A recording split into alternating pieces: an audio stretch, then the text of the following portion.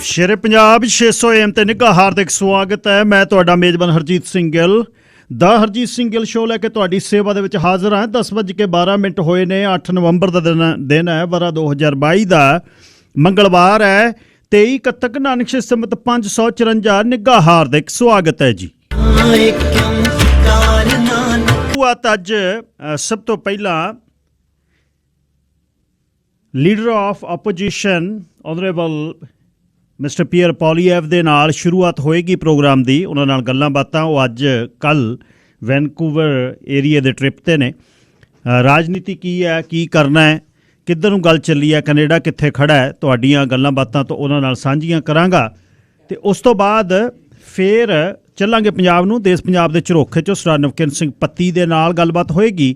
ਅਤੇ ਉਹਦੋਂ ਬਾਅਦ ਦੋਨੇ ਘੰਟਿਆਂ ਦੇ ਵਿੱਚ 11 ਤੋਂ 12 ਵਜੇ ਦੇ ਵਿੱਚ ਤੁਹਾਨੂੰ ਯੂਬਾ ਸਿਟੀ ਦੇ ਨਗਰ ਕੀਰਤਨ ਦੇ ਦਰਸ਼ਨ ਕਰਾਉਣੇ ਨੇ ਜਿਹੜੇ ਨਹੀਂ ਗਏ, ਅਤੇ ਨਾਲ ਕੁਝ ਹੋਰ ਵਿਸ਼ੇ। ਆਖਰੀ ਘੰਟੇ 'ਚ ਗੁਰੂ ਨਾਨਕ ਪਾਤਸ਼ਾਹ ਜੀ ਦਾ ਪ੍ਰਕਾਸ਼ ਪੁਰਬ ਹੈ। ਗੁਰੂ ਨਾਨਕ ਪਾਤਸ਼ਾਹ ਜੀ ਦੀ ਜਿਹੜੀ ਸਾਨੂੰ ਫਰਮਾਨ, ਸਾਡੇ ਬਾਰੇ ਗੱਲਬਾਤ, ਇਸ ਲੋਕਾਈ ਨੂੰ ਸਾਂਝਾ ਜਿਹੜਾ ਸੰਦੇਸ਼, ਇਸ ਦੇ ਬਾਰੇ ਗੱਲਬਾਤ ਹੋਏਗੀ। 604 204 0600। ਅੱਜ ਵਣਖੰਡਾਂ ਨੇ ਟੈਂਕੀਆਂ, ਅੱਜ ਧਰਤ ਨੂੰ ਚੜਿਆ ਚਾਅ, ਅੱਜ ਮੇਘ ਧੂਸਰੇ ਛਟ ਗਏ ਤੇ ਛਤਰ ਗਿਆ ਨਿੰਬਲਾ। ਅੱਜ ਸੁੱਤੀ ਮਿੱਟੀ ਜਾਗ ਪਈ ਤੇ ਜਾਗ ਪਏ ਦਰਿਆ। ਅੱਜ ਰੱਕੜਾਂ ਦੀ ਕੋਈ ਹਿੱਕ ਤੇ ਗਹਿ ਗਿਆ ਮਹਿਕ ਦਾ ਅੱਖਰ ਬਾ। ਅੱਜ ਸਭੋ ਚਸ਼ਮੇ ਬੌਲੀਆਂ ਸਭ ਝਰਨੇ ਰਹੇ ਮਸਤਾ। ਗਏ ਪਰਬਤ ਗਿਰੀਆਂ ਚੋਟੀਆਂ ਹੋ ਗਿੱਠ ਗਿੱਠ ਹੋਰ ਉਤਾਂ। ਅੱਜ ਬਣ ਵਿੱਚ ਹਿਰਨੀ ਸੂ ਪਈ ਤੇ ਲਿਸ਼ਕਣ ਲੱਗ ਪਏ ਘਾਹ। ਅੱਜ ਨਿੱਖਰ ਆਉਣਾ ਖਿੱਤੀਆਂ ਤੇ ਚੜ੍ਹਨਾ ਚੰਦ ਨਵਾਂ। ਅੱਜ ਅੱਡੀਆਂ ਨੱਚਣ ਲੱਗੀਆਂ ਦੇ ਨੈਣ ਗਏ ਸੁਲਫਾ। ਸਭ ਜੱਟਾਂ ਜਟੂਰੇ ਬੋਦੜੇ ਗਏ ਬਿਨ ਤੇਲੋਂ ਥੰਦਿਆ। ਅੱਜ ਪਬਨੀ ਖੁਰੀਆਂ ਮਿਸ਼ਰੀਆਂ ਤੇ ਮਿੱਠਤ ਵੱਧਦੀ ਆ। ਅੱਜ ਰੋਈਆਂ ਹੋ ਕੇ ਬੌਰੀਆਂ ਲਿਆ ਚੋਗ ਸਰਾਇਰਾ ਪਾ। ਹਰਮਨਜੀਤ ਲਿਖਦਾ ਹੈ, ਜਿਸ ਤਰ੍ਹਾਂ ਪਹਿਲਾਂ ਦੱਸਿਆ ਸੀ ਕਿ ਸ਼ੁਰੂਆਤ ਦੇ ਵਿੱਚ ਅੱਜ ਥੋੜ੍ਹਾ ਜਿਹਾ ਅਲੱਗ ਸ਼ੁਰੂਆਤ ਕਰਨੀ ਆ ਆਪਾਂ। ਅੱਜ ਸ਼ੁਰੂਆਤ ਦੇ ਸਮੇਂ leader of opposition mister Pierre Poilievre, honourable Pierre Poilievre ਮੇਰੇ ਨਾਲ ਨੇ। ਗੱਲਾਂ ਬਾਤਾਂ ਚੱਲਣਗੀਆਂ ਦੇਸ਼ ਦੀਆਂ। ਅਤੇ ਲੀਡਰਸ਼ਿਪ ਰੇਸ 'ਤੇ ਜਿੱਤਣ ਤੋਂ ਬਾਅਦ ਉਹਨਾਂ ਦਾ ਪਹਿਲਾ ਟ੍ਰਿਪ ਹੈ ਵੈਨਕੂਵਰ ਦੇ ਏਰੀਏ ਦੇ ਵਿੱਚ। ਅੱਜ ਉਹਨਾਂ ਨਾਲ ਗੱਲਬਾਤ ਕਰਦੇ ਹਾਂ ਕਿ ਕੈਨੇਡਾ ਕਿੱਧਰ ਨੂੰ ਚੱਲਿਆ, ਕੀ ਕੀ ਕੰਮ ਨੇ। ਅਤੇ ਅੱਜ ਬਹੁਤ ਵੱਡਾ ਦਿਨ ਹੈ, ਗੁਰੂ ਨਾਨਕ ਪਾਤਸ਼ਾਹ ਦਾ ਪ੍ਰਕਾਸ਼ ਪੁਰਬ ਹੈ। ਸੋ ਸਭ ਤੋਂ ਪਹਿਲਾਂ ਉਹਨਾਂ ਨੂੰ ਜੀ ਆਇਆਂ ਕਹਿੰਦੇ ਹਾਂ। Mister Poilievre, good morning. Good morning to you. Waheguru ji ਕਾ ਖਾਲਸਾ, ਵਾਹਿਗੁਰੂ ਜੀ ਕੀ ਫਤਿਹ। Waheguru ka khalsa, Waheguru ji ki fateh. Yes, thank you. Thank you very much, and happy Guru Nanak Day. Today we celebrate the first Guru of Sikhism, yes, who brought the principle of oneness, yes, to the world and to Sikhism, the unity of all in purpose. And we wish everyone celebrating a wonderful occasion. And moreover, no gatekeepers. No gatekeepers. I think the Guru would agree with you on that. Yeah. Okay, let us start. Now, this is your first trip after you become leader. Community would like to know about you, your childhood, your young life, your politics journey. Yes. Little bit about that. I never asked about that before. So let's start with that. Well, Harjit, I was born and raised in Calgary. I was born to a 16-year-old unwed mother who put me up for adoption to two school teachers. Yeah. They taught me that it didn't matter where I came from, but where I was going. It didn't matter who I knew, but what I could do. And that's the country I want my children to inherit. I want this to be a place where it doesn't matter where you come from. As long as you work hard and contribute the max to your country, that you can succeed and fulfill your dreams. That's what we need to restore in this country. And the political journey, how it started? Well, I started with a shoulder injury, actually. I was involved in high school sports, and I injured my shoulder, and then I couldn't do any sports, so I needed something to do with my time. I told my mother to take me to a progressive conservative meeting in the neighborhood so that I could do that, and she took me, and I started when I was 15 or 16 and been active ever since. And how you take it today comparative to that life, and sitting in the chair of opposition, leader of opposition, how you take it? The challenges are still there, or you are in comfortable level? Oh, it's very. It's a busy life. It's a big country, so I have to be on the road and at a long distance from my family, which is very hard. But it's worth it because I believe in what I'm doing, and I want this country once again to be a place of opportunity for everyone. That's why I'm in this, and I think if you have purpose in life, it gives. It gives you the strength to go through the hardships. And lots of sacrifice, families there, kids my are wife, there. thank God, she is such a wonderful rock that holds our family together. Without her and her broader family, actually, her aunts and uncles have helped us with our kids, while I and sometimes she have been on the road, and that has made this possible. So got near now Sussex Drive too? What's that? You got near Sussex Drive, now you got official residence there? Well, there is it's called Stornoway is the official opposition residence. How far from Mr. Trudeau? It's about a 5 or 10 minute walk. Okay, very near, eh? So he doesn't invite me over for a visit very often. Okay. So in question period, it is very tense. I every day when I am doing my show, it pop up there on CBC when you are asking questions. So that business, asking questions from government, and they don't answer. How it goes? Well, it is frustrating. I've been trying to get answers on inflation. You know, Trudeau has given us the worst inflation in 40 years. Prices are rising faster in Canada than they have in my lifetime. House prices have doubled. 1 in 5 families are skipping meals because they can't afford food. The price of gas is up 100%, and Trudeau wants to triple the carbon tax to raise the cost of gas, heat, groceries, and other essentials. And I've been trying to get answers to how people are going to pay for all of these new Trudeau taxes. My goal is to do the opposite. Let's lower the cost. We have to cap the cost of government so that we can make life affordable again by lowering taxes, eliminating these inflationary deficits, and restoring the purchasing power of our paychecks. So what do you think the reason for this inflation? They have so much liquidify in the country. Right. They gave so much stimulation package. The money was there. The inflation went up. That's what the cause is? That is the main cause of inflation. Okay. You have $500 billion of inflationary deficits. The Bank of Canada printed money to pay for that spending. More money bidding up goods drives prices higher. 1 in every $5 in our economy was printed in the last 2 years. In fact, the money supply in Canada, the amount of cash in circulation, is up by about 27% in 2 years, even though the economy has only grown by a total of 2.7%. In other words, the money supply has grown twice as fast as the goods and services that money buys. So more money buying fewer goods always equals higher prices, and that's what we've seen in Canada. Look, other countries did the same thing, but that doesn't make it right. You know, the Americans and the Europeans printed cash like crazy. They have high levels of inflation. That said, countries like Switzerland chose not to print money. They protected the Swiss franc, and now they have very low inflation. So it is a country, it is a choice, and Trudeau made the wrong choice, and now we're paying for his mistakes. How would have been this different if you were there as a prime minister? Well, we obviously had to spend during COVID to help people. To stimulate. Well, also to pay the bills of people whose governments had shut down. Your job is gone, or at least your job is, and your business is suspended by COVID closures. The government needed to replace the income of those people. That's no question there.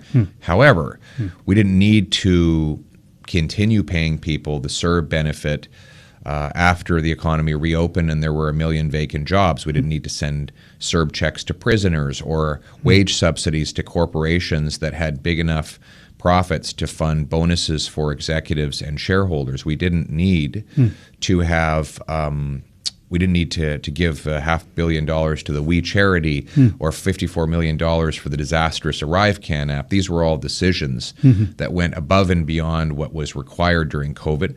And I also add the Parliamentary Budget Officer calculated that almost 40% of all the new spending in the last 2 years had nothing to do with COVID. So it's not true that COVID is responsible for all the spending. It's Justin Trudeau's inability to control himself. Now, this inflation is now horse without saddle. It's going above our reach. What are the longer term and shorter term to fix it? Sitting across the aisle, what do you prefer? You have Jasraj Harlan, the shadow minister for this now. What do you have in your mind to fix it, and how you will bring it down? The life is getting miserable. In coming 2 or 3 years, this interest rate is not coming down. It will go more up in coming 6 months, and it's getting out of reach. Yes, Jasraj Harlan Singh, my finance critic, who is standing up for the taxpayers every day, would tell you that we need to, first of all, control government spending. We have the cost of government is up by 30% today over 2 years ago. So now this is with COVID spending behind us. Yes. Now they're spending 30% more. Where is it all going? We need to cap government spending and bring in a law that requires government find $1 of savings for every new dollar of spending. That will save money for people and stop the inflationary deficits, so allow the taxpayer and the economy to catch up with the cost of government. We also need to, instead of creating more cash, we need to create more of what cash buys. That means to grow more food, build more houses, and produce more Canadian energy. So how do we do that? Well, we have to get rid of the gatekeepers. Right now, it takes longer to get a building permit in Canada than all the OECD countries, except for the Slovak Republic. Every other one, though, is faster than us. So people wait long times to build warehouses, homes, pipelines, mines. We need to remove those obstacles to build stuff faster in Canada. And that is why I'm going to repeal the anti-energy laws the government brought in so we can produce more Canadian energy at affordable prices here in Canada, remove the taxes and tariffs off the fertilizer and fuel of our farmers to produce more affordable food. I'm going to incentivize municipalities to speed up and lower the cost of building permits for houses. It's very slow to get a permit to build housing in Canada. And that way we can bring millions of new homes onto the market and lower the cost. I'll sell off the 15% of the federal buildings that are underutilized so that we can convert those into affordable housing as well. So in other words, instead of creating more cash, we have to create more of what cash buys, build more homes, grow more food, produce more Canadian energy. That's my purpose. Another issue community is going through, last week I had a talk show about the immigration backlog. There are about 2 hours I opened lines and about 50 to 60 callers. Most of them, they were looted by immigration consultants, crooked immigration consultant, not all, and fake employers. Most of them were from Europe. 2.7 million, someone was telling me, backlog, and they're here struggling from last 10 or 12 years, statusless. They don't have any peer. They don't have anything. So this is going to be big for you. How you will fix? So there's 2.6 million people waiting for their immigration applications to be processed. 1.2 million are past the service standard. This is a staggering number, and it's incredible because Trudeau's spending vastly more money on bureaucrats to process all of this, but it's not getting done. And we need to get the government producing and performing again, incentivize the public servants to rapidly process these applications, because right now we have businesses that can't get workers. I visited with A1 Trusses yesterday. They're a Vancouver area company that build trusses for homes. I don't know if you know of the company. For a long time, and very reputed. Their problem is they can't get enough workers, so they can't keep up with the demand. That means housing is more expensive. You need trusses for houses, but you need workers to build trusses, and they wait months and months and months to get to process workers to come from abroad. And that means that the failure of the government to do that. The other example I had, went to a business the other day. They have opened a Punjabi restaurant 4 years ago, but Maharaja Sweets. They don't serve any customers in their restaurant because they have no cook. Yes. They can't process applications for cooks. If you brought in the cooks, then you'd be able to start the business and hire Canadian waitresses, receptionists, janitorial staff, create a bunch of jobs for all kinds of other people. But you need the cooks, and if you can't get the cooks, you can't get a restaurant. So to get our economy firing on all cylinders, we need to quickly process economic immigration. I also want to incentivize provinces to speed up foreign credentials recognition. Newcomers who arrive qualified as doctors, engineers, but can't work in their field. Yes. I want to sign deals with the provinces so that we have a 60-day guarantee. Within 60 days of a newcomer arriving in Canada, they should get a yes. Arriving and applying to work in their field, they should get a yes or no based on their tested abilities, not based on where they come from. I'm going to back up 30,000 small study loans so that immigrants who need time off work to study up to the Canadian standard can do so without ending up on the street. They can have a little bit of money to pay their bills while they're off work. And also I'm going to work with the professional bodies to create modules that allow future immigrants to begin studying and preparing to get credentialed in Canada before they even arrive. And that way, while they're waiting to process their application to come to Canada, they're also preparing to get licensed to work in our professions. So, in other words, let's get the gatekeepers out of the way, get our newcomers big, powerful, inflation-proof paychecks. And another issue, lawlessness. Everyone is thinking it's not the Canada, they moved. It's the land of immigrants. Someone moved 100 years ago, I moved 25 years ago. This is getting out of control, and it seems to be there's no police. What do you have in mind for the RCMP's national police? But we have now bigger cities, and province have own police force. What do you have in there for that? Well, we need to target the small number of violent repeat offenders who do almost all of the crime. I met with the Vancouver Police Union yesterday. I met with the Montreal Police Union a few weeks back, and they say the same thing. It's a small number of repeat violent criminals that do the vast majority of the crime. They need to have stiffer sentences, put them behind bars and get them out of circulation. Secondly, instead of going after law-abiding, licensed, vetted firearms owners, we should instead put that money into securing our border against illegal importation of guns and drugs. Right now, a vast majority of packages come into this country without any vetting. We don't have the resources. Our CBSA officials don't have the resources. But here we are putting all this money into going after hunters and target shooters by confiscating their property. I would go after the gun smugglers who are bringing in the weapons.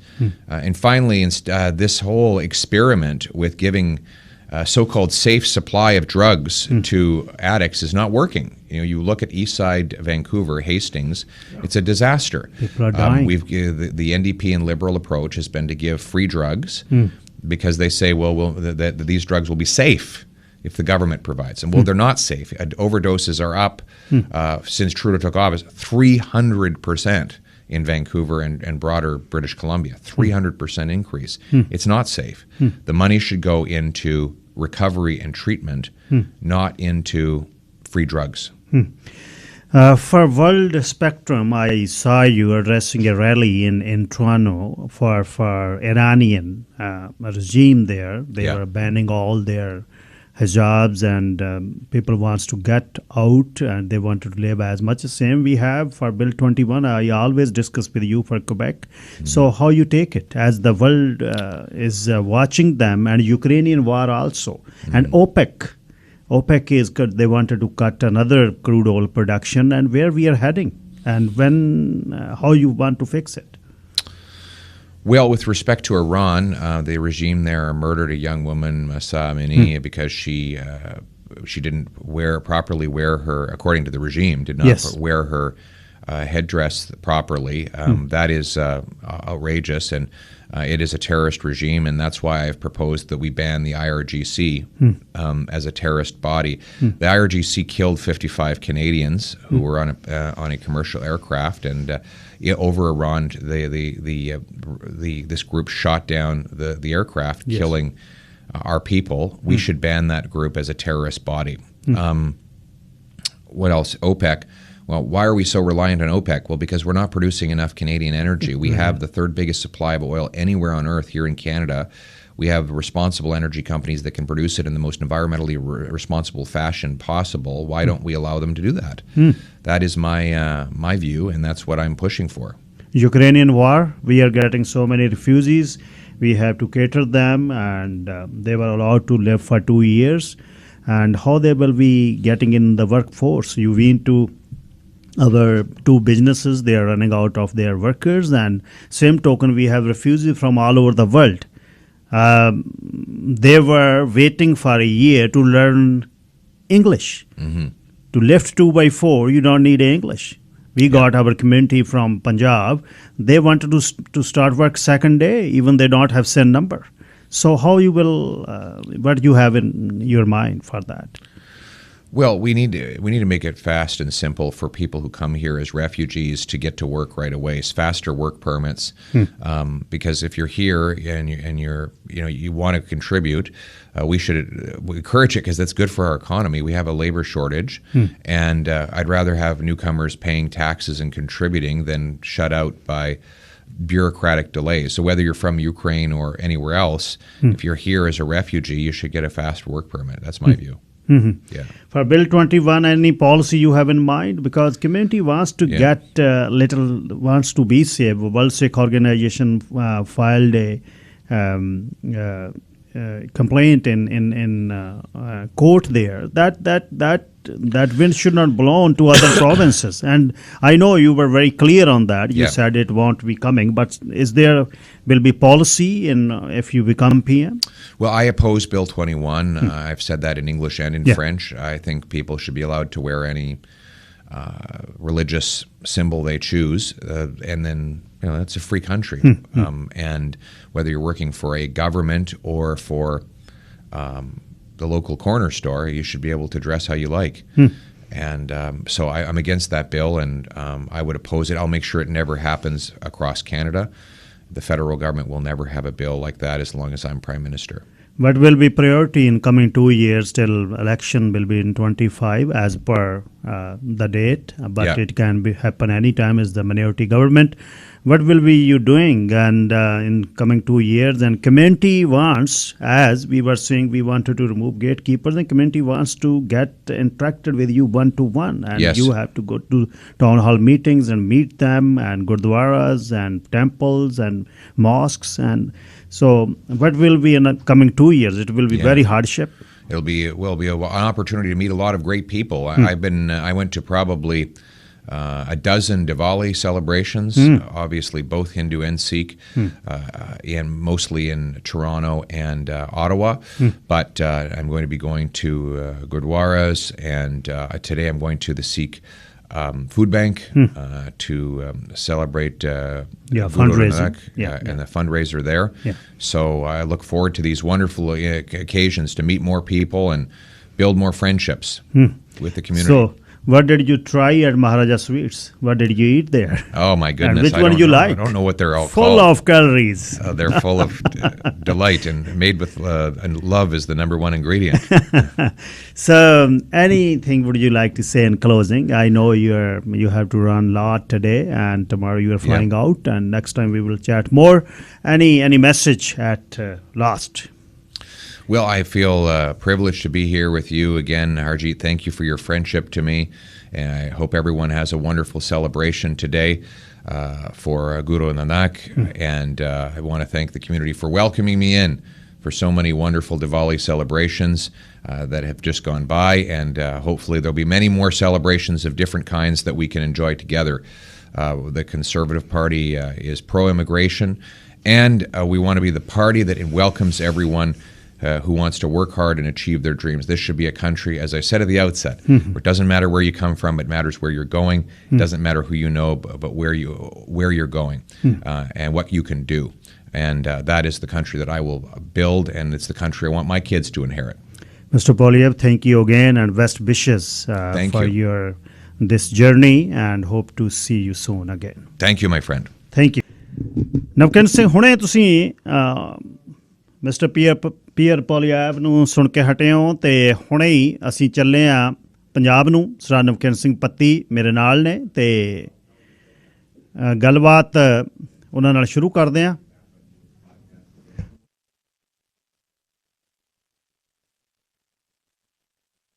ਸੋ ਨਵਕਿੰਦਰ ਸਿੰਘ ਪੱਤੀ ਉਹਨਾਂ ਨਾਲ ਗੱਲਬਾਤ ਕਰਦੇ ਹਾਂ ਪੰਜਾਬ ਤੋਂ, ਦੇਸ਼ ਪੰਜਾਬ ਦੇ ਝਰੋਖੇ ਤੋਂ। ਸਰ ਨਵਕਿੰਦਰ ਸਿੰਘ ਪੱਤੀ ਜੀ, ਸਵਾਗਤ ਹੈ, ਸਤਿ ਸ੍ਰੀ ਅਕਾਲ। ਸ਼ੁਕਰੀਆ ਜੀ ਗਿੱਲ ਸਾਹਿਬ, ਸਭ ਤੋਂ ਪਹਿਲਾਂ ਤੁਹਾਨੂੰ ਤੇ ਸਾਰੇ ਸਰੋਤਿਆਂ ਨੂੰ ਮੇਰੇ ਵੱਲੋਂ ਵੀ ਪਿਆਰ ਭਰੀ ਸਤਿ ਸ੍ਰੀ ਅਕਾਲ ਜੀ। ਸਭ ਤੋਂ ਪਹਿਲਾਂ ਤਾਂ ਮਾਫੀ, 20 ਮਿੰਟ ਲੇਟ ਹੋ ਤੁਸੀਂ। ਸਾਡੇ ਲੀਡਰ ਆਪੋਜੀਸ਼ਨ ਦੇ ਆਏ ਹੋਏ ਸੀ ਮਿਸਟਰ ਪੀਅਰ ਪੋਲੀਐਵ, ਸੋ ਉਹਨਾਂ ਕੋਲ ਟਾਈਮ ਨਹੀਂ ਸੀ ਬਣ ਰਿਹਾ, ਸੋ ਮਾਫੀ। ਅਤੇ ਸੁਣਨ ਵਾਲਿਆਂ ਤੋਂ ਵੀ ਮਾਫੀ, ਤੁਹਾਡੀ ਗੱਲਬਾਤ ਜਿਹੜੀ 20-25 ਮਿੰਟ ਲੇਟ ਹੋ ਰਹੀ ਹੈ। ਹੁਣ 1.5 ਘੰਟੇ ਦਾ ਆਪਣਾ ਫਰਕ ਹੈ, 12:30 ਰਾਤ ਦੇ ਵੱਜੇ ਨੇ, 2-3 ਮਹੀਨੇ ਤੁਹਾਨੂੰ ਤੰਗੀ ਕੱਟਣੀ ਪੈਣੀ ਹੈ। ਸੋ ਸਭ ਤੋਂ ਪਹਿਲਾਂ ਗੁਰੂ ਪਾਤਸ਼ਾਹ ਦੁਨੀਆ ਦੇ ਸਾਂਝੇ ਰਹਿਬਰ ਸ਼੍ਰੀ ਗੁਰੂ ਨਾਨਕ ਦੇਵ ਜੀ ਦੇ ਪ੍ਰਕਾਸ਼ ਪੁਰਬ ਦੇ ਬਾਰੇ ਤੁਹਾਨੂੰ ਲੱਖ ਲੱਖ ਵਧਾਈਆਂ। ਅਤੇ ਕਿਵੇਂ ਮਨਾਇਆ ਗਿਆ ਜੀ? ਜੀ ਗਿੱਲ ਸਾਹਿਬ, ਸਾਰੇ ਸਰੋਤਿਆਂ ਨੂੰ ਸ਼੍ਰੀ ਗੁਰੂ ਨਾਨਕ ਦੇਵ ਜੀ ਦੇ ਪ੍ਰਕਾਸ਼ ਪੁਰਬ ਦੀਆਂ ਲੱਖ ਲੱਖ ਵਧਾਈਆਂ ਜੀ ਮੇਰੇ ਵੱਲੋਂ ਵੀ। ਤੋ ਅੱਜ ਭਾਰਤ ਦੇ ਵਿੱਚ ਵੀ ਔਰ ਪਾਕਿਸਤਾਨ ਦੇ ਵਿੱਚ ਵੀ ਸ਼੍ਰੀ ਗੁਰੂ ਨਾਨਕ ਦੇਵ ਜੀ ਦਾ ਜਿਹੜਾ ਪ੍ਰਕਾਸ਼ ਪੁਰਬ ਆ ਬਹੁਤ ਵੱਡੀ ਪੱਧਰ ਦੇ ਉੱਤੇ ਮਨਾਇਆ ਗਿਆ। ਸਿੱਖ ਸੰਗਤਾਂ ਦੇ ਵੱਲੋਂ ਸਵੇਰ ਤੋਂ ਹੀ ਜਿਹੜਾ ਗਾ ਉਹ ਦੀਪਮਾਲਾ ਕੀਤੀ ਗਈ ਸੀਗੀ, ਔਰ ਗੁਰੂ ਘਰਾਂ ਦੇ ਵਿੱਚ ਪਾਠ ਪ੍ਰਕਾਸ਼ ਹੋਏ ਸੀ, ਭੋਗ ਪਾਏ ਗਏ, ਕਈ ਥਾਵਾਂ ਦੇ ਉੱਤੇ ਨਗਰ ਕੀਰਤਨ ਕੱਢੇ ਗਏ। ਤਾਂ ਪੂਰੀ ਦੁਨੀਆ ਦੇ ਵਿੱਚੋਂ ਇਹ ਤਾਂ ਗਿੱਲ ਸਾਹਿਬ, ਵੈਸੇ ਭਾਰਤ ਔਰ ਪਾਕਿਸਤਾਨ ਦੇ ਵਿੱਚ ਖਾਸ ਕਰਕੇ ਅਚੇਚੇ ਤੌਰ ਦੇ ਉੱਤੇ ਸ਼੍ਰੀ ਗੁਰੂ ਨਾਨਕ ਦੇਵ ਜੀ ਦਾ ਪ੍ਰਕਾਸ਼ ਪੁਰਬ ਹੈਗਾ ਜਿਹੜਾ ਉਹ ਮਨਾਇਆ ਗਿਆ। ਇਸ ਮੌਕੇ ਸਿੱਖਾਂ ਦੇ ਨਾਲ ਨਾਲ ਮੁਸਲਿਮ ਔਰ ਹਿੰਦੂ ਭਾਈਚਾਰੇ ਦੇ ਵੱਲੋਂ ਵੀ ਜਿਹੜੇ ਆ ਉਹ ਨਗਰ ਕੀਰਤਨਾਂ ਦੇ ਵਿੱਚ ਸ਼ਮੂਲੀਅਤ ਕੀਤੀ ਗਈ, ਔਰ ਭਾਈਚਾਰਕ ਏਕਤਾ ਦਾ ਸੰਦੇਸ਼ ਦਿੱਤਾ ਗਿਆ। ਉੱਧਰ ਨਨਕਾਣਾ ਸਾਹਿਬ ਦੇ ਵਿੱਚ ਵੀ ਕਾਫੀ ਨਗਰ ਕੀਰਤਨ ਨੇ ਜਿਹੜੇ ਉਹ ਸਜਾਏ ਗਏ ਨੇ। ਕੱਲ੍ਹ ਹੀ ਪ੍ਰਧਾਨ ਮੰਤਰੀ ਨਰਿੰਦਰ ਮੋਦੀ ਹੋਰਾਂ ਦੇ ਵੱਲੋਂ ਦਿੱਲੀ ਦੇ ਵਿੱਚ ਇਕਬਾਲ ਸਿੰਘ ਲਾਲਪੁਰਾ ਦੇ ਘਰ ਇੱਕ ਸਮਾਗਮ ਰੱਖਿਆ ਸੀ, ਉਹ 'ਚ ਸ਼ਮੂਲੀਅਤ ਕੀਤੀ ਗਈ ਸੀ। ਅੱਜ ਵੀ ਕਈ ਥਾਵਾਂ 'ਤੇ ਸ਼ਮੂਲੀਅਤ ਹੈ ਜਿਹੜੀ ਉਹ ਕੀਤੀ ਗਈ ਹੈਗੀ ਜੀ ਗਿੱਲ ਸਾਹਿਬ। ਅੱਛਾ ਜੀ, ਨਾਲ ਹੀ ਹੁਣ ਵੱਡੀ ਖਬਰ ਜਿਹੜੀ ਨਿਗਾਹ ਉੱਧਰ ਵੱਜੀ ਹੈ, ਅਤੇ ਕੱਲ੍ਹ ਮੈਂ ਤੁਹਾਨੂੰ ਸੁਣ ਵੀ ਰਿਹਾ ਸੀ ਜਦ ਯੂਨੀਵਰਸਿਟੀ ਤੋਂ ਆ ਰਿਹਾ ਸੀ ਸਰ ਮਨਦੀਪ ਸਿੰਘ ਟੋਟੋਣਾ ਨਾਲ, ਬੀਬੀ ਜਗੀਰ ਕੌਰ ਦਾ ਰੇੜਕਾ ਮੈਨੂੰ ਲੱਗਦਾ ਇਸ ਪ੍ਰਧਾਨਗੀ ਲਈ ਨਹੀਂ, ਅਗਲੀਆਂ ਚੋਣਾਂ ਦੇ ਵਿੱਚ ਪ੍ਰਧਾਨਗੀ ਦੇ ਤੌਰ 'ਤੇ ਚੋਣ ਲੜਨ ਦਾ ਲੱਗਦਾ ਮੈਨੂੰ। ਬਿਲਕੁਲ ਜੀ, ਬੀਬੀ ਜਗੀਰ ਕੌਰ ਅਗਲੀ ਤਿਆਰੀ 'ਚ ਇੱਕ ਥੜਾ ਗਾ ਜਿਹੜਾ ਉਹ ਬਾਦਲਾਂ ਦੇ ਬਰੋਬਰ ਦੇ ਉੱਤੇ ਅਕਾਲੀ ਦਲ ਦਾ ਉਹ ਬਣਾਉਣ ਦੀ ਰਾਜਨੀਤੀ ਹੈ ਜਿਹੜੀ ਉਹ ਕੀਤੀ ਜਾ ਰਹੀ ਆ। ਅਸਲ 'ਚ ਗਿੱਲ ਸਾਹਿਬ ਗੱਲ ਇਹ ਆ ਵੀ ਚੋਣਾਂ ਹੋਈਆਂ ਨੂੰ ਹੋ ਗਏ 11 ਚੋਣਾਂ ਹੋਈਆਂ ਸੀ 2011 ਦੇ ਵਿੱਚ, ਔਰ ਉਸ ਤੋਂ ਬਾਅਦ ਅੱਜ ਤੱਕ ਸ਼੍ਰੋਮਣੀ ਗੁਰਦੁਆਰਾ ਪ੍ਰਬੰਧਕ ਕਮੇਟੀ ਦੀਆਂ ਚੋਣਾਂ ਨਹੀਂ ਹੋ ਪਾਈਆਂ। ਹੋਣੀਆਂ ਤਾਂ ਇਹ 11 ਤੇ 5 16 ਦੇ ਵਿੱਚ ਚਾਹੀਦੀਆਂ ਸੀ, ਲੇਕਿਨ ਅਜੇ ਤੱਕ ਚੋਣਾਂ ਨਹੀਂ ਹੋ ਪਾਈਆਂ। ਹੁਣ ਆਉਣ ਵਾਲੇ ਸਮੇਂ ਦੇ ਵਿੱਚ ਕਦੇ ਵੀ ਸ਼੍ਰੋਮਣੀ ਗੁਰਦੁਆਰਾ ਪ੍ਰਬੰਧਕ ਕਮੇਟੀ ਦੀਆਂ ਚੋਣਾਂ ਦਾ ਐਲਾਨ ਹੋ ਸਕਦਾ ਹੈ। ਇਹ ਹੁਣ ਨਿਰਭਰ ਕਰਦਾ ਕੇਂਦਰ ਸਰਕਾਰ ਦੇ ਉੱਤੇ ਕਿ ਕੇਂਦਰ ਸਰਕਾਰ ਕਦੇ ਵੀ ਚੋਣਾਂ ਦਾ ਐਲਾਨ ਕਰਵਾ ਸਕਦੀ ਆ। ਉਹਦੇ 'ਚ ਬੀਬੀ ਜਗੀਰ ਕੌਰ ਦੀ ਅਹਿਮ ਭੂਮਿਕਾ ਹੋ ਸਕਦੀ ਆ, ਕਿਉਂਕਿ ਬੀਬੀ ਜਗੀਰ ਕੌਰ ਨੂੰ ਭਲੀ ਭਾਂਤ ਪਤਾ ਗਾ ਕਿ ਸੁਖਬੀਰ ਸਿੰਘ ਬਾਦਲ ਔਰ ਜਿਹੜਾ ਸ਼੍ਰੋਮਣੀ ਅਕਾਲੀ ਦਲ ਬਾਦਲ ਹੈਗਾ ਉਹ ਲੋਕਾਂ ਦੇ ਮਨਾਂ ਦੇ ਵਿੱਚ ਆਪਦੀ ਪਹਿਲਾਂ ਵਾਲੀ ਥਾਂ ਗੀ ਜਿਹੜੀ ਉਹ ਨਹੀਂ ਰੱਖ ਪਾਇਆ। ਉਹਨੇ ਵਿਧਾਨ ਸਭਾ ਚੋਣਾਂ ਦੇ ਵਿੱਚ ਵੀ ਦੇਖ ਲਿਆ, ਲੋਕ ਸਭਾ ਚੋਣਾਂ ਦੇ ਵਿੱਚ ਵੀ ਦੇਖ ਲਿਆ, ਔਰ ਵੱਖ-ਵੱਖ ਰੂਪ ਦੇ ਵਿੱਚ ਜਿਹੜਾ ਲੋਕਾਂ ਦੇ ਵਿੱਚ ਇਹ ਧਾਰਨਾ ਗੀ ਜਿਹੜੀ ਉਹ ਸਪਸ਼ਟ ਹੋ ਗਈ। ਉਹਦੇ 'ਚੋਂ ਹੁਣ ਬੀਬੀ ਜਗੀਰ ਕੌਰ ਹੈਗੀ ਜਿਹੜੀ ਉਹ ਇੱਕ ਅਜਿਹਾ ਜਿਹੜੀ ਧਿਰ ਨੂੰ ਆਉਣ ਵਾਲੇ ਸਮੇਂ ਦੇ ਵਿੱਚ ਭਾਰਤੀ ਜਨਤਾ ਪਾਰਟੀ ਵੀ ਹਮਾਇਤ ਦੇ ਸਕਦੀ ਆ। ਢੀਂਡਸਾ ਹੋਰੀ ਤਾਂ ਚਲੋ ਨਾਲ ਆ ਹੀ ਗਏ ਇਸ ਗੱਲ ਦੇ ਹਮਾਇਤ ਦੇ, ਤਾਂ ਉਹ ਇੱਕ ਧਿਰ ਜਿਹੜੀ ਆ ਉਹ ਖੜੀ ਕਰਨ ਦੀ ਕੋਸ਼ਿਸ਼ ਦੇ ਵਿੱਚ ਹੈ। ਕਿਉਂਕਿ ਗਿੱਲ ਸਾਹਿਬ ਹੁਣ ਜੇ ਗੱਲ ਕਰਨੀ ਹੋਵੇ ਤਾਂ 170 ਮੈਂਬਰਾਂ ਦੀ ਚੋਣ ਆ ਗਈ ਜਿਹੜੀ ਉਹ ਵੋਟਾਂ ਰਾਹੀਂ ਹੁੰਦੀ ਹੈ। ਸ਼੍ਰੋਮਣੀ ਗੁਰਦੁਆਰਾ ਪ੍ਰਬੰਧਕ ਕਮੇਟੀ ਦੇ 15 ਮੈਂਬਰ ਨੇ ਜਿਹੜੇ ਉਹ ਨਾਮਜ਼ਦ ਕੀਤੇ ਜਾਂਦੇ ਨੇ। ਤਾਂ ਕੱਲ੍ਹ ਨੂੰ ਚੋਣ ਹੋਣੀ ਆ, ਉਸ ਚੋਣ ਦੇ ਵਿੱਚ ਅੰਦਾਜ਼ਾ ਹੈਗਾ ਕਿ 140 ਤੋਂ 150 ਦੇ ਲਗਭਗ ਵੋਟਾਂ ਨੇ ਜਿਹੜੀਆਂ ਉਹ ਦੋਨਾਂ ਨੂੰ ਭੁਗਤਣਗੀਆਂ। ਉਹਦੇ ਚੋਂ ਹੁਣ ਸੁਖਬੀਰ ਸਿੰਘ ਬਾਦਲ ਨੇ ਅੱਜ ਦਾਅਵਾ ਕੀਤਾ ਗਿਆ ਵੀ 100 ਬੰਦਾ ਮੈਂਬਰ ਹੈਗਾ ਜਿਹੜਾ ਅਸੀਂ ਅੱਜ ਮੀਟਿੰਗ ਕੀਤੀ ਸੀ ਉਹ 'ਚ ਸਾਡਾ ਪਹੁੰਚ ਗਿਆ, ਜਿਹਦਾ ਮਤਲਬ ਇਹ ਹੈਗਾ ਕਿ 40 ਦੇ ਲਗਭਗ ਮੈਂਬਰ ਨੇ ਜਿਹੜੇ ਉਹ ਇਸ ਵਕਤ ਸ਼੍ਰੋਮਣੀ ਅਕਾਲੀ ਦਲ ਬਾਦਲ ਤੋਂ ਬਾਗੀ ਹੋਏ ਨਜ਼ਰ ਆ ਰਹੇ ਨੇ। ਸਿਮਰਜੀਤ ਸਿੰਘ ਮਾਨ ਹੋਰਾਂ ਨੇ ਤਾਂ ਐਲਾਨ ਕਰਤਾ ਵੀ ਅਸੀਂ ਸਾਡੀ ਪਾਰਟੀ ਆ ਕੱਲ੍ਹ ਨੂੰ ਕਿਸੇ ਪਾਸੇ ਵੋਟ ਨਹੀਂ ਪਾਊਗੀ, ਨਾ ਬੀਬੀ ਜਗੀਰ ਕੌਰ ਵਾਲੇ ਪਾਸੇ ਤੇ ਨਾ ਹੀ ਐਡਵੋਕੇਟ ਹਰਜਿੰਦਰ ਸਿੰਘ ਧਾਮੀ ਹੋਰਾਂ ਵਾਲੇ ਪਾਸੇ। ਲੇਕਿਨ ਬੀਬੀ ਜਗੀਰ ਕੌਰ ਦੇ ਪੱਖ ਦੇ ਵਿੱਚ 20 ਕੁ ਵੋਟਰ ਨੇ ਜਿਹੜੇ ਸ਼੍ਰੋਮਣੀ ਗੁਰਦੁਆਰਾ ਪ੍ਰਬੰਧਕ ਕਮੇਟੀ ਦੇ, ਉਹ ਆਉਣਗੇ ਜਿਹੜੇ ਸੁਖਦੇਵ ਸਿੰਘ ਢੀਂਡਸਾ ਹੋਰਾਂ ਦੇ ਸਮਰਥਕ ਆ, ਜਿਨ੍ਹਾਂ ਨੇ ਪਿਛਲੀ ਇਲੈਕਸ਼ਨ ਦੇ ਵਿੱਚ ਮਿੱਠੂ ਸਿੰਘ ਕਾਹਨੇਕੇ ਨੂੰ ਵੋਟਾਂ ਪਾਈਆਂ ਸੀ, ਔਰ ਬਾਕੀ ਬੀਬੀ ਦੇ ਆਪ ਦੇ ਸਹਿਯੋਗੀ ਹੋਣਗੇ। ਸੋ ਜੇ ਬੀਬੀ ਗਿੱਲ ਸਾਹਿਬ ਇਸ ਚੋਣ ਦੇ ਵਿੱਚ 40 ਤੋਂ 50 ਦੇ ਲਗਭਗ ਵੋਟਾਂ ਵੀ ਲੈ ਜਾਂਦੀ ਆ ਤਾਂ ਇਹ ਬਹੁਤ ਵੱਡੀ ਪ੍ਰਾਪਤੀ ਹੋਊਗੀ, ਔਰ ਉਹਦੇ ਨਾਲ ਫਿਰ ਇੱਕ ਧਿਰ ਖੜੀ ਹੋ ਜਾਊਗੀ ਸ਼੍ਰੋਮਣੀ ਅਕਾਲੀ ਦਲ ਦੇ ਬਾਦਲ ਦੇ ਬਰੋਬਰ ਦੇ ਉੱਤੇ, ਜਿਹੜੀ ਧਿਰ ਦੇ ਵਿੱਚ ਢੀਂਡਸਾ ਹੋਰਾਂ ਦਾ ਵੀ ਸਹਿਯੋਗ ਹੋਊਗਾ ਤੇ ਹੋਰ ਵੱਖ-ਵੱਖ ਜਿਹੜੇ ਬਾਗੀ ਹੋਏ ਨੇ ਲੋਕ ਉਹਨਾਂ ਦਾ ਵੀ ਸਹਿਯੋਗ ਹੋਊਗਾ ਜੀ। ਅੱਛਾ ਜੀ, ਆਨੰਦ ਮੈਰਿਜ ਐਕਟ ਦੀ ਗੱਲ ਚੱਲ ਰਹੀ ਹੈ ਕਿ ਲਾਗੂ ਹੋ ਰਿਹਾ ਪੰਜਾਬ ਦੇ ਵਿੱਚ, ਇਹਦੇ ਬਾਰੇ ਦੱਸਿਓ ਜੀ। ਜੀ ਗਿੱਲ ਸਾਹਿਬ, ਆਨੰਦ ਮੈਰਿਜ ਐਕਟ ਹੈਗਾ ਜਿਹੜਾ ਉਹ ਅੱਜ ਭਗਵੰਤ ਮਾਨ ਹੋਰਾਂ ਨੇ ਸ਼੍ਰੀ ਗੁਰੂ ਨਾਨਕ ਦੇਵ ਜੀ ਦੇ ਪ੍ਰਕਾਸ਼ ਪੁਰਬ ਦੇ ਮੌਕੇ ਦੇ ਉੱਤੇ ਕਿਹਾ ਗਾ ਕਿ ਕਿਸੇ ਵੀ ਸਮੇਂ ਆਉਣ ਵਾਲੇ ਦਿਨਾਂ ਦੇ ਵਿੱਚ ਆਨੰਦ ਮੈਰਿਜ ਐਕਟ ਹੈਗਾ ਜਿਹੜਾ ਉਹ ਲਾਗੂ ਕੀਤਾ ਜਾਊਗਾ, ਔਰ ਉਹਨਾਂ ਨੇ ਕਿਹਾ ਗਾ ਕਿ ਅਸੀਂ ਤੁਹਾਨੂੰ ਜਿਹੜਾ ਇਹ ਵਿਸ਼ਵਾਸ ਦਿਵਾਉਂਦੇ ਆ ਕਿ ਆਨੰਦ ਮੈਰਿਜ ਐਕਟ ਹੈਗਾ ਜਿਹੜਾ ਉਹ ਸਾਡੀ ਸਰਕਾਰ ਹੈਗੀ ਜਿਹੜੀ ਲੈ ਕੇ ਆਵੇਗੀ, ਕਿਉਂਕਿ ਆਨੰਦ ਮੈਰਿਜ ਐਕਟ ਹੈਗਾ ਜਿਹੜਾ ਉਹ ਕੇਂਦਰ ਸਰਕਾਰ ਨੇ ਪਿਛਲੇ ਸਮੇਂ ਦੇ ਵਿੱਚ ਲਿਆਂਦਾ ਸੀਗਾ, ਲੇਕਿਨ ਕੇਂਦਰ ਸਰਕਾਰ ਨੇ ਕਹਿ ਦਿੱਤਾ ਸੀਗਾ ਆਨੰਦ ਮੈਰਿਜ ਐਕਟ ਪਾਸ ਕਰਨ ਤੋਂ ਬਾਅਦ ਕਿ ਸੂਬਾ ਸਰਕਾਰਾਂ ਆਪਣੇ ਅਨੁਸਾਰ ਨਿਯਮ ਬਣਾ ਕੇ ਇਸ ਕਾਨੂੰਨ ਨੂੰ ਲਾਗੂ ਕਰ ਸਕਦੀਆਂ ਨੇ।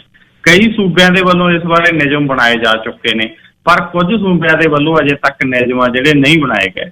ਦਿੱਲੀ ਦੇ ਵਿੱਚ ਨਿਯਮ ਨੇ ਜਿਹੜੇ ਉਹ ਬਣੇ ਨੇ, ਦਿੱਲੀ 'ਚ ਹੁਣ ਐਕਟ ਹੈਗਾ ਜਿਹੜਾ ਉਹ ਲਾਗੂ ਹੈਗਾ, ਲੇਕਿਨ ਪੰਜਾਬ ਦੇ ਵਿੱਚ ਆਨੰਦ ਮੈਰਿਜ ਐਕਟ ਨੂੰ ਲੈ ਕੇ ਪੰਜਾਬ ਸਰਕਾਰ ਨੇ ਜਿਹੜਾ ਉਹਦਾ ਕੰਮ ਕਰਨਾ ਸੀਗਾ ਸੈਂਟਰ ਸਰਕਾਰ ਦੀ ਅਗਵਾਈ ਦੇ ਵਿੱਚ ਉਹ ਨਹੀਂ ਕੀਤਾ, ਜਿਹਦੇ ਕਰਕੇ ਪੰਜਾਬ ਦੇ ਵਿੱਚ ਉਸ ਰੂਪ ਦੇ ਵਿੱਚ ਇਹ ਲਾਗੂ ਨਹੀਂ ਹੋ ਪਾਇਆ। ਕਿਉਂਕਿ ਪਹਿਲਾਂ ਜਿਹੜਾ ਹਿੰਦੂ ਮੈਰਿਜ ਐਕਟ ਆ ਉਸ ਦੇ ਤਹਿਤ ਜਿਹੜੇ ਵਿਆਹ ਦੀ ਰਜਿਸਟ੍ਰੇਸ਼ਨ ਆ ਉਹ ਹੁੰਦੀ ਸੀ, ਤਾਂ ਅੱਜ ਭਗਵੰਤ ਮਾਨ ਹੋਰਾਂ ਦੇ ਵੱਲੋਂ ਇਹ ਵਿਸ਼ਵਾਸ ਦਿਵਾਇਆ ਗਿਆ ਗਾ ਕਿ ਸਾਡੀ ਸਰਕਾਰ ਆਉਣ ਵਾਲੇ ਦਿਨਾਂ ਦੇ ਵਿੱਚ ਆਨੰਦ ਮੈਰਿਜ ਐਕਟ ਹੈਗਾ ਜਿਹੜਾ ਉਹਨੂੰ ਲੈ ਕੇ ਆਊਗੀ, ਔਰ ਇਸੇ ਵਰ੍ਹੇ ਦੇ ਵਿੱਚ ਜਿਹੜੇ ਵਿਆਹ ਨੇ ਉਹ ਆਨੰਦ ਮੈਰਿਜ ਐਕਟ ਦੇ ਤਹਿਤ ਹੀ ਜਿਹੜੇ ਰਜਿਸਟ੍ਰੇਸ਼ਨ ਆ ਉਹ ਕੀਤੀ ਜਾਊਗੀ। ਔਰ ਉਹਨਾਂ ਨੇ ਸ਼੍ਰੀ ਗੁਰੂ ਨਾਨਕ ਦੇਵ ਜੀ ਦੇ ਪ੍ਰਕਾਸ਼ ਪੁਰਬ ਦੇ ਮੌਕੇ ਦੇ ਉੱਤੇ ਵਧਾਈ ਦਿੰਦਿਆਂ ਇਸ ਐਕਟ ਨੂੰ ਲਾਗੂ ਕਰਨ ਦਾ ਵਿਸ਼ਵਾਸ ਦਵਾਇਆ ਗਾ ਕਿ 2016 ਦੇ ਵਿੱਚ ਜਿਹੜਾ ਨੋਟੀਫਿਕੇਸ਼ਨ ਜਾਰੀ ਕੀਤਾ ਗਿਆ ਸੀ ਉਹਨੂੰ ਪੰਜਾਬ 'ਚ ਅਜੇ ਤੱਕ ਲਾਗੂ ਨਹੀਂ ਕੀਤਾ ਗਿਆ। ਸੋ ਇਹ ਵੀ ਗੱਲ ਸਾਹਿਬ ਇੱਕ ਵੱਡੀ ਗੱਲ ਹੈ ਕਿ 2016 ਦੇ ਵਿੱਚ ਇਹ ਪਾਸ ਕੀਤਾ ਗਿਆ ਔਰ ਅਜੇ ਤੱਕ ਸਿੱਖਾਂ ਦੀ ਸਭ ਤੋਂ ਵੱਡੀ ਆਬਾਦੀ ਵਾਲੇ ਸੂਬੇ ਦੇ ਵਿੱਚ ਇਹਨੂੰ ਲਾਗੂ ਨਹੀਂ ਕੀਤਾ ਗਿਆ ਜੀ। ਅੱਛਾ, ਇਹਦੇ ਵਿੱਚ ਮਤਲਬ ਸੂਬਾ ਸਰਕਾਰ ਦੇ ਨਾਲੋਂ ਸੈਂਟਰ ਦੀ ਸਰਕਾਰ ਦੇ ਹੱਥ 'ਚ ਜ਼ਿਆਦਾ ਹੈ ਨਵਕਿਰਨ? ਜੀ ਗੱਲ ਸਾਹਿਬ, ਸੈਂਟਰ ਦੀ ਸਰਕਾਰ ਦੇ ਹੱਥ 'ਚ ਜ਼ਿਆਦਾ ਹੈ, ਪਰ ਸੈਂਟਰ ਨੇ ਇੱਕ ਖਾਕਾ ਬਣਾਤਾ ਕਿ ਆਹ ਖਾਕੇ ਦੇ ਤਹਿਤ ਤੁਸੀਂ ਅੱਗੇ ਸੂਬਾ ਸਰਕਾਰਾਂ ਆਪਣੇ ਢੰਗ ਦੇ ਨਾਲ ਇਹਨੂੰ ਲਾਗੂ ਕਰ ਸਕਦੀਆਂ।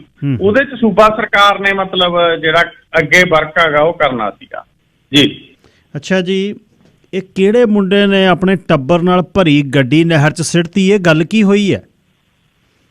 ਗਿੱਲ ਸਾਹਿਬ, ਇੱਕ ਘਰੇਲੂ ਕਲੇਸ਼ ਦਾ ਮਸਲਾ ਹੈਗਾ ਜਿਹੜਾ ਇਹ ਦੱਸਿਆ ਜਾ ਰਿਹਾ ਹੈਗਾ, ਔਰ ਫਿਰੋਜ਼ਪੁਰ ਏਰੀਏ ਦੀ ਇਹ ਘਟਨਾ ਜਿਹੜੀ ਦੱਸੀ ਜਾ ਰਹੀ ਹੈ ਜਿੱਥੇ ਇੱਕ ਵਿਅਕਤੀ ਹੈਗਾ ਜਿਹੜਾ ਉਹਦਾ ਆਪਦੀ ਪਤਨੀ ਦੇ ਨਾਲ ਘਰੇਲੂ ਕਲੇਸ਼ ਚੱਲ ਰਿਹਾ ਸੀਗਾ।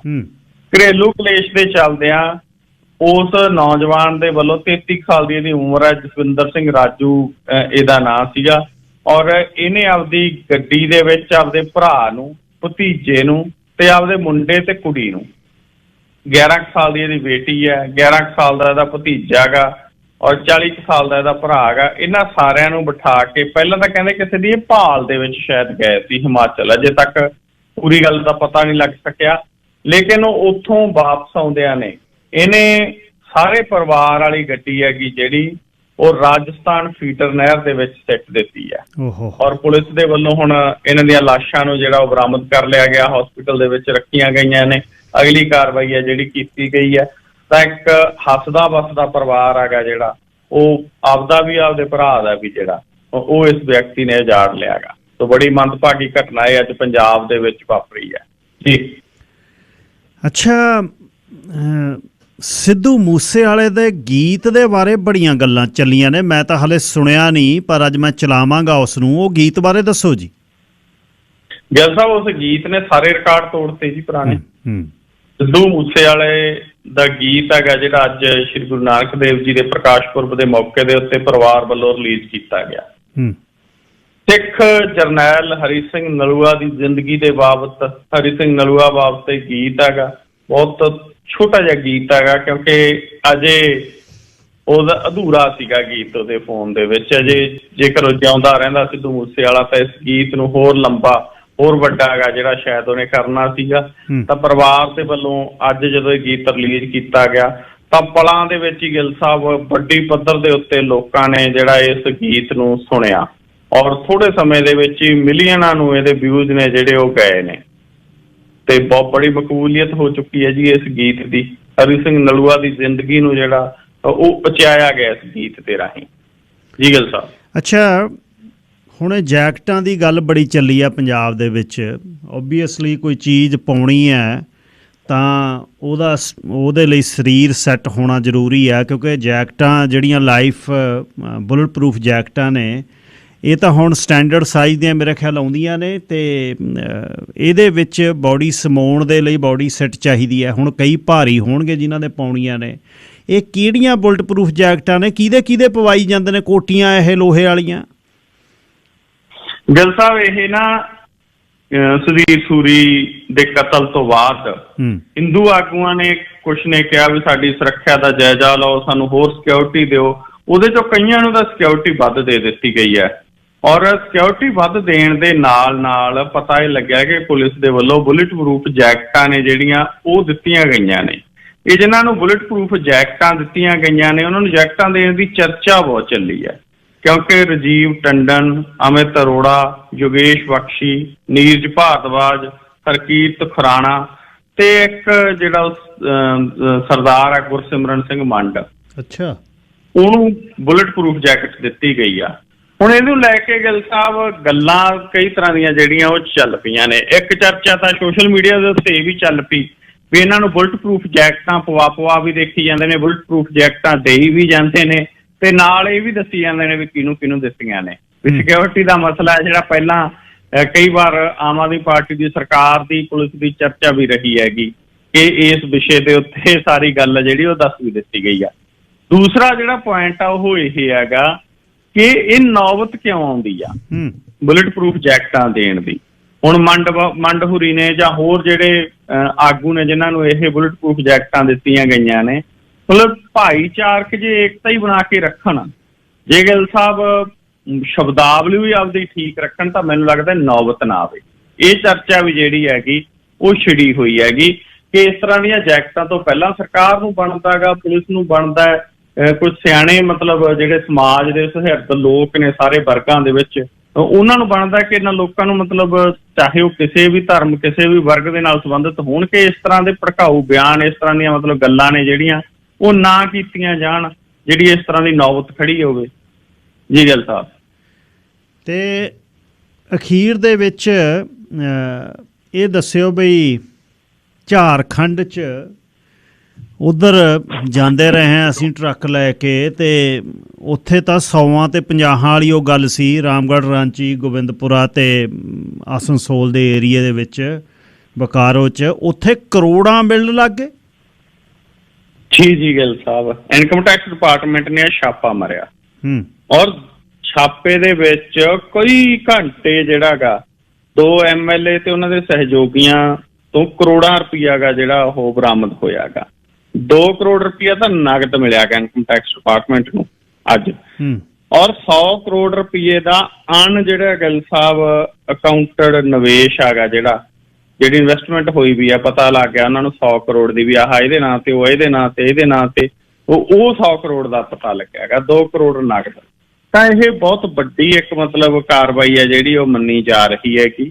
ਔਰ ਪਤਾ ਲੱਗਿਆ ਸੀਗਾ ਕਿ ਇੱਕ ਅਭਿਆਨ ਜੀ ਤੋਂ ਬਾਅਦ ਚੱਲਿਆ ਰਾਂਚੀ, ਬੋਇਰਮੋ, ਦੁਮਕਾ, ਜਮਸ਼ੇਦਪੁਰ, ਚਾਈਬਾਸਾ, ਪਟਨਾ, ਗੁਰੂਗ੍ਰਾਮ, ਕੋਲਕਾਤਾ ਤੇ 50 ਹੋਰ ਥਾਵਾਂ ਦੇ ਉੱਤੇ ਇੱਕੋ ਟਾਈਮ ਫਿਰ ਉਦੋਂ ਬਾਅਦ ਛਾਪੇਮਾਰੀ ਆ ਜਿਹੜੀ ਉਹ ਕੀਤੀ ਗਈ ਆ, ਔਰ 100 ਕਰੋੜ ਤੋਂ ਵੱਧ ਦੇ ਨਿਵੇਸ਼ ਦਾ ਗਾ ਜਿਹੜਾ ਗੈਰ ਕਾਨੂੰਨੀ ਢੰਗ ਦੇ ਨਾਲ ਪਤਾ ਲੱਗਿਆ ਗਾ। ਇਹ ਤਾਂ ਅੱਜ ਕੱਲ੍ਹ ਤਾਂ ਵੱਡੀ ਪੱਧਰ ਦੇ ਉੱਤੇ ਹੀ ਹੁੰਦਾ ਜੀ, ਜਿਵੇਂ ਫਿਲਮਾਂ ਦੇ ਵਿੱਚ ਹੁੰਦਾ ਜੀ ਗਿੱਲ ਸਾਹਿਬ ਵੀ ਕਰੋੜਾਂ ਦੇ ਕਰੋੜ ਮਿਲਦੇ, ਉਵੇਂ ਜਿਵੇਂ ਕਰੋੜਾਂ ਦੇ ਕਰੋੜ ਮਿਲਦੇ ਨੇ ਲੀਡਰਾਂ ਤੋਂ, ਠੀਕ ਹੈ ਨਾ। ਲੀਡਰਾਂ ਨੇ ਵੀ ਉਵੇਂ ਦੇ ਢੰਗ ਅਪਣਾ ਲਏ। ਕੇਂਦਰ 'ਚ ਜਿਹਦੀ ਸਰਕਾਰ ਹੁੰਦੀ ਹੈ ਜਾਂ ਜਿਹਦਾ ਪਤਾ ਲੱਗਦਾ ਆਉਣ ਵਾਲੀ ਆ, ਉਧਰ ਨੂੰ ਮਾਰ ਜਾਂਦੇ ਨੇ ਛਾਲਾਂ। ਹੁਣ ਕੱਲ੍ਹ ਨੂੰ ਸ਼੍ਰੋਮਣੀ ਗੁਰਦੁਆਰਾ ਪ੍ਰਬੰਧਕ ਕਮੇਟੀ ਦੀਆਂ ਜਿਹੜੀਆਂ ਪ੍ਰਧਾਨਗੀ ਦੀ ਚੋਣ ਹੋਣ ਜਾ ਰਹੀ, ਉਹ ਤੋਂ ਪਹਿਲਾਂ ਅੱਜ ਹੀ ਵੱਡੀ ਪੱਧਰ ਦੇ ਉੱਤੇ ਫੇਰ ਬਦਲ ਹੋਏ ਆ ਜੀ। ਉਧਰ ਨੂੰ ਹੀ ਕਿਨਾਰਾ ਗਾ ਜਿਹੜਾ ਲੀਡਰ ਉਹ ਕਰ ਲੈਂਦੇ ਨੇ ਜੀ। ਧੰਨਵਾਦ ਬਹੁਤ ਬਹੁਤ। ਤੇ ਕੱਲ੍ਹ ਨੂੰ ਸਾਡੇ ਉਹੀ ਟਾਈਮ 'ਤੇ 10:20 'ਤੇ ਤੁਹਾਡੇ ਨਾਲ ਸਾਂਝ ਪਏਗੀ। ਤੇ ਧੰਨਵਾਦ ਤੇ ਚੜ੍ਹਦੀ ਕਲਾ। ਤੇ ਮਾਫੀ ਫੇਰ ਅੱਜ ਲੇਟ ਗੱਲਬਾਤ ਕਰਨ ਲਈ। ਨਹੀਂ ਕੋਈ ਗੱਲ ਨਹੀਂ, ਸ਼ੁਕਰੀਆ ਗਿੱਲ ਸਾਹਿਬ ਤੁਹਾਡਾ ਤੇ ਸਾਰੇ ਸਰੋਤਿਆਂ ਦਾ ਬਹੁਤ ਬਹੁਤ ਧੰਨਵਾਦ। ਧੰਨਵਾਦ ਜੀ, ਧੰਨਵਾਦ। ਸਰ ਨਵਕਿਨ ਸਿੰਘ ਪੱਤੀ ਸੇਖਵਾਂ ਬਰਨਾਲਿਓਂ, ਕਿਉਂਕਿ ਲੇਟ ਹੋ ਜਾਂਦਾ, 12:30 ਵੱਜ ਗਏ, ਔਖਾ ਹੈ ਉੱਠਣਾ। ਤੇ ਪਰ ਹੁਣ ਪ੍ਰੋਗਰਾਮ ਆਪਣਾ ਉਸੇ ਮੁਸ਼ਕਿਲਾਂ ਨੇ ਦੇਸ਼ ਪੰਜਾਬ ਦੇ ਝਰੋਖੇ 'ਚੋਂ ਤੁਹਾਡੇ ਤੱਕ ਪਹੁੰਚਦਾ ਕੀਤਾ ਇਸ ਸੈਗਮੈਂਟ ਨੂੰ ਸਰਦਾਰ ਹਰਪ੍ਰੀਤ ਸਿੰਘ ਗਿੱਲ, ਭੋਲਾ ਫਤਿਹਗੜ੍ਹੀਆ, ਕਲਾਸ 1 ਤੋਂ ਕਲਾਸ 7 ਦੇ ਲਾਇਸੈਂਸ ਤੁਸੀਂ ਉਹਨਾਂ ਤੋਂ ਲੈ ਸਕਦੇ ਹੋ। ਅਤੇ ਪੂਰੀ ਪੜ੍ਹਾਈ ਅਤੇ ਨਾਲ ਸੜਕ 'ਤੇ ਟ੍ਰੇਨਿੰਗ ਪੂਰੀ। 604 897 3600। ਦੂਸਰੇ ਸਪੋਂਸਰ ਨੇ Sardar Parminder Singh Thind, $1 million round table, top of the table award ਮਿਲਿਆ। ਇੰਸ਼ੋਰੈਂਸ ਸੰਬੰਧੀ ਜਾਣਕਾਰੀ ਸਿੱਧੀ ਤੁਸੀਂ ਜੇ ਲੈਣੀ ਹੈ ਤਾਂ thinkinsurance.ca 'ਤੇ ਚਲੇ ਜਾਓ। ਸਭ ਕੁਛ ਉੱਥੇ ਹੀ ਹੈ, ਕਿਤੇ ਇੱਧਰ ਉੱਧਰ ਜਾਣ ਦੀ ਨਹੀਂ। ਸਾਰਾ ਖਰਚਾ ਕਿੰਨਾ ਅਤੇ ਕਿਹੜੀ ਇੰਸ਼ੋਰੈਂਸ ਕਿੰਨੇ ਦੀ ਹੋਣੀ ਆ, ਸਭ ਕੁਛ ਉੱਥੇ ਲਿਖਿਆ ਹੋਇਆ। 604828 7213। ਲੈ ਖਬਰਾਂ ਸੁਣਾ ਦਿਆਂ। ਖਬਰਾਂ ਤੋਂ ਬਾਅਦ ਅੱਜ ਗੀਤ ਵੀ ਸੁਣਾਉਣਾ ਮੂਸੇ ਵਾਲੇ ਦਾ ਤੁਹਾਨੂੰ, ਅਤੇ ਨਾਲ ਫਿਰ ਚੱਲਾਂਗੇ ਯੂਬਾ ਸਿਟੀ ਦੇ ਨਗਰ ਕੀਰਤਨ 'ਤੇ, ਤੁਹਾਨੂੰ ਦਰਸ਼ਨ ਕਰਾਵਾਂਗਾ ਬਈ ਕਿਸ ਤਰ੍ਹਾਂ ਕੀ ਹੋਇਆ, ਅਤੇ ਫਿਰ ਤੁਹਾਡੇ ਨਾਲ ਗੱਲਬਾਤ। ਅਤੇ ਆਖਰੀ ਘੰਟੇ ਦੇ ਵਿੱਚ ਜਾਂ ਆਪਾਂ ਇਹ ਕਰਦੇ ਹਾਂ, ਖਬਰਾਂ ਤੋਂ ਬਾਅਦ ਕੁਝ ਸਮਾਂ 20 ਮਿੰਟ ਮਿਸਟਰ ਪੀਅਰ ਪੋਲੀਐਵ ਦੇ ਬਾਰੇ ਮੈਂ ਤੁਹਾਡੇ ਨਾਲ ਗੱਲਬਾਤ ਕਰਨੀ ਚਾਹੁੰਦਾ। ਤੁਸੀਂ ਵੀ ਕਾਲ ਇਨ ਕਰਿਓ ਕਿ ਇਹਨਾਂ ਦੀ ਲੀਡਰਸ਼ਿਪ, ਕੰਜ਼ਰਵੇਟਿਵ ਪਾਰਟੀ, ਆਉਣ ਵਾਲਾ ਭਵਿੱਖ, ਸਾਡੀ ਕਮਿਊਨਿਟੀ ਦੇ ਨੇੜੇ ਇਹ ਪਾਰਟੀ ਕਿੰਨੀ ਕੁ ਹੈ, ਅਤੇ ਹੋਰ ਕਮਿਊਨਿਟੀ ਦੇ ਨੇੜੇ ਲੱਗਣ ਲਈ ਪਾਰਟੀ ਨੂੰ ਕੀ ਕਰਨਾ ਚਾਹੀਦਾ ਹੈ, ਕੀ ਭਵਿੱਖ ਦੇ ਵਿੱਚ ਇੱਕ ਵਧੀਆ ਪ੍ਰਧਾਨ ਮੰਤਰੀ ਦੇ ਤੌਰ 'ਤੇ ਮਿਸਟਰ ਪੋਲੀਐਵ ਹੋ ਸਕਦੇ ਨੇ। ਅਤੇ ਇਹਦੇ ਬਾਰੇ ਵੀ ਕੁਛ ਸਮਾਂ ਮੈਂ ਗੱਲਬਾਤ ਕਰਨੀ ਚਾਹੁੰਦਾ। ਜਿਹੜੇ ਇਸ਼ੂਜ਼ ਨੇ ਉਹ ਇਸ਼ੂਜ਼ ਕਿਵੇਂ ਸੋਲਵ ਹੋਣਗੇ, ਬਹੁਤ ਵੱਡੇ ਇਸ਼ੂਜ਼ ਨੇ ਦੇਸ਼ ਨੂੰ। ਅਤੇ ਐਂਟੀ ਇਨਕੰਬੈਂਸੀ ਗੌਰਮੈਂਟ ਦੀ ਵਿਰੋਧੀ ਧਿਰ ਦੇ ਤੌਰ 'ਤੇ ਸਵਾਲ ਪੁੱਛਣੇ ਸੌਖੇ ਨੇ, ਕੰਮ ਕਰਨੇ ਔਖੇ ਨੇ। ਅਤੇ ਪਰ ਮਿਸਟਰ ਸਟੀਫਨ ਹਾਰਪਰ ਦੇ ਸਮੇਂ ਦੀ ਗੱਲ ਕਰੀਏ ਜੇ, ਕ੍ਰੈਚਨ ਅਤੇ ਪਾਲ ਮਾਰਟਨ ਤੋਂ ਬਾਅਦ ਉਹਨਾਂ ਨੇ ਬਹੁਤ ਚੀਜ਼ਾਂ ਜਿਹੜੀਆਂ ਲੈਵਲ ਕਰਤੀਆਂ ਸੀ, ਪਰ ਫਿਰ ਇੱਕ ਵੇਵ ਆਈ, ਟਰੂਡੋ ਹੋ ਗਈ 7 ਸਾਲ ਹੋ ਗਏ 15 ਤੋਂ। ਕੁਝ ਸਵਾਲ ਉਹਨਾਂ ਦੇ ਬੜੇ ਵੈਲਿਡ ਨੇ। ਅਰਾਈਵ ਕੈਨ ਦਾ 54 ਮਿਲੀਅਨ ਦਾ, $6,000 ਇੱਕ ਦਿਨ ਦੇ ਆਪਣੇ ਰੂਮ ਦਾ, ਜਦ ਮਹਾਰਾਣੀ ਦੇ ਸੰਸਕਾਰ 'ਤੇ ਮਤਲਬ ਫਿਊਨਰਲ 'ਤੇ ਟਰੂਡੋ ਨਹੀਂ ਗਏ, ਖਾਸ ਹੋਟਲ ਦੇ ਵਿੱਚ, ਅਤੇ $6,000 24 ਘੰਟਿਆਂ ਦਾ। ਉਹ ਇੱਕ ਸਵੀਟ ਸੀ ਜਿਹੜੀ ਥੇਮਸ ਰਿਵਰ ਵਾਲੇ ਪਾਸੇ ਨੂੰ ਵਿਊ ਸੀ ਉਹਦੇ ਸਵਾਲ ਪੁੱਛੇ ਪੋਲੀਐਵ ਨੇ ਵੀ ਕੌਣ ਰਿਹਾ ਤੁਹਾਡੇ 'ਚੋਂ ਦੱਸੋ। ਸਵਾਲਾਂ ਦਾ ਜਵਾਬ ਨਹੀਂ ਮਿਲਿਆ, ਪਰ ਉਹ ਟੈਕਸ ਪੇਅਰਸ ਦੀ ਮਨੀ ਹੈ। ਓਬਵੀਅਸਲੀ ਜੇ ਇਹ ਪ੍ਰਧਾਨ ਮੰਤਰੀ ਬਣਨਗੇ ਇਹ ਵੀ ਜਾਣਗੇ, ਅਤੇ ਇਹ ਜੇ ਇੰਨੇ ਮਹਿੰਗੇ 'ਚ ਰਹਿਣਗੇ ਇਹਨਾਂ ਨੂੰ ਵੀ ਸਵਾਲ ਪੁੱਛਿਆ ਜਾਊ। ਪਰ $6,000 ਇੱਕ ਦਿਨ ਦਾ, ਇੱਕ ਰਾਤ ਦਾ ਬਹੁਤ ਖਰਚਾ ਸੀ। ਇਹਦੀ ਗੱਲਬਾਤ ਜਿਹੜੀ ਵੀ ਤੁਹਾਡੇ ਅਗਲੇ ਹਿੱਸੇ 'ਚ ਤੁਹਾਡੇ ਨਾਲ ਕਰਦਾ।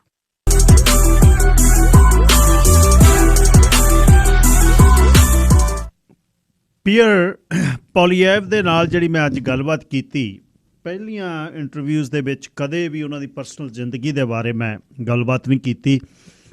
ਕਾਰਨ ਉਹਦਾ ਇਹ ਸੀ ਕਿ ਉਹ ਲੀਡਰਸ਼ਿਪ ਰੇਸ ਲੜ ਰਹੇ ਸੀ। MP ਨੇ ਉਹ ਕਾਲਟਰਨ ਓਟਵਾ ਦੇ ਏਰੀਏ ਦੇ, ਅਤੇ ਉਹ ਮੈਟਰ ਨਹੀਂ ਸੀ ਕਰਦਾ ਵੱਧ। ਹੁਣ ਉਹ ਮੈਟਰ ਤਾਂ ਕਰਦਾ ਹੈ ਕਿ ਉਹ ਲੀਡਰ ਆਫ ਆਪੋਜੀਸ਼ਨ ਨੇ, ਅਗਲੀਆਂ ਚੋਣਾਂ ਦੇ ਵਿੱਚ ਜੇ ਉਹ ਚੋਣ ਜਿੱਤਦੇ ਨੇ ਤਾਂ ਉਹ ਸਾਡੇ ਦੇਸ਼ ਦੇ ਪ੍ਰਧਾਨ ਮੰਤਰੀ ਬਣ ਸਕਦੇ ਨੇ। ਜੂਨ 3, 1979 ਦਾ ਉਹਨਾਂ ਦਾ ਜਨਮ ਹੈ। 16 ਵਰ੍ਹਿਆਂ ਦੀ ਅਣਵਿਆਹੀ ਇੱਕ ਮਾਂ ਦੇ ਕੁੱਖੋਂ ਉਹ ਪੈਦਾ ਹੋਏ, ਜਿਹੜੀ ਆਇਰਿਸ਼ ਮੂਲ ਦੀ ਸੀ, ਆਇਰਿਸ਼ ਕਨੇਡੀਅਨ।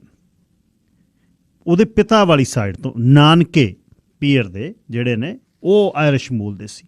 16 ਵਰ੍ਹਿਆਂ ਦੀ ਉਮਰ ਦੇ ਵਿੱਚ ਉਸ ਮਾਂ ਨੇ ਜਦ ਜਨਮ ਦਿੱਤਾ, ਮੈਂ ਤੁਹਾਨੂੰ ਡੈਸਟੀਨੀ ਦੀ ਗੱਲ ਦੱਸ ਰਿਹਾ ਵੀ ਗੱਲ ਜਿਹੜੀ ਹੈ ਕਿੱਧਰੋਂ ਕਿੱਧਰ ਨੂੰ ਜਾਂਦੀ ਹੈ, ਤਾਂ ਉਹਨੂੰ ਲੱਗਿਆ ਵੀ ਮੈਂ ਇਸ ਬੱਚੇ ਨੂੰ ਪਾਲ ਨਹੀਂ ਸਕਦੀ, ਤਾਂ ਉਸ ਨੇ ਉਹਨੂੰ ਅਡੋਪਸ਼ਨ ਦੇ ਲਈ ਦੇਤਾ। ਅਡੋਪਸ਼ਨ ਕਿਹਨੇ ਕੀਤੀ? ਫਰੈਂਚ ਕਨੇਡੀਅਨ ਨੇ, ਜੋੜੇ ਨੇ ਜਿਹੜੇ ਸਕੂਲ ਟੀਚਰ ਸੀ, ਮਰਲੀਨ ਡੋਨਾਲਡ ਪੋਲੀਐਵ, ਜਿੱਥੋਂ ਪੋਲੀਐਵ ਨਾਂ ਇਹਨਾਂ ਦਾ ਪਿਆ।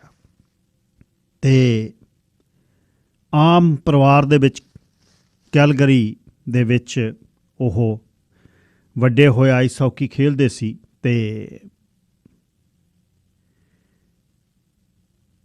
ਅਤੇ ਛੋਟਾ ਹੁੰਦਾ ਪੀਅਰ ਪੇਪਰ ਬॉय ਸੀ ਕੈਲਗਰੀ ਸਨ ਦਾ। ਵਾਈਜ਼ਵੁੱਡ ਹਾਈ ਸਕੂਲ ਦੇ ਵਿੱਚ ਉਹ ਪੜ੍ਹਿਆ, ਹੈਨਰੀ ਵਾਈਜ਼ ਦੇ ਵਿੱਚ। ਰੈਸਲਿੰਗ ਟੀਮ ਦੇ ਵਿੱਚ ਘੁਲਦਾ ਸੀ, ਮੋਢੇ 'ਤੇ ਸੱਟ ਲੱਗ ਗਈ 14 ਸਾਲ ਦੀ ਉਮਰ ਦੇ ਵਿੱਚ। ਉਹਦੇ ਬਾਅਦ ਬਸ ਉਦਣ ਜਿਹੜਾ ਸਫ਼ਰ ਸ਼ੁਰੂ ਹੋਇਆ, ਜਿਹਦੇ ਵਿੱਚ ਉਹ ਕਹਿ ਰਹੇ ਨਾ ਬਈ ਮੈਂ ਮੋਢੇ ਦੀ ਸੱਟ ਨੇ ਮੈਨੂੰ ਟੋਰੀ ਰਾਈਡਿੰਗ ਐਸੋਸੀਏਸ਼ਨ ਦੀ ਮੀਟਿੰਗ ਦੇ ਵਿੱਚ ਸ਼ੁਰੂ ਕੀਤਾ। ਉਹਦੇ ਬਾਅਦ ਰਿਫਾਰਮ ਪਾਰਟੀ ਦੇ ਐਕਟਿਵ ਮੈਂਬਰ ਬਣ ਗਏ ਅਤੇ progressive conservative association of Alberta ਦੀਆਂ ਮੀਟਿੰਗ 'ਚ ਜਾਣ ਲੱਗ ਗਿਆ। 16 ਵਰ੍ਹਿਆਂ ਦੀ ਉਮਰ ਦੇ ਵਿੱਚ ਉਸਨੇ ਜੇਸਨ ਕੈਨੀ ਦੀ ਜਿਹੜੀ ਮੈਂਬਰਸ਼ਿਪ ਰਿਫਾਰਮ ਪਾਰਟੀ ਦੀ, ਉਹ ਟੈਲੀਫੋਨ ਕਨਵੈਂਸਿੰਗ ਦੇ ਰਾਹੀਂ ਵੇਚਣੀ ਸ਼ੁਰੂ ਕਰ ਦਿੱਤੀ। ਅਤੇ ਪੋਲੀਟੀਕਲ ਕੈਂਪੇਨ, ਡੋਰ ਰਾਈਡਿੰਗ ਐਸੋਸੀਏਸ਼ਨ 'ਚ 17 ਵਰ੍ਹਿਆਂ ਦੇ ਉਮਰ ਦੇ ਵਿੱਚ ਨੈਸ਼ਨਲ ਕਨਵੈਨਸ਼ਨ ਵੈਨਕੂਵਰ 'ਚ ਹੋਈ 1996 'ਚ, ਤਾਂ ਉਹਦੇ ਵਿੱਚ ਡੈਲੀਗੇਟ ਬਣ ਕੇ ਉਹ ਆਏ।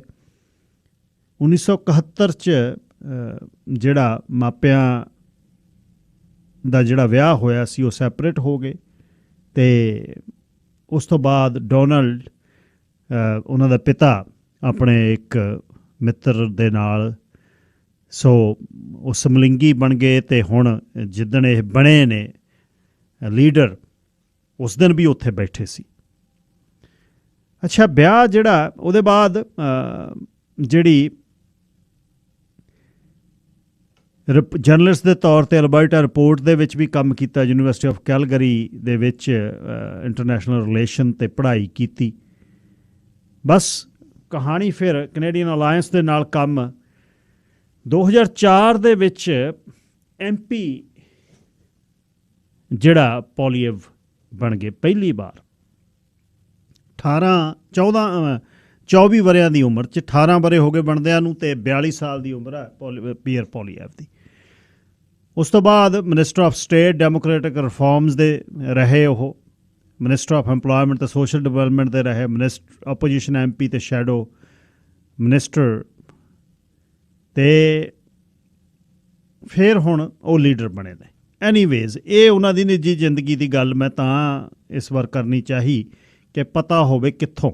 ਦੂਜੇ ਬੰਨੇ ਟਰੂਡੋ ਹੋਣੀ ਨੇ, ਜਿਹੜੇ ਇੱਕ ਪ੍ਰਧਾਨ ਮੰਤਰੀ ਦੇ ਘਰੇ ਪੈਦਾ ਹੋਏ। ਟਰੂਡੋ 9 ਹੈ ਪਰਿਵਾਰ ਦਾ, ਅਤੇ 15 ਦੇ ਵਿੱਚ ਉਹ ਹਨੇਰੀ ਵਾਂਗੂ ਆਏ ਅਤੇ ਸਾਫ਼ ਕਰ ਦਿੱਤੇ, ਟੋਰੀਜ਼ ਕਿਤੇ ਲੱਭੇ ਨਾ। ਮਤਲਬ ਐਡਾ ਜਿਹੜਾ ਪ੍ਰਭਾਵ ਸੀ। ਹੁਣ ਅਗਲੀ ਜਿਹੜੀ ਇਲੈਕਸ਼ਨ ਹੈ ਉਹ 25 'ਚ ਹੋ ਸਕਦੀ ਹੈ। ਆਪੋਜੀਸ਼ਨ ਦੇ ਵਿੱਚ ਹੁਣ ਬੈਠੇ ਨੇ। ਸਵਾਲ ਜਿਹੜੇ ਪੋਲੀਐਵ ਪੁੱਛ ਰਹੇ ਹੈ ਟਰੂਡੋ ਉਹਨਾਂ ਨੂੰ, ਉਹ ਸਵਾਲਾਂ ਦੇ ਜਵਾਬ ਖੈਰ ਕੋਈ ਵੀ ਜਿਹੜਾ ਗਵਰਨੈਂਸ ਦੇ ਵਿੱਚ ਹੁੰਦਾ ਉਹ ਜਵਾਬ ਦਿੰਦਾ ਹੀ ਨਹੀਂ, ਉਹ ਆਪਣੀ ਗੱਲ ਕਰਦਾ। ਪੋਲੀਐਵ ਉਹਨੇ ਪਿਛਲੇ ਦਿਨੀ ਜਿਹੜਾ ਉਹਨਾਂ ਨੇ $6,000 ਹੋਟਲ ਰੂਮ ਦੀ ਗੱਲ ਕੀਤੀ ਨਾ, ਉਹਦੇ ਬਾਰੇ ਬਹੁਤ ਗੱਲ ਚੱਲ ਰਹੀ ਹੈ ਕਿ 6,000 ਦਾ ਜਿਹੜਾ ਰੂਮ ਉਹ ਉਹਦੇ 'ਚ ਕੌਣ ਰਿਹਾ? ਅਤੇ ਉਹ ਜਦ ਸਵਾਲ ਪੁੱਛਿਆ ਤਾਂ ਟਰੂਡੋ ਹੋਣੀ ਕਹਿੰਦੇ ਬਈ ਆਪੋਜੀਸ਼ਨ ਮੇਰੇ 'ਤੇ ਫੋਕਸ ਕਰ ਰਹੀ ਹੈ, ਅਸੀਂ ਕੈਨੇਡੀਅਨ 'ਤੇ ਫੋਕਸ ਕਰ ਰਹੇ ਹਾਂ। ਬਸ ਪੋਲੀਅਬ ਕਹਿੰਦੇ ਬਸ ਠੀਕ ਹੈ, ਸਵਾਲ ਦਾ ਜਵਾਬ ਆਪੇ ਤੁਸੀਂ ਦੇਤਾ ਬਈ ਮੈਂ ਕਿਹਾ ਵੀ ਹੋਟਲ 'ਚ ਕੌਣ ਠਹਿਰਿਆ, ਤੁਸੀਂ ਕਿਹਾ ਵੀ ਮੈਨੂੰ ਫੋਕਸ ਕਰਦਾ, that means you stayed there. So anyways, so ਬਾਕੀ ਚਲੋ ਇਹ ਤਾਂ ਗੱਲਾਂ ਬਾਤਾਂ ਚੱਲਦੀਆਂ ਨੇ। ਭਵਿੱਖ ਦੇ ਵਿੱਚ 2 ਸਾਲਾਂ ਨੂੰ ਕਿਹੋ ਜਿਹਾ ਸਮਾਂ ਆਉਂਦਾ ਹੈ, ਕਿੱਧਰ ਨੂੰ ਗੱਲ ਜਾਏਗੀ। ਅਤੇ ਪਰ ਤੁਸੀਂ ਕੁਝ ਸਮਾਂ 5-10 ਮਿੰਟ ਮੈਂ ਤੁਹਾਡੀ ਗੱਲਬਾਤ ਕਰਨੀ ਚਾਹੁੰਦਾ, ਫਿਰ ਮੈਂ ਯੂਬਾ ਸਿਟੀ ਦੀ ਗੱਲ ਨਗਰ ਕੀਰਤਨੀ ਤੁਹਾਡੇ ਨਾਲ ਕਰਨੀ ਚਾਹੁੰਦਾ, ਜਾਂ ਮੈਂ ਅਗਲੇ ਘੰਟੇ 'ਚ ਵੀ ਥੋੜ੍ਹੀ ਜਿਹੀ ਗੱਲ ਕਰਕੇ ਗੁਰੂ ਨਾਨਕ ਪਾਤਸ਼ਾਹ ਦੀ ਆਪਾਂ ਗੱਲ ਕਰ ਸਕਦੇ ਹਾਂ। Komalpreet Sandhu ji, line number 1। Hello, ਸਤਿ ਸ਼੍ਰੀ ਅਕਾਲ ਜੀ। ਸਤਿ ਸ਼੍ਰੀ ਅਕਾਲ ਜੀ।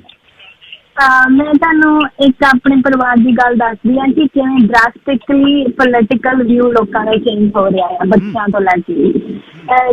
ਜਿਸ ਦਿਨ ਹੈਲੋਵੀਨ ਹੋਈ ਤੇ ਅਗਲੇ ਦਿਨ ਮੈਂ ਆਪਣੇ ਬੇਟੇ ਨੂੰ ਸਕੂਲ ਲੈ ਕੇ ਜਾ ਰਹੀ ਤੇ ਮੈਂ ਕਿਹਾ ਬਾਈ 8:30 ਐਵਰੀਬਡੀ ਵੈਂਟ ਹੋਮ, ਹੈ ਨਾ, ਤੇ ਆਪਣਾ ਨੇਬਰਹੁੱਡ ਕਿੰਨਾ ਵਧੀਆ ਵੀ 8 o'clock ਤੋਂ ਬਾਅਦ ਕੋਈ ਨਹੀਂ ਆਇਆ, ਹੈ ਨਾ। ਕਹਿੰਦਾ yeah, but some people in some cities they do fireworks until 4 a.m. That's like this, that. ਉਹਨੇ ਆਪਣਾ opinion ਦਿੱਤਾ। He's 10-year-old ਤੇ ਉਹਨੇ ਕੰਪੈਰੀਜ਼ਨ ਵੀ ਕਰਤਾ ਤੇ ਆਪਣਾ ਦੱਸ ਵੀ ਦਿੱਤਾ ਵੀ in Canada we want everything to be done in a timely manner। ਤੇ ਮੇਰੀ ਬੇਟੀ ਨੂੰ ਜਿਸ ਦਿਨ ਆਪਾਂ ਗੱਲ ਕਰਦੇ ਪਈ ਸੀ ਕਿ 5 ਮਿਲੀਅਨ ਹੋਰ ਆਉਣੇ ਆ ਇਮੀਗ੍ਰੈਂਟਸ ਤੇ ਇਸ ਤਰ੍ਹਾਂ ਆਉਣਾ, ਮੈਂ ਘਰੇ ਜਾ ਕੇ ਸ਼ੇਅਰ ਕੀਤਾ ਵੀ ਇਸ ਤਰ੍ਹਾਂ ਇਮੀਗ੍ਰੈਂਟਸ ਆ ਰਹੇ ਆ। You know, she is very empathetic, she's very good। ਉਹ ਕਹਿੰਦੀ oh no, don't tell me। And she said, we want someone racist as a prime minister to stop this. Like, and then she said, I don't mean a racist in that way. I mean who can make a stop on this and make things worse. Like these are going out of hand. This is going out of hand. Like ਇੱਕ 15 ਸਾਲ ਦਾ ਬੱਚਾ ਆ, ਇੱਕ 10 ਸਾਲ ਦਾ ਬੱਚਾ ਆ, ਉਹ ਦੇਖੋ ਕੀ ਅਬਜ਼ਰਵ ਕਰਦੇ ਪਏ ਨੇ। ਤੇ ਲਾਸਟ ਈਅਰ ਉਹ ਮੈਨੂੰ ਕਹਿੰਦੇ ਜਦੋਂ ਮੈਂ ਥੋੜੀ ਲਿਬਰਲ ਤੋਂ ਕੰਜ਼ਰਵੇਟਿਵ ਵੱਲ ਬੋਲਣ ਲੱਗੀ ਕਿ ਨਹੀਂ ਇਸ ਤਰ੍ਹਾਂ ਹੋਣਾ ਚਾਹੀਦਾ, she said, ਮਾਂ ਯੂ ਨੋ ਜਦੋਂ ਬੱਚੇ ਛੋਟੇ ਹੁੰਦੇ ਉਦੋਂ NDP ਹੁੰਦੇ ਆ, ਜਦੋਂ ਮਿਡਲ ਏਜ ਹੁੰਦੇ ਉਦੋਂ liberal, and I think you are getting old and you are being conservative and you are going to be this that. And ਪਿਛਲੇ ਸਾਲ ਉਹਨਾਂ ਦੀ ਆਈ ਸੀਗੀ ਤੇ 1 ਸਾਲ ਦੇ ਵਿੱਚ now they want else than Trudeau somebody else, ਛੋਟੇ ਬੱਚੇ ਵੀ।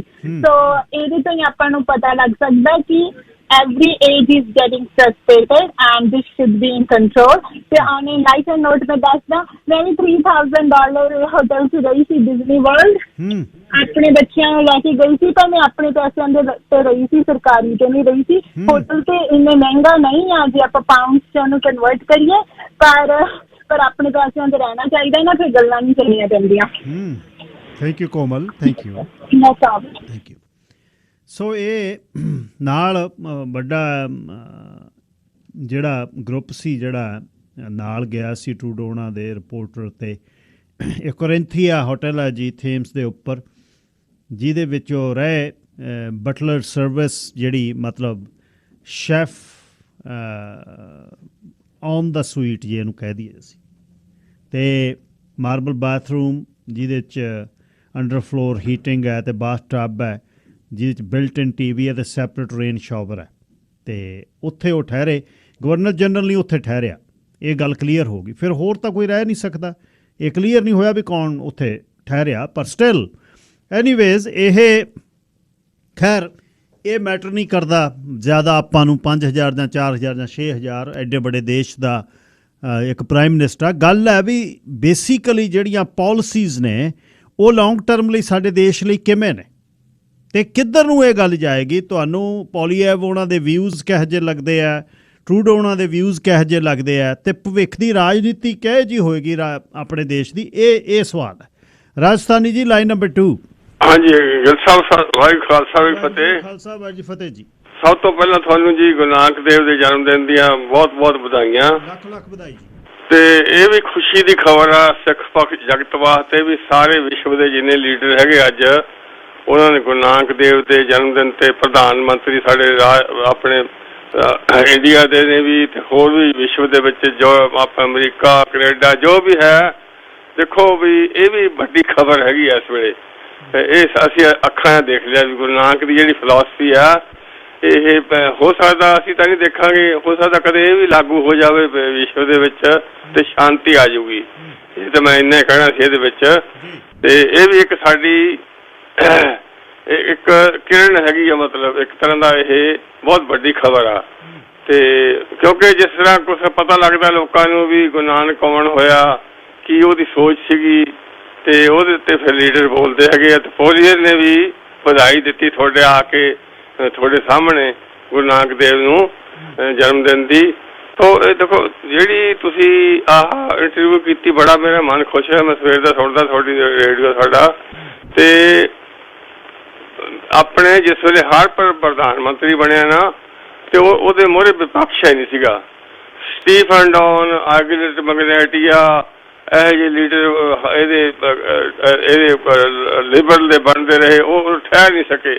ਅਤੇ ਉਹ ਘੱਟ ਗਿਣਤੀ 'ਚ ਹੀ 3 ਵਾਰ ਪ੍ਰਧਾਨ ਮੰਤਰੀ ਹਰ ਪਰ ਚਲਾ ਗਿਆ ਗੱਡੀ ਆਪਦੀ ਵਧੀਆ। ਤਾਂ ਕਿਉਂ ਜਿੰਨਾ ਚਿਰ ਲੀਡਰ ਨਾ ਹੋਏ ਮੂਹਰੇ ਅਤੇ ਬੰਦਾ ਫਿਰ ਕੀ ਕਰ ਸਕਦਾ। ਸੋ ਇਹ ਪੋਲੀਅਰ ਜਿਸ ਤਰ੍ਹਾਂ ਇਹਦੀ ਹਿਸਟਰੀ ਹੈਗੀ ਆ, ਬਹੁਤ ਹੀ ਲੰਮੀ, ਹਾਰਡ ਵਰਕਰ ਹੁੰਦਾ ਲਿਆਕਤ ਦੇ ਹਿਸਾਬ ਨਾਲ, ਪੜ੍ਹਾਈ ਲਿਖਾਈ, ਬੈਕਗਰਾਊਂਡ ਸਾਰਾ, ਕੋਈ ਇਹ 'ਤੇ ਐਲੀਗੇਸ਼ਨ ਹੈ ਨਹੀਂ ਗਾ।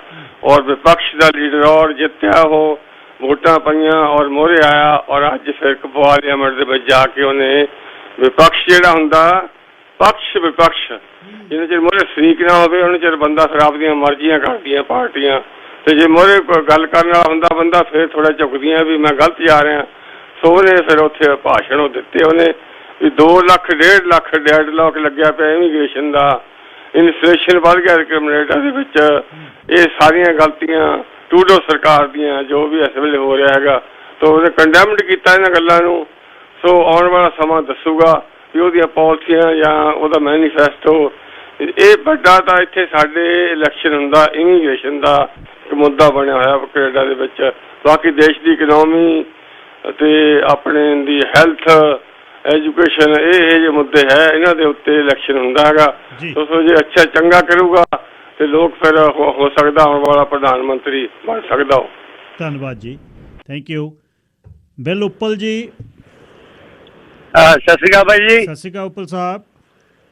ਤੁਹਾਨੂੰ ਬਹੁਤ ਬਹੁਤ ਵਧਾਈਆਂ ਅੱਜ ਗੁਰਪੁਰਬ 'ਤੇ। ਤੁਹਾਨੂੰ ਵੀ ਬਾਈ ਜੀ। ਅਤੇ ਹਾਂਜੀ, ਇਹ ਨਾ ਕਈ ਵਾਰ ਸਾਨੂੰ ਥੋੜ੍ਹਾ ਜਿਹਾ ਨਾ, ਅਸੀਂ ਸਾਡੇ ਬਲੱਡ ਦੇ ਵਿੱਚ ਹੀ ਆ, ਅਸੀਂ ਥੋੜ੍ਹੇ ਜਿਹੇ ਭਾਵੁਕ ਹੋ ਜਾਂਦੇ ਹਾਂ ਜਦੋਂ ਵੀ ਕੋਈ ਆਪੋਜੀਸ਼ਨ ਪਾਰਟੀ ਆਉਂਦੀ ਆ ਨਾ।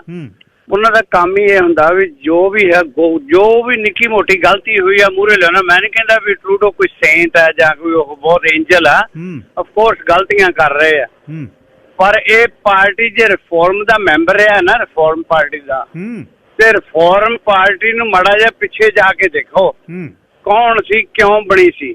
ਅਲਬਰਟਾ ਚੋਂ ਪਾਰਟੀ ਸ਼ੁਰੂ ਹੋਈ ਸੀ, ਟੋਟਲੀ ਰੈਡ ਨੈਕ ਸੀਗੇ, ਜਿਹੜੇ ਵਾਈਟ ਸੁਪਰੀਮੇਸਿਸਟ ਜਿਹਨੂੰ ਕਹਿੰਦੇ ਅਸੀਂ, ਉਹ ਬੰਦਿਆਂ ਦੀ ਪਾਰਟੀ ਸੀਗੀ। ਉਹਨਾਂ ਤੋਂ ਸੀਟਾਂ ਸੂਟਾਂ ਨਹੀਂ ਜਿੱਤੀਆਂ ਗਈਆਂ, ਤੇ ਫਿਰ ਇਹਨਾਂ ਨੇ ਪ੍ਰੋਗਰੈਸਿਵ ਕੰਜ਼ਰਵੇਟਿਵ ਜਿਹੜਾ ਆਪਦਾ ਕੰਜ਼ਰਵੇਟਿਵ ਨਾਮ ਬਦਲ ਲਿਆ ਸੀਗਾ। ਅੱਛਾ ਜੀ। ਸੋ ਜਦੋਂ ਨਿਊਫਨਲੈਂਡ ਦੇ ਵਿੱਚ ਸਾਡਾ ਰੈਫਿਊਜੀਆਂ ਦਾ ਸ਼ਿਪ ਆਇਆ ਸੀ ਨਾ, ਸਿੱਖਾਂ ਦਾ ਜੀ, ਉਦੋਂ ਇਸ ਪਾਰਟੀ ਨੇ ਸਾਈਨ ਕਰਾਉਣੇ ਅਲਬਰਟਾ ਦੇ ਵਿੱਚ ਸ਼ੁਰੂ ਕੀਤੇ ਸੀ ਵੀ ਇਹਨਾਂ ਨੂੰ ਵਾਪਸ ਭੇਜੋ, ਸਾਨੂੰ ਨਹੀਂ ਚਾਹੀਦਾ। ਤੇ ਕਾਮਾਗਾਟਾ ਮਾਰੂ ਵੇਲੇ ਵੀ ਉਹੀ ਇਹਨਾਂ ਦੀ ਪਾਰਟੀ ਸੀਗੀ। ਉਦੋਂ ਸਾਥ ਸਿਰਫ ਇੱਕ ਪਾਰਟੀ ਨੇ ਦਿੱਤਾ ਸੀਗਾ, ਉਹ ਸੀਗੀ NDP ਜੀ ਉਸ ਟਾਈਮ ਤੇ। ਸੋ ਹੁਣ ਜਿਹੜਾ ਨਾ, ਮਤਲਬ ਮੈਂ ਵੀ ਚਾਹੁੰਦਾ ਵੀ ਇੱਕ ਸ਼ਾਟ ਸਾਨੂੰ ਚਾਹੀਦੀ ਹੈ ਕੰਜ਼ਰਵੇਟਿਜ਼ਮ ਦੀ। ਉਹਦਾ ਰੀਜ਼ਨ ਇਹ ਹੈ ਵੀ ਅਸੀਂ ਥੋੜਾ ਜਿਹਾ ਜਿਹੜਾ ਬੜਾ ਖਲਾਰਾ ਪਿਆ ਨਾ, ਇਹ ਠੀਕ ਲੱਗ ਜਾਊਗਾ ਤੇ ਸਾਨੂੰ ਵੀ ਪਤਾ ਲੱਗ ਜਾਊਗਾ ਵੀ ਇਮੀਗ੍ਰੇਸ਼ਨ ਦੇ ਮੁਤਾਲਕ ਇਹਨਾਂ ਦਾ ਕੀ ਸਟੈਂਡ ਹੈ ਤੇ ਹੋਰਾਂ ਦਾ ਕੀ ਸਟੈਂਡ ਹੈ। ਜਿਹੜੀਆਂ ਲਾਈਨ ਅਪਾਂ ਹੋਈਆਂ, ਇੰਨੀ ਲਾਈਨ ਅਪ ਨਹੀਂ ਹੋਣੀ ਚਾਹੀਦੀ ਕਿ ਜਿਹੜੀ ਬੈਕਅਪ ਹੋਈ ਹੈ ਨਾ, ਇਹ ਬਿਲਕੁਲ ਗਲਤ ਆ ਉਹਨਾਂ ਦੀ। ਇਹ ਤਾਂ ਉਹਨਾਂ ਨੂੰ ਕਰਨੀ ਚਾਹੀਦੀ ਹੈ। ਬਾਕੀ ਜਿਹੜੀਆਂ ਪ੍ਰਾਈਸਾਂ ਗੈਸ ਦੀਆਂ ਵੱਧ ਗਈਆਂ ਜਾਂ ਇਨਫਲੇਸ਼ਨ ਹੋਈ ਹੈ, ਇਹ ਤਾਂ ਕਲਪਰੇਟ ਇੱਕ ਕੋਵਿਡ ਦਾ ਹੀ ਹੈ। ਜਦੋਂ ਪੈਸੇ ਨਹੀਂ ਸੀ ਦਿੱਤੇ ਹਲੇ ਟਰੂਡੋ ਨੇ, ਉਦੋਂ ਲੋਕ ਤਰ੍ਹਾਂ ਕਰਦੇ ਸੀ ਗਵਰਨਮੈਂਟ ਹੈਲਪ ਨਹੀਂ ਕਰ ਰਹੀ। ਜਦੋਂ ਹੈਲਪ ਦੇ ਤੇ ਉਹਨਾਂ ਨੇ ਮਤਲਬ ਕਾਇਦਾ ਕਾਨੂੰਨ ਨਹੀਂ ਰੱਖਿਆ, ਥੋੜੇ ਜਿਹੇ ਜ਼ਿਆਦਾ ਖੁੱਲੇ ਵਰਤਾ ਤੇ ਮਤਲਬ ਇਹਦਾ ਮਤਲਬ ਇਹ ਤਾਂ ਨਹੀਂ ਗਿਆ ਵੀ ਉਹ ਲੋਕਾਂ ਨੂੰ ਭੁੱਖੇ ਮਰ ਲੈਣ ਦਿੰਦੇ। ਖੈਰ ਕੋਈ ਵੀ ਹੁੰਦਾ ਉਹ ਕਰਨਾ ਪੈਣਾ ਸੀ, ਕੋਈ ਵੀ ਪ੍ਰਾਈਮ ਮਿਨਿਸਟਰ ਕਰਨਾ ਪੈਣਾ ਸੀ। ਹਾਂਜੀ। ਇਨਫਲੇਸ਼ਨ ਹੈ ਜਿਹੜੀ ਸਾਡੇ ਪਿਛਲੇ 2-3 ਮਹੀਨਿਆਂ ਦੇ ਵਿੱਚ ਬਿਲਕੁਲ ਡਾਊਨ ਆ ਰਹੀ ਹੈ। ਹੁਣ 7.5% ਤੇ ਆ, ਅਮਰੀਕਾ 'ਚ 11% ਤੇ ਆ, ਬ੍ਰਿਟਿਸ਼ 11-12% ਤੇ ਆ। ਸੋ ਇਹ ਮਤਲਬ ਇਹਨਾਂ ਕੰਮਾਂ ਕਰਕੇ ਹੁਣ ਓਪੋਜੀਸ਼ਨ ਨੂੰ ਟਾਈਮ ਮਿਲ ਗਿਆ ਵੀ ਇਹਨਾਂ ਤੇ ਗੱਲਾਂ ਕਰਨ ਦਾ। ਉਹ ਇਹ ਨਹੀਂ ਕਹਿੰਦੇ ਵੀ ਇਹ ਕੋਵਿਡ ਆ ਜਿਹੜੀਆਂ ਹੁਣ ਦੇਖੋ ਰਸ਼ੀਆ ਦੀ ਵਾਰ ਲੱਗੀ ਉਹਨਾਂ ਨਾਲ, ਉਹਨੇ ਆਇਲ ਦੀਆਂ ਪ੍ਰਾਈਸਿਸ ਵਧਾਤੀਆਂ, ਉਧਰ ਉਹਨਾਂ ਨਾਲ ਓਪੇਕ ਵਾਲਿਆਂ ਨਾਲ ਰਲ ਗਏ। ਸੋ ਆਇਲ ਦੀਆਂ ਪ੍ਰਾਈਸਿਸ ਵਧਾਤੀਆਂ। ਇਹ ਮਤਲਬ ਸਾਰੇ ਦੁਨੀਆ ਦੇ ਵਿੱਚ ਹੀ ਹੋਇਆ। ਜੇ ਤਾਂ ਹੁੰਦਾ ਨਾ ਵੀ ਇਕੱਲੇ ਕੈਨੇਡਾ ਦੇ ਵਿੱਚ ਹੁੰਦਾ ਫਿਰ ਆਪਾਂ ਗਵਰਨਮੈਂਟ ਨੂੰ ਬਿਲਕੁਲ ਮੈਂ ਵੀ ਖੁਦ ਬਲੇਮ ਦੇਣਾ, ਪਰ ਐਕਚੁਅਲੀ ਮੈਂ ਵੀ ਸੋਚਦਾ ਹਾਂ ਵੀ ਇੱਕ ਵਾਰੀ ਨਾ ਕੈਨੇਡੀਅਨ ਨੂੰ ਦੇ ਨੀਡ ਏ ਸ਼ਾਰਪ ਕੰਜ਼ਰਵੇਟਿਜ਼ਮ, ਫਿਰ ਪਤਾ ਲੱਗੂਗਾ ਵੀ ਕਿਹੜੇ ਭਾਅ ਵਿਕਦੀ ਆ। ਕਿਉਂਕਿ ਜਦੋਂ ਤੁਸੀਂ ਆਪੋਜੀਸ਼ਨ 'ਚ ਬੈਠੇ ਹੁੰਦੇ ਆ ਨਾ, ਉਦੋਂ ਤੁਸੀਂ ਹਰ ਇੱਕ ਗੱਲ ਤੇ ਬੋਲ ਸਕਦੇ ਆ, ਹਰ ਇੱਕ ਤੇ ਨੁਕਤਾਚੀਨੀ ਕਰ ਸਕਦੇ ਆ। ਪਰ ਉੱਪਲ ਸਾਹਿਬ ਰਹੇ ਹੀ ਨੇ ਹਾਰਪਰੋਣੀ, ਜਦ ਕਿਹੜਾ ਭਾਰਤੀ ਆਉਣੋਂ ਬੰਦ ਹੋ ਗਏ ਸੀ। ਇਸ ਤਰ੍ਹਾਂ ਵੀ ਨਾ ਕਹੀਏ ਆਪਾਂ। ਨਹੀਂ ਮੇਰੀ ਗੱਲ ਸੁਣਿਓ, ਉਹਦਾ ਤੇ ਫਰਕ ਹੈ ਨਾ। ਭਾਰਤੀ ਉਹਨੇ ਬੰਦ ਨਹੀਂ ਸੀ ਹੋਏਗੇ, ਉਹਨਾਂ ਨੇ ਉਦੋਂ ਉਹ ਲਿਆਂਦਾ ਸੀਗਾ ਆਪਣਾ ਜਿਹੜਾ ਵਿਜ਼ਿਟਰ ਸੁਪਰ ਵੀਜ਼ਾ। ਸੁਪਰ ਵੀਜ਼ੇ ਦਾ ਤੁਸੀਂ ਦੇਖ ਲਓ, ਇੰਸ਼ੋਰੈਂਸ ਆਪਦੀ ਕਰਾਓ, ਪੱਕਾ ਕਿਸੇ ਨੂੰ ਕਰਨਾ ਨਹੀਂਗਾ, ਬਹੁਤ ਔਖਾ ਸੀਗਾ। ਇਸ ਕਰਕੇ ਆਹ ਜਿਹੜਾ ਸ਼ੁਰੂ ਕੀਤਾ ਸੀਗਾ ਸਟੂਡੈਂਟ, ਹੁਣ ਉਹਨਾਂ ਕਹੋ ਵੀ ਇਹ ਕਿਤੇ ਸਟੂਡੈਂਟ ਬਹੁਤ ਦੇਰ ਤੱਕ ਸਟੂਡੈਂਟਾਂ ਨੂੰ ਮੰਗਾ ਰਿਹਾ। ਇੱਕ ਤਾਂ ਇਹਨਾਂ ਨੂੰ ਪੈਸੇ ਬਣਦੇ ਆ, ਇੱਕ ਇਹਨਾਂ ਨੂੰ ਲੇਬਰ ਚਾਹੀਦੀ ਹੈ। ਇਹ ਕੋਈ ਵੀ ਗਵਰਨਮੈਂਟ ਹੋਵੇ ਉਹਨੇ ਇਵੇਂ ਹੀ ਕਰਨਾ, ਰਾਈਟ। ਪਰ ਜਿਹੜੇ ਇਮੀਗ੍ਰੈਂਟ ਆ, ਇਹ ਟੋਟਲੀ ਤੁਸੀਂ ਦੇਖ ਲਿਓ, ਹਿਸਟਰੀ ਫਰੋਲ ਕੇ ਦੇਖ ਲਓ, ਜਦੋਂ ਕੰਜ਼ਰਵੇਟਿਵ ਆਏ ਆ ਉਦੋਂ ਇਮੀਗ੍ਰੇਸ਼ਨ ਕੈਨੇਡਾ ਦੇ ਵਿੱਚ ਲੈਸ ਹੋਊਗੀ।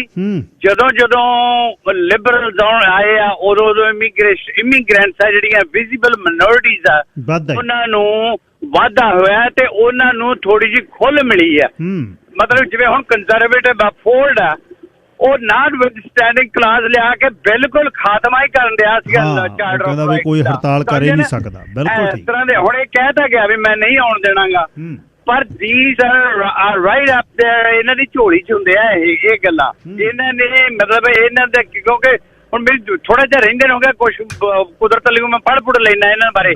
ਇਹ ਮਤਲਬ ਇਮੀਗ੍ਰੈਂਟਾਂ ਦੇ ਬਾਰੇ। ਹਾਂ, ਇਹ ਕੈਨੇਡਾ ਜਿਹੜਾ ਮੁਲਕ ਹੈ ਸਾਡਾ, ਜੇ ਅਸੀਂ ਮੰਨ ਲਈਏ ਵੀ ਅਸੀਂ ਕੈਨੇਡੀਅਨਸ ਆ, ਸਾਨੂੰ ਹੋਰ ਨਹੀਂ ਇਮੀਗ੍ਰੈਂਟ ਚਾਹੀਦੇ, ਤਾਂ ਜੀ ਸੱਦ ਕੇ ਵੋਟ ਪਾ ਦਿਓ।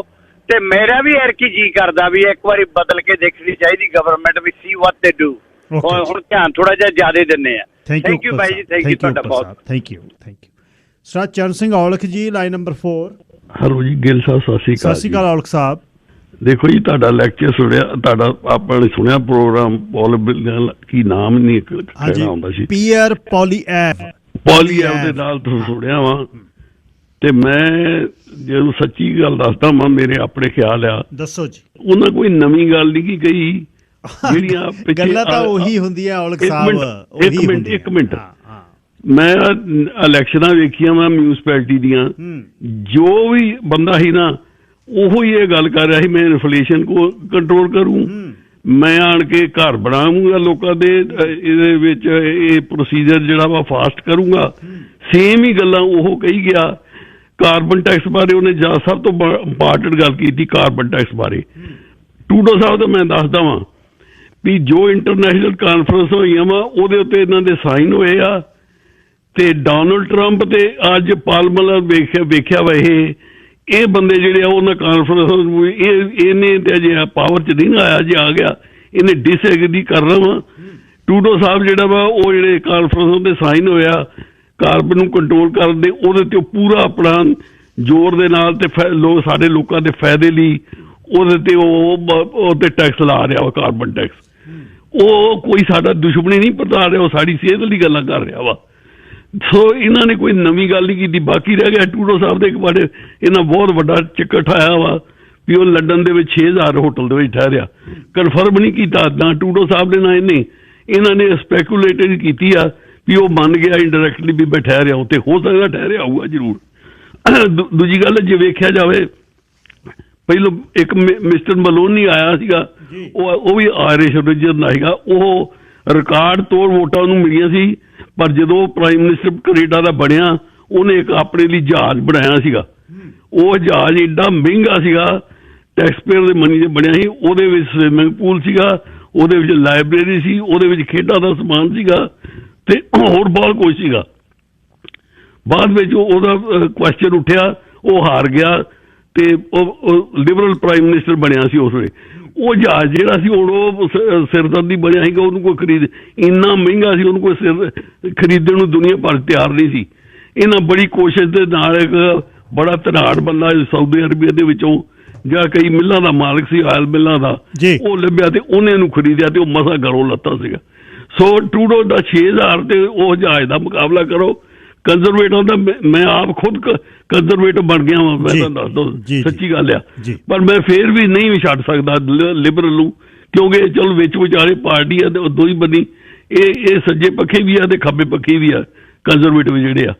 ਤੇ ਇਹਦੇ ਵਿੱਚ ਇਮੀਗ੍ਰੈਂਟਾਂ ਦੇ ਬਾਅਦ ਜੋ ਮਰਜ਼ੀ ਕਰ ਲਓ ਕਰ, ਇਹ ਇਮੀਗ੍ਰੈਂਟਾਂ ਦੇ ਸਦਾ ਹੀ ਬਰਖਲਾਫ ਰਹੇ ਨੇ। ਔਰ ਜਿਹੜੀ ਹੁਣ ਤੁਸੀਂ ਇਹ ਗੱਲ ਕਹਿ ਰਹੇ ਜੇ ਵੀ ਜਿਹੜਾ ਇਹ ਹੁਣ ਇਹ ਵੀ ਕਹਿ ਕੇ ਗਏ ਤੁਹਾਡੇ ਸਾਹਮਣੇ ਵੀ ਮੈਂ ਇਮੀਗ੍ਰੈਂਟ ਮੰਗਾਊਂਗਾ, ਤੇ ਹੁਣ ਜੇ ਟਰੂਡੋ ਸਾਹਿਬ ਆਪਣੇ ਇਮੀਗ੍ਰੈਂਟ ਉੱਥੋਂ ਹਿੰਦੂ ਸਿੱਖ ਮੰਗਵਾ ਰਹੇ ਨੇ ਅਫਗਾਨਿਸਤਾਨ 'ਚੋਂ, ਉਹ ਬੁਰੇ ਲੱਗਦੇ ਆ ਸਾਨੂੰ। ਸੌਰੀ ਟੂ ਕੱਟ ਯੂ ਸ਼ਾਰਟ, ਔਲਖ ਸਾਹਿਬ ਹੋਰ ਵੀ ਕਾਲਰਸ ਨੇ। ਮੈਂ ਇਹ ਗੱਲ ਮੰਨ ਲਿਓ ਵੀ 3-4 ਲੱਖ ਬੰਦਾ ਸੱਦੇ ਬਿਨਾਂ ਇਹ ਦੇਸ਼ ਨਹੀਂ ਚੱਲਣਾ, ਕੋਈ ਵੀ ਹੋਵੇ ਉਹਨੂੰ ਸੱਦਣਾ ਪੈਣਾ। ਸੋ ਇਹ ਜਿਹੜੀ ਹੈ ਇਸ ਨੂੰ ਖਿਆਲ ਰੱਖਣ ਦੀ ਲੋੜ ਹੈ। ਬਾਕੀ ਰਾਜਨੀਤਿਕ ਨੇ, ਇਹ ਵੀ ਰਾਜਨੀਤਿਕ ਨੇ, ਟਰੂਡੋ ਵੀ ਰਾਜਨੀਤਿਕ ਹੈ ਤੇ ਇਹ ਤਾਂ ਗੱਲ ਹੈ ਹੀ ਹੈ। ਪਰ ਦੇਸ਼ ਜਿੱਥੇ ਖੜਾ ਹੈ ਹੁਣ ਸਾਨੂੰ ਐਕਸ਼ਨ ਦੀ ਕੀ ਜ਼ਰੂਰਤ ਹੋਏਗੀ ਆਉਣ ਵਾਲੇ 2 ਸਾਲਾਂ 'ਚ, ਇਹ ਸੋਚਣ ਦੀ ਗੱਲ ਹੈ। ਵੈਨਕੂਵਰ ਇੰਟਰਨੈਸ਼ਨਲ ਫਿਲਮ ਫੈਸਟੀਵਲ ਜਿਹੜਾ ਹੈ 9 ਤੋਂ 13 ਤੱਕ ਸਰੀ ਸਿਟੀ ਹਾਲ ਦੇ ਵਿੱਚ ਸਾਊਥ ਏਸ਼ੀਅਨ ਫਿਲਮਾਂ ਜਿਹੜੀਆਂ ਦਿਖਾਈਆਂ ਜਾ ਰਹੀਆਂ ਨੇ। Vancouver international south Asian film festival 2022 9 ਤੋਂ 13 ਤੱਕ ਸਰੀ ਸਿਟੀ ਹਾਲ 'ਚ, ਤੇ ਜਿਹਦੇ 'ਚ ਫੀਚਰਡ ਫਿਲਮਸ ਨੇ, ਕ੍ਰਿਟੀਕਲੀ ਐਕਲੇਮਡ ਜਿਹੜੀਆਂ ਫੀਚਰ ਫਿਲਮ ਨੇ, ਡਾਕੂਮੈਂਟਰੀ ਸ਼ਾਰਟ ਫਿਲਮਸ ਨੇ। ਸਕਰੀਨਿੰਗ ਟਿਕਟਸ ਤੇ ਮੂਵੀ ਪਲੇ ਟਾਈਮ ਦੇ ਲਈ www.visaff.ca sir Jasvir Singh ji, line number 6। ਧੰਨਵਾਦ ਸਰਦਾਰ ਬਹਾਦਰ, ਤੁਸੀਂ ਇੰਟਰਵਿਊ ਕੀਤੀ। ਪਹਿਲਾਂ ਤਾਂ ਸਾਹਿਬਾਂ ਦੇ ਆਗਮਨ ਦੀ ਸਮੁੱਚੀ ਮਾਨਵਤਾ ਨੂੰ ਬਹੁਤ ਬਹੁਤ ਵਧਾਈ। ਲੱਖ ਲੱਖ ਜੀ। ਤੇ ਹਾਂਜੀ, ਤੇ ਦੂਜਾ ਜਿਹੜਾ ਤੁਸੀਂ ਇੰਟਰਵਿਊ ਕੀਤੀ ਆ, ਮੈਂ ਬੜੇ ਧਿਆਨ ਨਾਲ ਸੁਣਦਾ ਸੀ। ਮੈਂ ਇਹਦੇ ਤਾਂ ਹੱਕ 'ਚ ਨਹੀਂ ਹੈਗਾ ਵੀ ਜੇ ਅਸੀਂ ਇਹ ਕਹੀਏ ਵੀ ਇਹ ਲਿਬਰਲ ਦੇ ਮੁਤਾਬਕ ਇਮੀਗ੍ਰੈਂਟਸ ਨੂੰ ਸ਼ਾਬਾਸ਼ ਜਾਂ ਉੱਤੇ ਚੱਕਣ ਵਿੱਚ ਇਹਨਾਂ ਦਾ ਯੋਗਦਾਨ ਵੱਡਾ ਹੈ। ਉਹਦੇ 'ਚ ਕਈ ਉਦਾਹਰਨਾਂ ਨੇ। ਜਦੋਂ ਮਿਸਟਰ ਮਲੂਨੀ ਉਹਨਾਂ ਦਾ ਰਾਜ ਸੀ ਤੇ ਉਹਨਾਂ ਦੇ ਜਿਹੜੇ ਵਿਦੇਸ਼ ਮੰਤਰੀ ਸੀ ਜੋ ਕਲਾਰਕ, ਉਹਨਾਂ ਨੇ ਸਿੱਖ ਸਾਰੀਆਂ ਸੰਸਥਾਵਾਂ ਜਿਹੜੀਆਂ ਬੈਨ ਵੀ ਨਹੀਂ ਸੀਗੀਆਂ ਉਹਨਾਂ ਨਾਲ ਐਮਪੀਜ਼ ਨੂੰ ਸਰਕਾਰੀ ਤੌਰ ਤੇ ਮਿਲਣ ਤੋਂ ਮਨਾਹੀ ਕਰਤੀ ਸੀ। ਉਹਦਾ ਕਾਰਨ ਸੀਗਾ ਬਈ ਮਿਨੋਰਟੀ ਸਿੱਖੀ ਜਿਹੜੀ ਵਿਚਾਰਧਾਰਾ ਜਾਂ ਜਿਹੜੀ ਸ਼ਕਲ ਅਕਲ ਹੈ ਉਹਦੇ ਉਹ ਖਿਲਾਫ ਸੀ। ਪਹਿਲੀ ਵਾਰੀ ਸਰਦਾਰ ਹੁਣੀ ਇੱਕ ਗੱਲ ਕਰਕੇ ਮੈਂ ਉਹ ਨਹੀਂ ਰਿਪੀਟ ਕਰਦਾ। ਦੂਜੀ ਇਹ ਸੀ ਵੀ RCMP ਦੇ ਵਿੱਚ ਪੱਗ ਦਾ ਜਦੋਂ ਮਸਲਾ ਚੱਲਿਆ ਤਾਂ ਸਭ ਤੋਂ ਵੱਧ ਵਿਰੋਧ ਇਹਨਾਂ ਨੇ ਕੀਤਾ ਸੀ ਇੱਥੋਂ ਕੈਲਗਰੀ ਤੋਂ। ਬਿਲਕੁਲ ਠੀਕ। ਜਿਹੜੀ CN ਰੇਲਵੇ ਪਾਰਟੀ ਨੇ, CN ਰੇਲ ਦੇ ਵਿੱਚ ਵੀ ਸਿੱਖਾਂ ਦੀ ਜਿਹੜੀ ਸਮੂਲੀਅਤ ਦੇ ਉੱਤੇ ਪੱਗ ਤਾਂ ਦਸਤਾਰ ਸਜਾ ਕੇ ਵਿਰੋਧ ਦੇ ਵਿੱਚ ਇਹੀ ਲੋਕ ਪਹਿਲਾਂ ਖੜੇ ਸੀ। ਸੋ ਇਹਦਾ ਮਤਲਬ ਇਹ ਹੈ ਕਿ ਉਦੋਂ ਇਹ ਕਿਉਂ ਖੜਦੇ ਸੀ ਕਿ ਸਿੱਖ ਦੀ ਵੋਟ ਨਹੀਂ ਸੀ। ਅੱਜ ਜਦੋਂ ਤੁਸੀਂ ਉਹਨਾਂ ਨੂੰ ਇੰਟਰਵਿਊ ਕੀਤਾ, ਉਹ ਤੁਹਾਡੇ ਪ੍ਰੋਗਰਾਮ ਤੇ ਬਹੁਤ ਵਾਰੀ ਆਏ ਨੇ, ਔਰ ਰਾਜਨੀਤਿਕ ਬੰਦਾ ਜਿਹੜਾ ਹੁੰਦਾ ਉਹਨੇ ਸੱਤਾ ਲੈਣੀ ਹੁੰਦੀ ਆ ਔਰ ਵੋਟਾਂ ਦੇ ਨਾਲ ਲੈਣੀ ਹੁੰਦੀ ਆ, ਤੇ ਉਹਨੂੰ ਆਪਣੇ ਜਿਹੜੇ ਬਾਹਰੀ ਤਬਦੀਲੀਆਂ ਨੇ ਉਹ ਕਰਨ ਵਿੱਚ ਕੋਈ ਨੁਕਸਾਨ ਵੀ ਨਹੀਂ ਮਹਿਸੂਸ ਕਰਦੇ। ਉਹ ਥੋੜਾ ਦੇ ਕੇ ਬਹੁਤਾ ਹਾਸਲ ਕਰਨ ਵਿੱਚ ਹਮੇਸ਼ਾ ਯਕੀਨ ਰੱਖਦਾ ਪੋਲੀਟੀਸ਼ੀਅਨ। ਅੱਜ ਸਿੱਖ ਚਿਹਰਾ ਉਹਨਾਂ ਨੇ ਮਗਰ ਬਿਠਾ ਲਿਆ, ਸਿੱਖ ਚਿਹਰੇ ਨੂੰ ਦਿੱਤੀਆਂ ਨੇ ਜ਼ਿੰਮੇਵਾਰੀਆਂ ਦੇ ਕੇ ਸਾਨੂੰ ਇਹ ਮਹਿਸੂਸ ਕਰਾਇਆ ਕਿ ਕੌਮੀ ਤੌਰ ਦੇ ਉੱਤੇ ਸਿੱਖਾਂ ਦੇ ਨਾਲ ਸੰਪਤੀ ਰੱਖਦੇ ਨੇ, ਜਿਹੜੀ ਕਿ ਗਲਤ ਹੈ। ਅਗਰ ਉਹ ਵਾਕਈ ਸੰਪਤੀ ਰੱਖਦੇ ਨੇ ਜਾਂ ਇਹਨਾਂ ਦੀ ਪਾਰਟੀ, ਦੇਖੋ ਇਕੱਲਾ ਬੰਦਾ ਪਾਰਟੀ ਦੇ ਉੱਤੇ ਜਿੱਤਿਆ, ਪਾਰਟੀ ਪਾਲਿਸੀ ਦੇ ਨਾਲ ਇਹਨਾਂ ਨੇ ਰਾਜ ਕਰਨਾ। ਹਾਂ, ਕੁਝ ਕੁ ਤਬਦੀਲੀਆਂ ਕਰਨ ਦੀ ਯੋਗਤਾ ਇਹਨਾਂ 'ਚ ਹੁੰਦੀ ਹੈ ਕਿਉਂਕਿ ਇਹਨਾਂ ਕੋਲ ਪਾਵਰ ਹੁੰਦੀ ਹੈ, ਔਰ ਉਹ ਪਾਵਰ ਨੂੰ ਇਹ ਵਰਤ ਸਕਦੇ ਨੇ। ਉਹ ਤਾਂ ਪਤਾ ਲੱਗੂ ਜਦੋਂ ਰਾਜ ਦੇ ਵਿੱਚ ਆਉਣਗੇ। ਪਰ ਮੈਂ ਇਹਦੇ ਹੱਕ 'ਚ ਹਾਂ ਕਿ ਜਦੋਂ ਲੰਮੇ ਸਮੇਂ ਤੁਸੀਂ ਦੇਖੋ ਮਲਰੂਨੀ ਨੇ ਰਾਜ ਕੀਤਾ, ਜਿੱਦਣ ਮਲਰੂਨੀ ਦਾ ਰਾਜ ਗਿਆ 2 ਸੀਟਾਂ ਰਹੀਆਂ, ਬਾਕੀ ਸਾਰੀਆਂ ਹਾਰ ਗਏ। ਜੌਨ ਕ੍ਰੈਚੀਅਨ ਆਏ, ਉਹਨਾਂ ਨੇ ਲੰਮਾ ਸਮਾਂ ਰਾਜ ਕੀਤਾ। ਇਹਨਾਂ ਦੇ ਵਿੱਚ ਧੱਕੇਸ਼ਾਹੀ ਸ਼ੁਰੂ ਹੋ ਗਈ ਤੇ ਉਹਨਾਂ ਨੂੰ ਧੱਕੇ ਨਾਲ ਪਾਸੇ ਕਰਤਾ। ਥੋੜ੍ਹੀ ਦੇਰ ਚੱਲਦੇ ਰਹੇ, ਉਦੋਂ ਬਾਅਦ ਜਮਾ ਹੀ ਸਫਾ ਹੋ ਗਿਆ। ਮੁੜ ਕੇ ਫੇਰ ਆਪਣੇ PC ਵਾਲੇ ਆ ਗਏ। ਹੁਣ ਕਿੰਨੀ ਦੇਰ ਤੋਂ ਫੇਰ ਟਰੂਡੋ ਤੇ ਲਿਬਰਲ ਪਾਰਟੀ ਜਿਹੜੀ ਉਹ ਕਰ ਰਹੀ ਆ, ਇਹ ਮੈਨੂੰ ਇਉਂ ਲੱਗਦਾ, ਤੁਸੀਂ ਜਦੋਂ ਨਿਗਾਹ ਮਾਰੋ ਪੋਲੀਟਿਕਸ ਦੇ ਉੱਤੇ, ਜਿਹੜੀ ਵੀ ਪਾਰਟੀ ਲੰਮੇ ਸਮੇਂ ਤੱਕ ਸੱਤਾ ਦੇ ਵਿੱਚ ਚਲੇ ਜਾਂਦੀ ਆ, ਉਹ ਮੈਂਟਲੀ ਤੇ ਰਾਜਸੀ ਤੌਰ ਤੇ ਕਰਪਟ ਹੋ ਜਾਂਦੀ ਹੈ। ਉਹ ਕਰਪਸ਼ਨ ਨੂੰ ਆਮ ਤੌਰ ਤੇ ਲੋਕ ਸਮਝਦੇ ਨਹੀਂ ਹੈਗੇ। ਸਾਨੂੰ ਸਮਝ ਇਸ ਕਰਕੇ ਨਹੀਂ ਆਉਂਦੀ ਕਿ ਸਾਡਾ ਜਿਹੜਾ ਪੋਲੀਟੀਕਲ ਤੌਰ ਦੇ ਉੱਤੇ ਵੋਟ ਪਾਉਣ ਦਾ ਜਿਹੜਾ ਲਹਿਜਾ ਉਹ ਵਿਅਕਤੀ ਹੈ। ਹੁਣ ਤੁਸੀਂ ਦੇਖੋ ਜਿਹੜੇ ਸਾਡੇ ਸਰਦਾਰ ਸਿੱਖ ਬੰਦੇ ਮੂਹਰੇ ਆਏ ਨੇ, ਸਿੱਖੀ ਦੇ ਨਾਂ ਤੇ ਆਏ ਨੇ, ਔਰ ਉਹਨਾਂ ਨੇ ਸਿੱਖ ਕੈਨੇਡੀਅਨ ਦੀ ਖਾਤਰ ਜਿਹੜੀਆਂ ਮੁਸ਼ਕਲਾਂ ਨੇ ਉਹਨਾਂ ਤੇ ਆਵਾਜ਼ ਨਹੀਂ ਚੱਕੀ। ਔਰ ਇੱਕੋ ਹੀ ਇੱਕ ਬੀਬੀ ਆ ਸ੍ਰੀਲੰਕਾ ਦੀ MP ਬਣੀ ਹੋਈ ਹੈ, ਔਰ ਉਹਨਾਂ ਦੀ ਮਿਨੋਰਟੀ ਵੀ ਮੈਜੋਰਟੀ ਵੀ ਜ਼ਿਆਦਾ ਨਹੀਂ ਹੈ। ਉਹਨੇ ਆਪਣੀ ਪਾਰਲੀਮੈਂਟ ਦੇ ਵਿੱਚ ਕੈਨੇਡੀਅਨ ਸ੍ਰੀਲੰਕਨ ਦੇ ਉੱਤੇ ਆਵਾਜ਼ ਚੱਕੀ ਵੀ ਇਹ ਧੱਕਾ ਹੋ ਰਿਹਾ ਜਾਂ ਇਹਨਾਂ ਨੂੰ ਜ਼ਰੂਰਤਾਂ ਨੇ, ਉਹਨਾਂ ਦੇ ਉੱਤੇ ਤੁਸੀਂ ਨਜ਼ਰਸਾਨੀ ਕਰੋ। ਇਹਨੂੰ ਕਹਿੰਦੇ ਨੇ ਕਮਿਊਨਿਟੀ ਦੇ ਨਾਲ ਜੁੜ ਕੇ ਮੁਲਕ ਦੀ ਰਾਜਨੀਤੀ ਦੇ ਵਿੱਚ ਕਮਿਊਨਿਟੀ ਦੇ ਹਿੱਸੇ ਦੇ ਉੱਤੇ ਗੱਲ ਕਰਨੀ। ਇਹਨਾਂ ਨੂੰ ਕੀ ਤਕਲੀਫ ਹੈ, ਕਾਹਤੋਂ ਨਹੀਂ ਕਰਦੇ? ਸਾਨੂੰ ਇਸ ਢੰਗ ਨਾਲ ਪੋਲੀਟਿਕਸ ਨੂੰ ਦੇਖਣਾ ਚਾਹੀਦਾ। ਮੈਂ ਇਹਨਾਂ ਦੀ ਜਦੋਂ ਸੁਣਦਾ, ਇਹਨਾਂ ਦੇ ਵਿਚਾਰ ਸੁਣਿਆ, ਪਹਿਲਾਂ ਵੀ ਤੁਸੀਂ ਕੀਤੀਆਂ ਨੇ। ਹੁਣ ਉਹਨਾਂ ਦਾ ਇੱਕ ਕਾਰਨ ਤਾਂ ਇਹ ਹੋ ਸਕਦਾ ਕਿ ਤੁਹਾਡਾ ਇੰਟਰਸਟ ਹੋਵੇ, ਦੂਜਾ ਕਾਰਨ ਇਹ ਹੋ ਸਕਦਾ ਕਿ ਉਹਨਾਂ ਦਾ ਵੀ ਇੰਟਰਸਟ ਹੋਵੇ ਕਿ ਸਿੱਖ ਕਮਿਊਨਿਟੀ ਦਾ ਐਜੂਕੇਸ਼ਨ ਦਾ ਜਿਹੜਾ ਵਧੀਆ ਮਾਧਿਅਮ ਆ ਉਹਦੇ ਉੱਤੇ ਮੈਂ ਇਹਨਾਂ ਲੋਕਾਂ ਨਾਲ ਗੱਲ ਕਰਾਂ। ਤਾਂ ਕਿਉਂਕਿ ਸਿੱਖਾਂ ਦੀਆਂ ਵੋਟਾਂ ਨੇ, ਸੋ ਵੋਟਾਂ ਨੂੰ ਸਹੀ ਤਰੀਕੇ ਨਾਲ ਔਰ ਸਹੀ ਗੱਲਬਾਤ ਦੇ ਨਾਲ ਆਪਣੇ ਹਿੱਤ ਵਿੱਚ ਲਿਜਾਣ ਦੀ ਖਾਤਰ ਉਹਨ ਜਿਹੜੀ ਗੱਲ ਕਰਦੇ ਨੇ, ਉਮੀਦ ਕਰਦੇ ਆ। ਮੈਂ ਆਪ 2 ਪਿਛਲੀਆਂ ਇਲੈਕਸ਼ਨ ਜਿਹੜੀਆਂ ਨੇ ਉਹ ਇਹਨਾਂ ਨੂੰ ਲਿਬਰਲ ਨੂੰ ਵੋਟ ਨਹੀਂ ਪਾਈ। ਔਰ ਸਾਡੇ ਨਾਲ ਦੇਖੋ ਜਦੋਂ ਪੋਲੀਟਿਕਸ ਤੌਰ ਦੇ ਉੱਤੇ ਕੋਈ ਵੀ ਪਾਰਟੀ ਰਾਜ ਸੱਤਾ ਦੇ ਵਿੱਚ ਆਉਂਦੀ ਹੈ, ਉਹਦੇ ਕੁਝ ਆਪਣੇ ਨਿੱਜੀ ਪਾਰਟੀ ਦੇ ਇੰਟਰਸਟ ਹੁੰਦੇ ਨੇ, ਉਹ ਤਾਂ ਉਹਨਾਂ ਨੇ ਪੂਰੇ ਕਰਨੇ ਆ। ਪਰ ਸਾਡਾ ਵੋਟਰਾਂ ਦਾ ਅਖਲਾਕੀ ਫਰਜ਼ ਬਣਦਾ ਕਿ ਅਸੀਂ ਉਹਨਾਂ ਨੂੰ ਇਹ ਜਤਾਈਏ ਕਿ ਜੇ ਤੁਸੀਂ ਸਾਡੇ ਬੀਇੰਗ ਕੈਨੇਡੀਅਨ ਇੰਟਰਸਟ, ਜੇ ਅਸੀਂ ਮਿਨੋਰਟੀਜ਼ ਆ, ਉਹਨਾਂ ਨੂੰ ਤੁਸੀਂ ਨਜ਼ਰ ਅੰਦਾਜ਼ ਕਰੋਗੇ ਤਾਂ ਅਸੀਂ ਤੁਹਾਡੀ ਸੱਤਾ ਨੂੰ ਬਦਲਣ ਦੇ ਵਿੱਚ ਯੋਗਦਾਨ ਦੂਜੇ ਪਾਸੇ ਪਾਵਾਂਗੇ। ਸਮਝਣ ਦੀ ਤਾਂ ਸਾਨੂੰ ਐਜ਼ ਏ ਮਿਨੋਰਟੀ ਆਹ ਚੀਜ਼ ਦੀ ਲੋੜ ਹੈ। ਠੀਕ ਹੈ ਬਾਈ ਜੀ, ਔਰ ਬਹੁਤ ਸੋਹਣਾ ਲੱਗਿਆ ਜੀ, ਧੰਨਵਾਦ ਤੁਹਾਡਾ ਔਰ ਮਿਹਰਬਾਨੀ, ਤੁਸੀਂ ਸਮਾਂ ਦਿੰਦੇ ਰਹਿੰਦੇ ਹੋ। ਧੰਨਵਾਦ ਜੀ, ਬਹੁਤ ਬਹੁਤ। ਟਾਂਡੀ ਜੀ, ਲਾਈਨ ਨੰਬਰ 1। ਹੈਲੋ, ਸਤਿ ਸ਼੍ਰੀ ਅਕਾਲ ਜੀ। ਜੀ ਸਤਿ ਸ਼੍ਰੀ ਅਕਾਲ। ਦੇਖੋ ਜੀ, ਇਹਦੇ ਵਿੱਚ ਸਿੱਖ ਹਿੰਦੂ ਦਾ ਤਾਂ ਮਸਲਾ ਹੀ ਨਹੀਂ।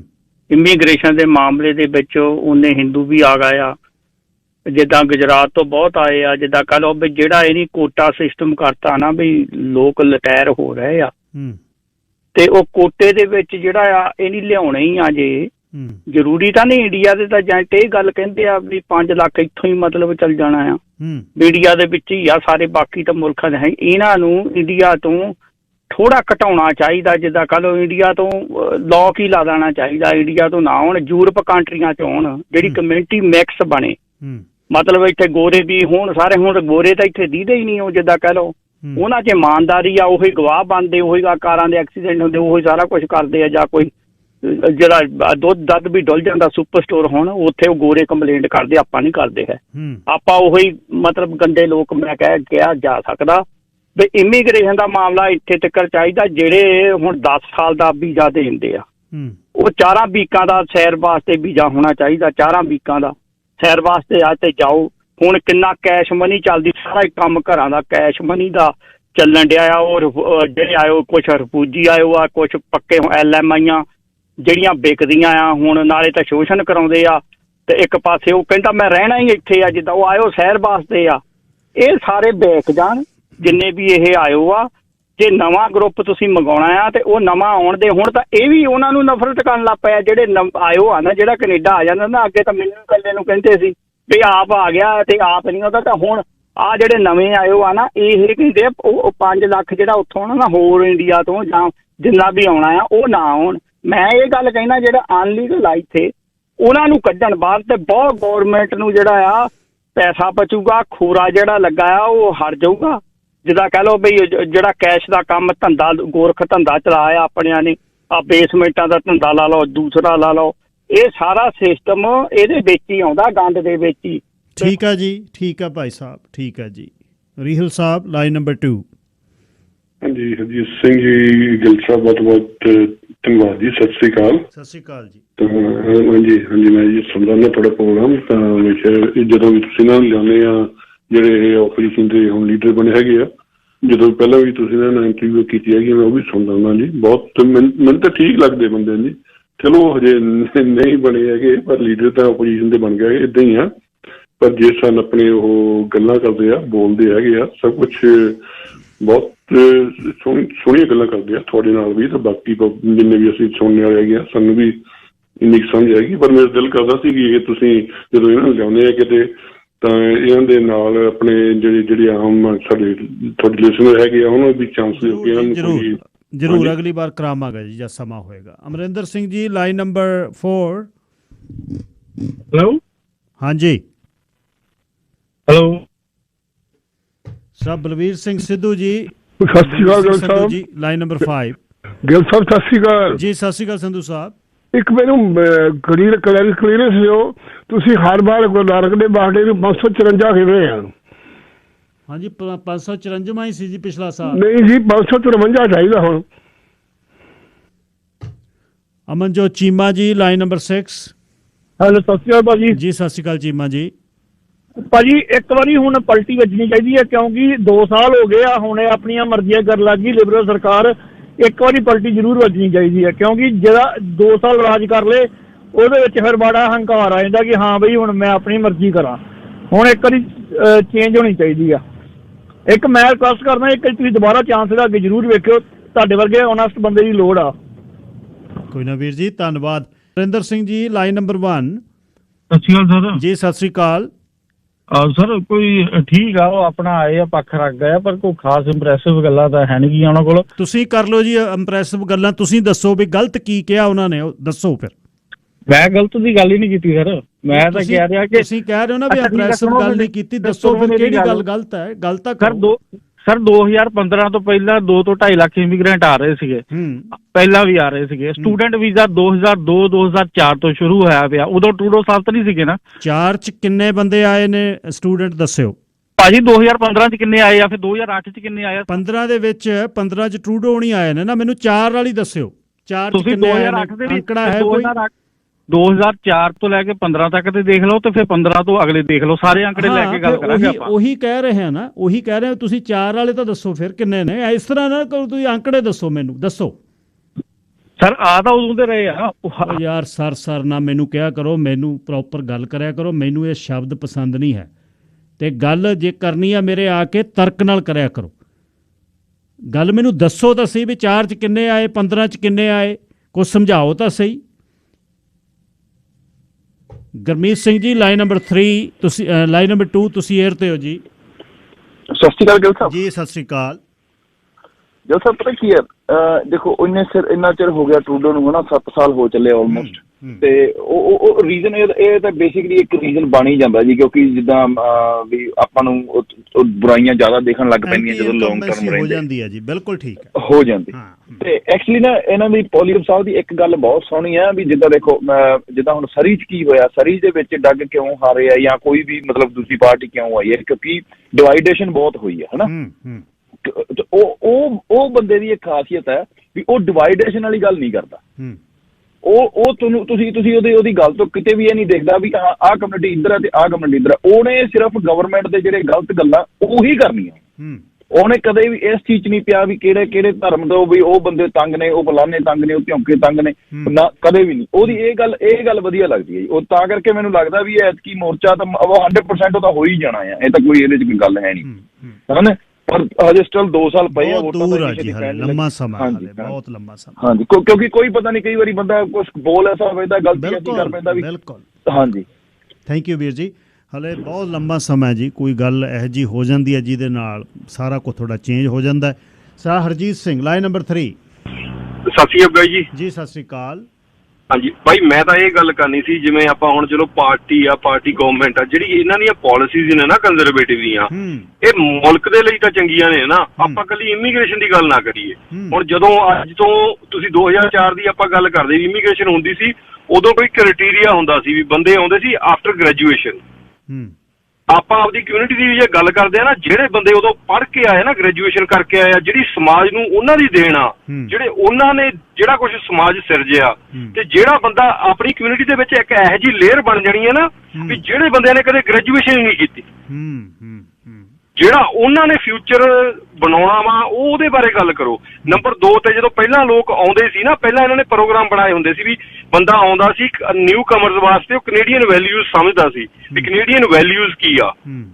ਹੁਣ ਜਿਹੜੀਆਂ ਕੈਨੇਡੀਅਨ ਵੈਲਿਊਜ਼ ਆ, ਜਿਹੜੀ ਜਿੰਨੇ ਜਿਵੇਂ ਧੜਾ ਆਪਾਂ ਨਹੀਂ ਕਹਿੰਦੇ ਵੀ ਬੰਦੇ ਨਾ ਆਉਣ ਕੋਈ ਸਹੀ ਤਰੀਕਾ ਹੋਵੇ, ਪਰ ਬੰਦਿਆਂ ਨੂੰ ਕੈਨੇਡੀਅਨ ਵੈਲਿਊਜ਼ ਦਾ ਪਤਾ ਹੋਵੇ। ਕਿਉਂਕਿ ਹੁਣ ਕੀ ਆ, ਆਪਾਂ ਪਾਕਟ ਦੇ ਵਿੱਚ ਲੋਕ ਵੰਡੇ ਗਏ ਵੀ ਸਰੀ ਚਾਹ ਰਿਚਮੰਡ ਚਾਹੋ, ਪਾਕਟ ਦੇ ਕਾਰਨ ਕੀ ਆ, ਹਾਂਜੀ ਪਾਕਟ ਦੇ ਕਾਰਨ ਕੈਨੇਡੀਅਨ ਵੈਲਿਊ ਖਤਮ ਹੋ ਗਈਆਂ। ਕੈਨੇਡੀਅਨ ਵੈਲਿਊ ਇਹ ਨਹੀਂ ਹੈਗੀ ਵੀ ਆਪਾਂ ਇੱਕ ਦੂਜੇ ਤੋਂ ਮੂਹਰੇ ਹੋ ਡਿੱਗੀਏ, ਠੀਕ ਆ। ਹੁਣ ਲਾਈਕ ਉਹਦੇ ਸਟੋਰ 'ਚ ਚਲੇ ਜਾਓ, ਹਾਂ ਕਿਸੇ ਦੀ ਕੰਪਲੇਂਟ ਨਹੀਂ ਕਰਨੀ, ਸਹੀ ਨੂੰ ਸਹੀ ਤੇ ਗਲਤ ਨੂੰ ਗਲਤ ਨਹੀਂ ਕਹਿਣਾ, ਕਿਉਂਕਿ ਉਹਦੇ ਵਿੱਚ ਕੀ ਆ, ਚਮਚਾਗਿਰੀ ਵਾਲੇ ਬੰਦੇ ਵੀ ਆ ਗਏ, ਸਾਰੇ ਤਰ੍ਹਾਂ ਦੇ ਲੋਕ ਆ ਗਏ। ਪਹਿਲਾਂ ਕੋਈ ਕ੍ਰਾਈਟੇਰੀਆ, ਉਦੋਂ ਇਮੀਗ੍ਰੇਸ਼ਨ ਉਦੋਂ ਵੀ ਹੁੰਦੀ ਸੀ, ਉਦੋਂ ਵੀ PNP 'ਚ ਲੋਕ ਆਉਂਦੇ ਸੀ, ਉਦੋਂ ਵੀ ਵਰਕ ਪਰਮਿਟ ਤੇ ਆਉਂਦੇ ਸੀ, ਉਦੋਂ ਵੀ ਸਟੂਡੈਂਟ ਆਉਂਦੇ ਸੀ, ਪਰ ਕੋਈ ਕ੍ਰਾਈਟੇਰੀਆ ਤਾਂ ਹੋਵੇ। ਥੈਂਕ ਯੂ ਵੀਰ ਜੀ। ਸਰਾ Amrik Singh ji, ਸਰਾ Amrik Singh, ਸਰਾ Amrik Singh ji, line number 5। Hello, ਸਤਿ ਸ਼੍ਰੀ ਅਕਾਲ ਭਾਜੀ। ਸਤਿ ਸ਼੍ਰੀ ਅਕਾਲ ਜੀ।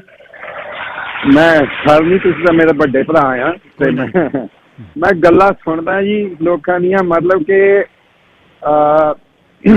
ਲੈਕ ਆਫ ਹੈ ਨਾ ਪੋਲੀਟੀਕਲ ਨੌਲੇਜ ਆ ਜੀ। ਸਾਡੇ ਕੋਲ ਪੋਲੀਟਿਕਸ ਦੀ ਨੌਲੇਜ ਹੈ ਨਹੀਂ ਗੀ ਜੀ। ਜਿੱਥੋਂ ਅਸੀਂ ਤੰਗ ਹੋ ਕੇ ਆਏ ਹਾਂ ਜੀ, ਉਹੀ ਮੰਜੇ ਅਸੀਂ ਇੱਥੇ ਢਾਹ ਕੇ ਬਹਿ ਗਏ ਹਾਂ, ਹੈ ਨਾ। ਮਤਲਬ ਕਿ ਕੋਈ ਜੇ ਤੁਸੀਂ ਕੁਐਸਚਨ ਕਰ ਰਹੇ ਆ ਨਾ, ਜਿਹੜੀ ਗੌਰਮੈਂਟ ਹੁਣ ਰਨ ਕਰ ਰਹੀ ਆ, ਉਹ ਤੁਹਾਨੂੰ ਪਹਿਲਾਂ ਹੀ ਉਹਨੇ ਇੱਕ ਟੈਗ ਲਾ ਦੇਣਾ, ਇਹ ਐਂਟੀ ਆ। ਐਂਟੀ ਨਹੀਂ, ਇਹ ਸਾਡਾ ਰਾਈਟ ਆ ਕਿ ਅਸੀਂ ਉਹਨਾਂ ਨੂੰ ਗਲਤ ਕੰਮ ਲਈ ਕੁਐਸਚਨ ਕਰ ਸਕਦੇ ਹਾਂ। 80,000 ਦੀ ਇੱਕ ਅਰਾਈਵ ਕਰਨ ਦੀ ਐਪ ਤੇ 54 ਮਿਲੀਅਨ ਕਿੱਦਾਂ ਲੱਗ ਗਿਆ ਜੀ? ਅਸੀਂ ਇੰਨਾ ਪੁੱਛ ਨਹੀਂ ਸਕਦੇ?